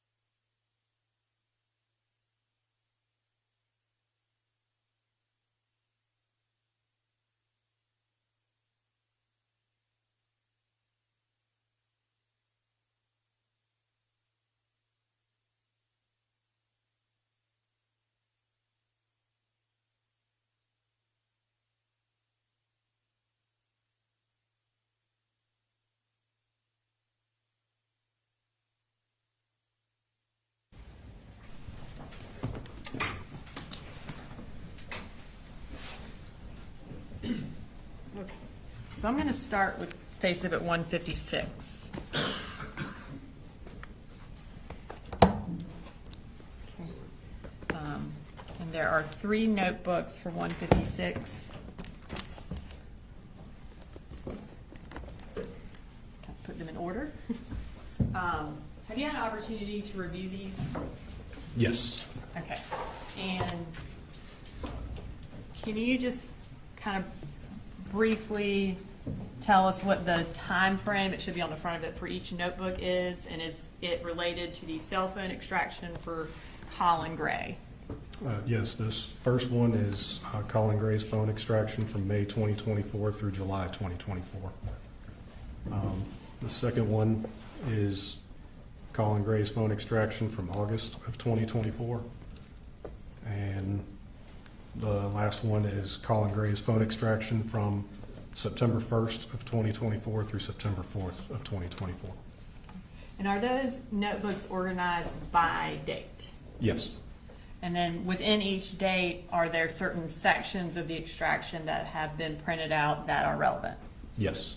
Right. And would that include, I know we mentioned timeline extractions, text message, internet history, and then images? Is that essentially how each date is laid out? Yes. Okay. And having reviewed those previously, are those portions of Colin Gray's extraction that have been printed are all of those in that notebook that were, let me say that better. Is everything in that notebook from Colin Gray's extraction? Yes. Okay. You're right. This time I'd like to introduce an evidence, State Exhibit 156. Judge, under the rules that we talked about, we don't have any problem with that, but we may have individual objections to some of the items that they pull out of that book. All right, I find that a foundation's been laid for stage 156, very good evidence, but some portions may or may not be admissible or Yes, for and, publication. and just for the record, the state will be going through those notebooks with a different witness. We're just laying the foundation through Investigator McCorkle. All right. I'm going to show you State Exhibit 157.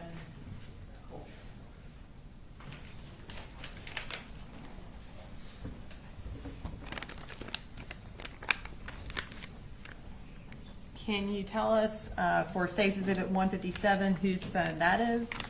This is Colt Gray's phone. And is that also a phone that you extracted? It is, yes. You're right. This time I'd like to introduce into evidence State Exhibit 157. Can you go through the phone now? Same objection as the last mistake. All right, 157, phone of Colt Gray.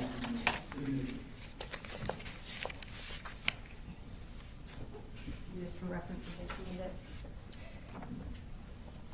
it. When did you perform the extraction for Colt Gray's phone?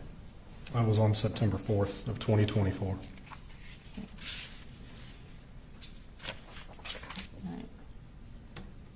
I'm going to go grab State Exhibit 158.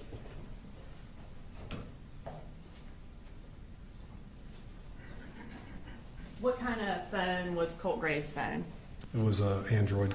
And approximately how long was that report? That was somewhere between 10 and 20,000 pages. Okay. And for State Exhibit 158, again, did you, or are you able to print out smaller portions of relevant records as opposed to the entire 10,000 pages? Yes. And is that what is in this notebook? Is it smaller portions of Colt Gray's cell phone extraction? Yes. Is it organized in a similar way to Colin's phone by date and by type of information? Yes, it is. Okay. And I'm going to show it to you. Have you had an opportunity to review that? Yes. And again, does that notebook only contain information from Colt Gray's extraction? Yes, it does. You're right. This time I'd like to introduce into evidence State's Exhibit 158. Same question. All right, foundations and the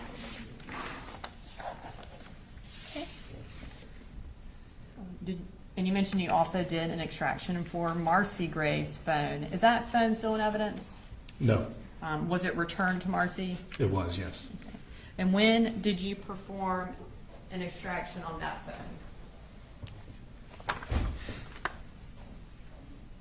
September 12th of 2024. What kind of phone was it? It was also an Android. Okay. And approximately how long was her report? Somewhere between 30 and 40,000 pages. I'm going to show you what's been marked as Exhibit 159. It is one folder.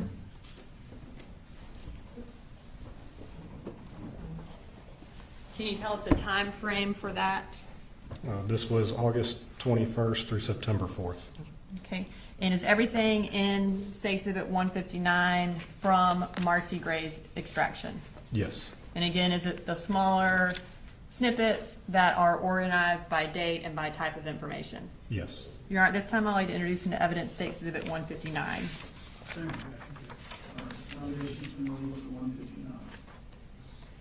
Okay.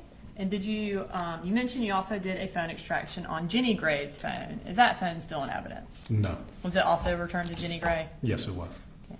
And when did you perform an extraction on that phone?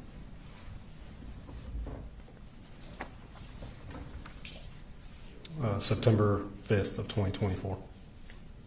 And what kind of phone was it? It was an iPhone. Okay. And approximately how long was her report?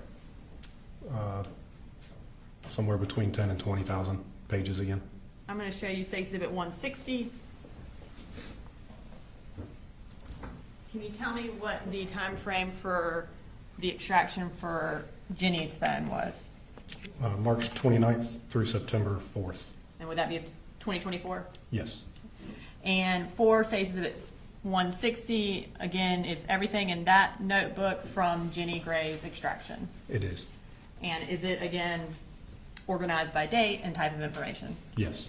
You're at this time, I'll lay introduce into evidence State Exhibit 160. Second. All right, nomination's been made for 160. Okay. Now, for this case, was your role specifically to do the phone extractions? Yes. Okay. Did you analyze the phone extraction reports at all? No. And once you created those phone extractions, did you turn them over or put them in a place where additional investigators could retrieve them? They were put on our phone dump server, and the other investigators could later retrieve those extractions. I don't have anything further. Thank you, Investigator McCorkle. Cross.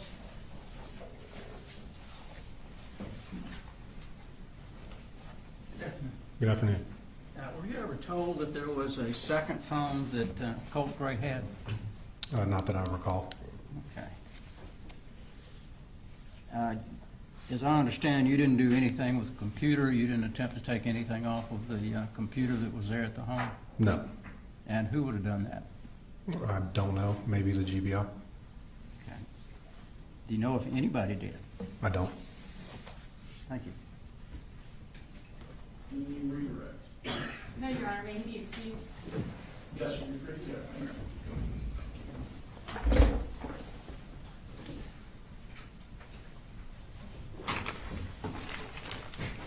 An additional witness? Yes, sir, it's going to similar pipe. Okay. You got it now? Yes, sir. State calls Luke Pyatt. Could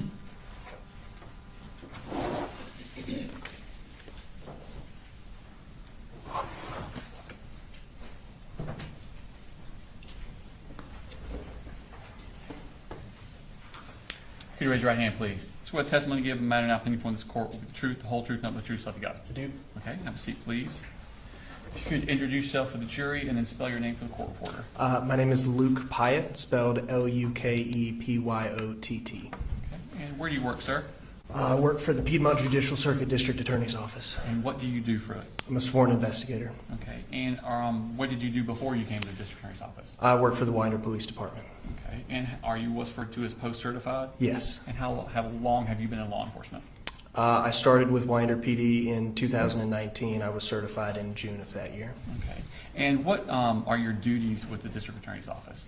I wear a lot of hats. I work major felony cases, post-arrest or post-charges, things like sexual assault, murder, aggravated assault, child abuse, things like that. I also consult with local agencies and provide assistance on pre-arrest cases or cases where Individuals have not been identified as suspects yet.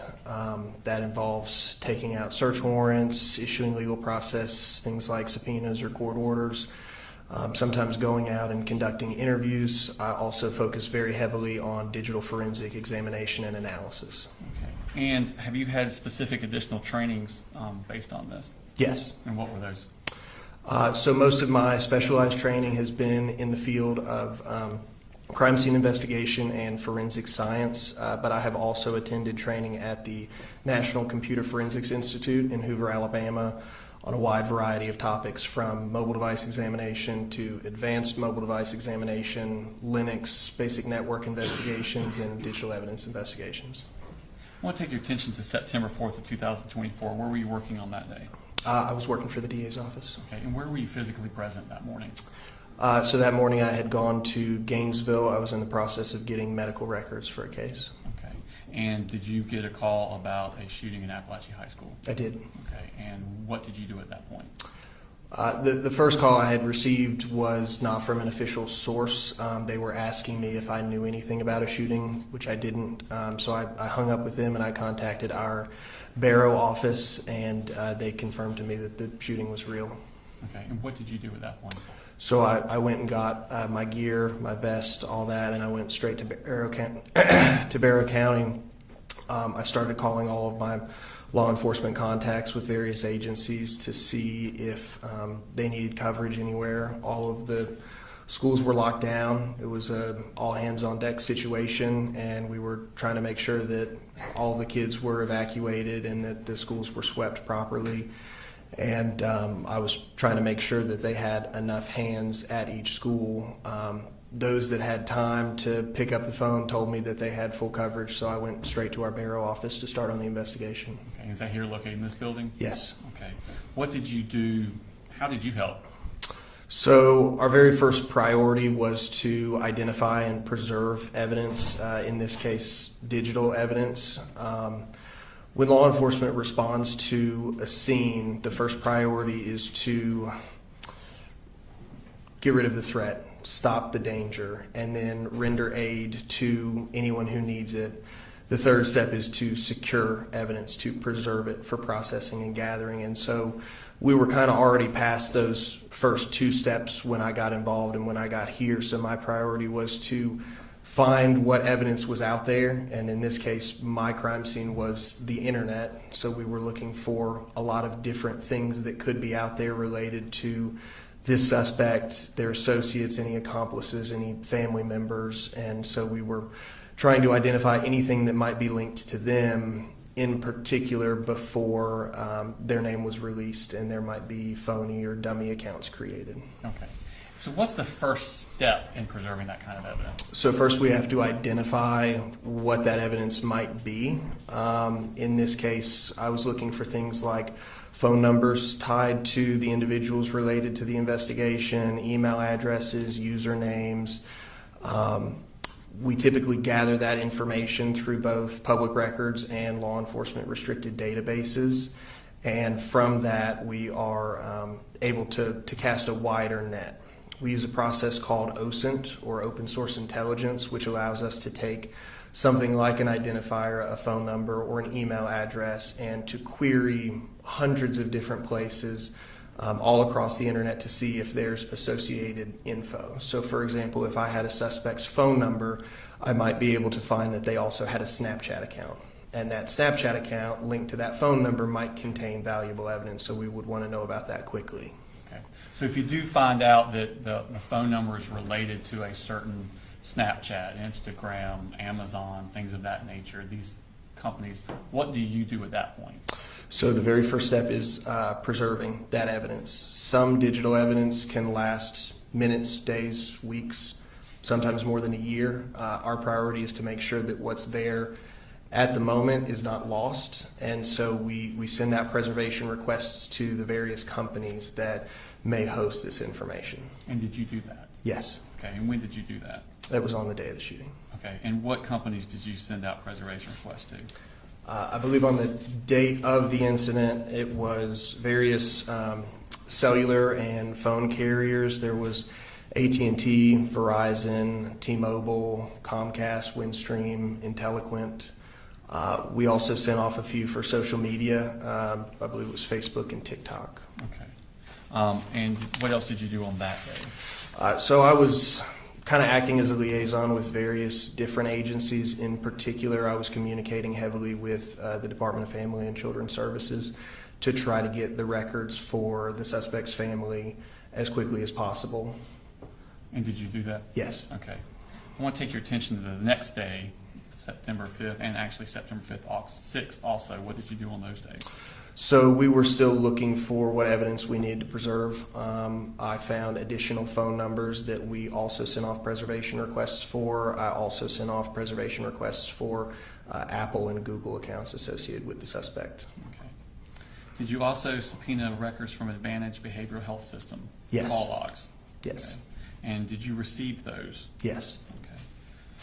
Show us March State Exhibit number 161.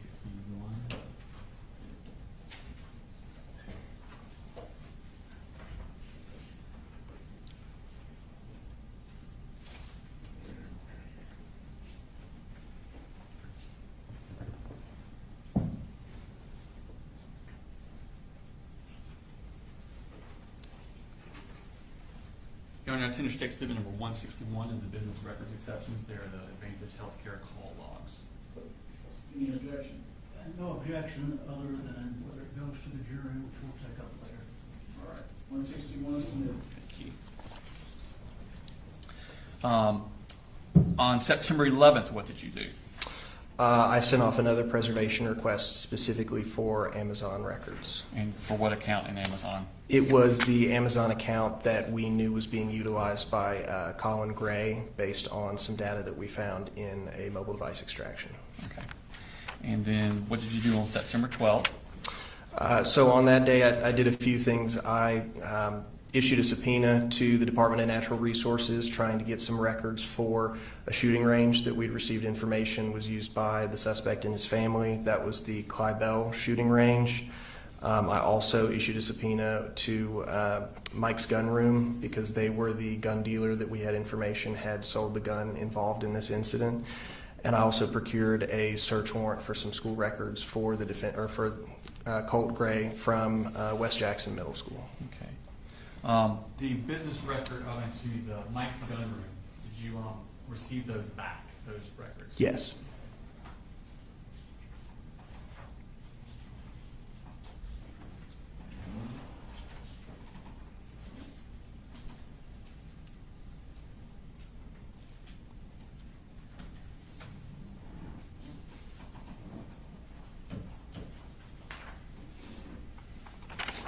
Your Honor, Tender State Exhibit number 164 on the business records certification for Mike's Gun Room business records. Same objection, Judge. All right, 164 submitted. On September 13th, what did you do?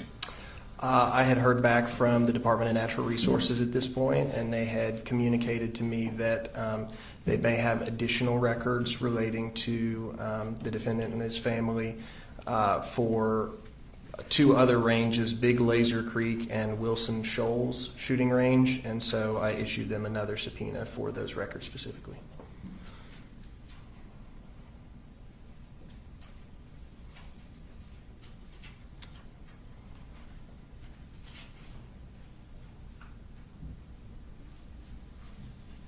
Same objection, Judge.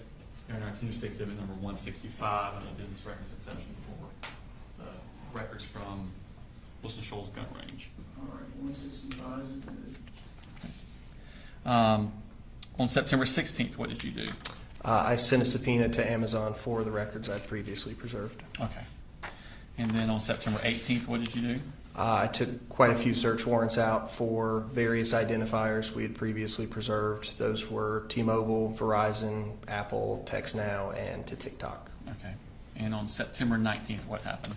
I received the Amazon records back.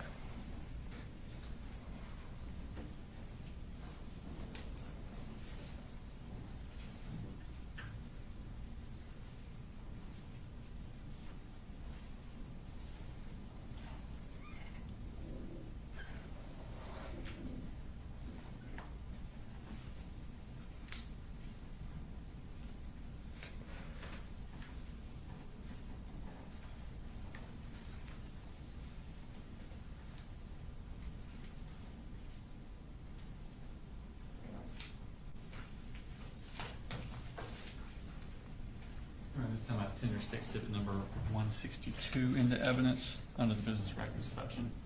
Same objection, Judge, and I'm not sure whether some of the photos there in the back or something that was done later, whether Amazon actually sent those, whether they were photographed and put into that, but we'll discuss that later. I can Is 162 part of what you received with the business record?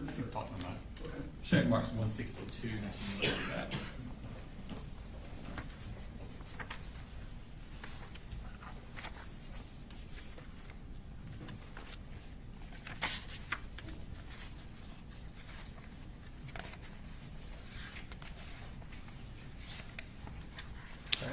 And I think there were specific, are those the Amazon records you got back from Amazon? Partially. The images in the back were not included with the Amazon disclosure. Okay. Just the spreadsheet portion. Just the spreadsheet portion was? Yes. Okay. So we would tender the other part, Your Honor. So removing the photographs, is that, Yeah. and again, I haven't seen it, so, all right. If you'll remove the photographs, the balance of states 162 is included. Thank you.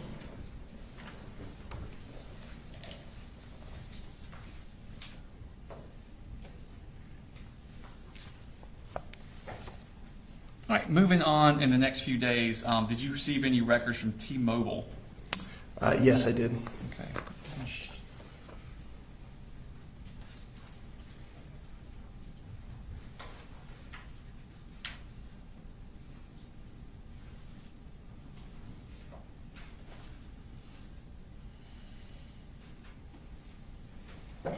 There's exhibit number 168. And Your Honor, this is, what I have here is a description of the records. The actual records are digital. And they're on the hard. Digital? They're on the hard drive. So 168 specifically is what? It's the T-Mobile records, Your Honor. All right. 168 is On October 18th, did you do a search warrant for Georgia Cyber Academy school records? Yes, I did. Okay. And what is Georgia Cyber Academy? It is an online homeschool option. Essentially, it allows students in Georgia to attend school over the internet. And what were you asking for? Any enrollment, attendance, any information whatsoever about Colin Gray. And did you receive a response from them? Yes. And what was that response? They had no records whatsoever. Your Honor, tender stakes at number 166, which is what we were just referring to in the evidence. all right. 166 is included. Okay. On October 26th, did you receive some Verizon account records? Yes, I did. And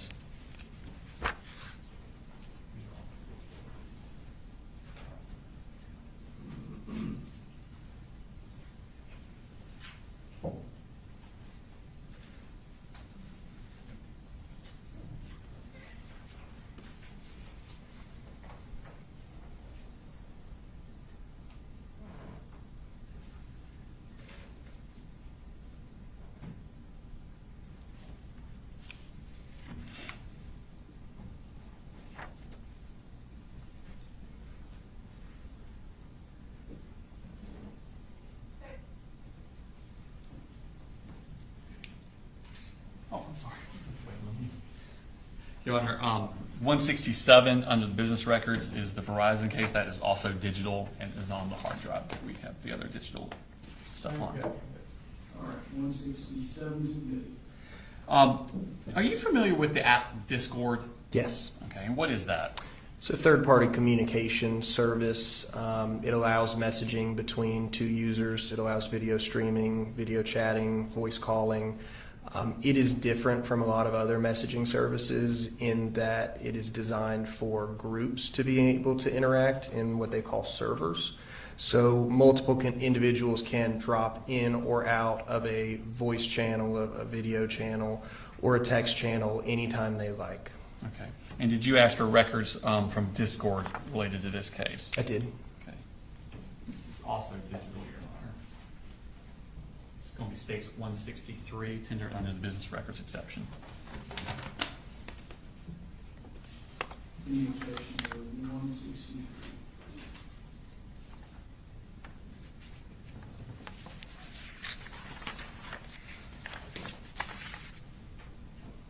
Same objection. I think I know, but for the record, when you say same objection, you mean whether or not it goes out with the sheriff? That's correct, Judge, I'm sorry. No, you're fine. I just wanted to. All right, 163 is admitted. No further questions, Your Honor. Cross? Just a couple of things. Are you familiar with the dark web? Have you dealt with that before? I have, yes. Okay. And if you did the extraction of the computer there at the home, Mr. Gray, do you know? I don't know offhand, no. Thank you. Can he be excused? You may, Your Honor. Thanks, sir.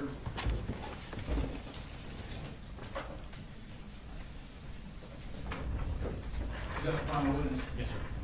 All right. All right, ladies and gentlemen, we're done for the day. You're doing a great job. You keep being on time, and I haven't received any complaints, so keep it up. Don't do any research. Don't discuss the case with anybody. Have a good evening.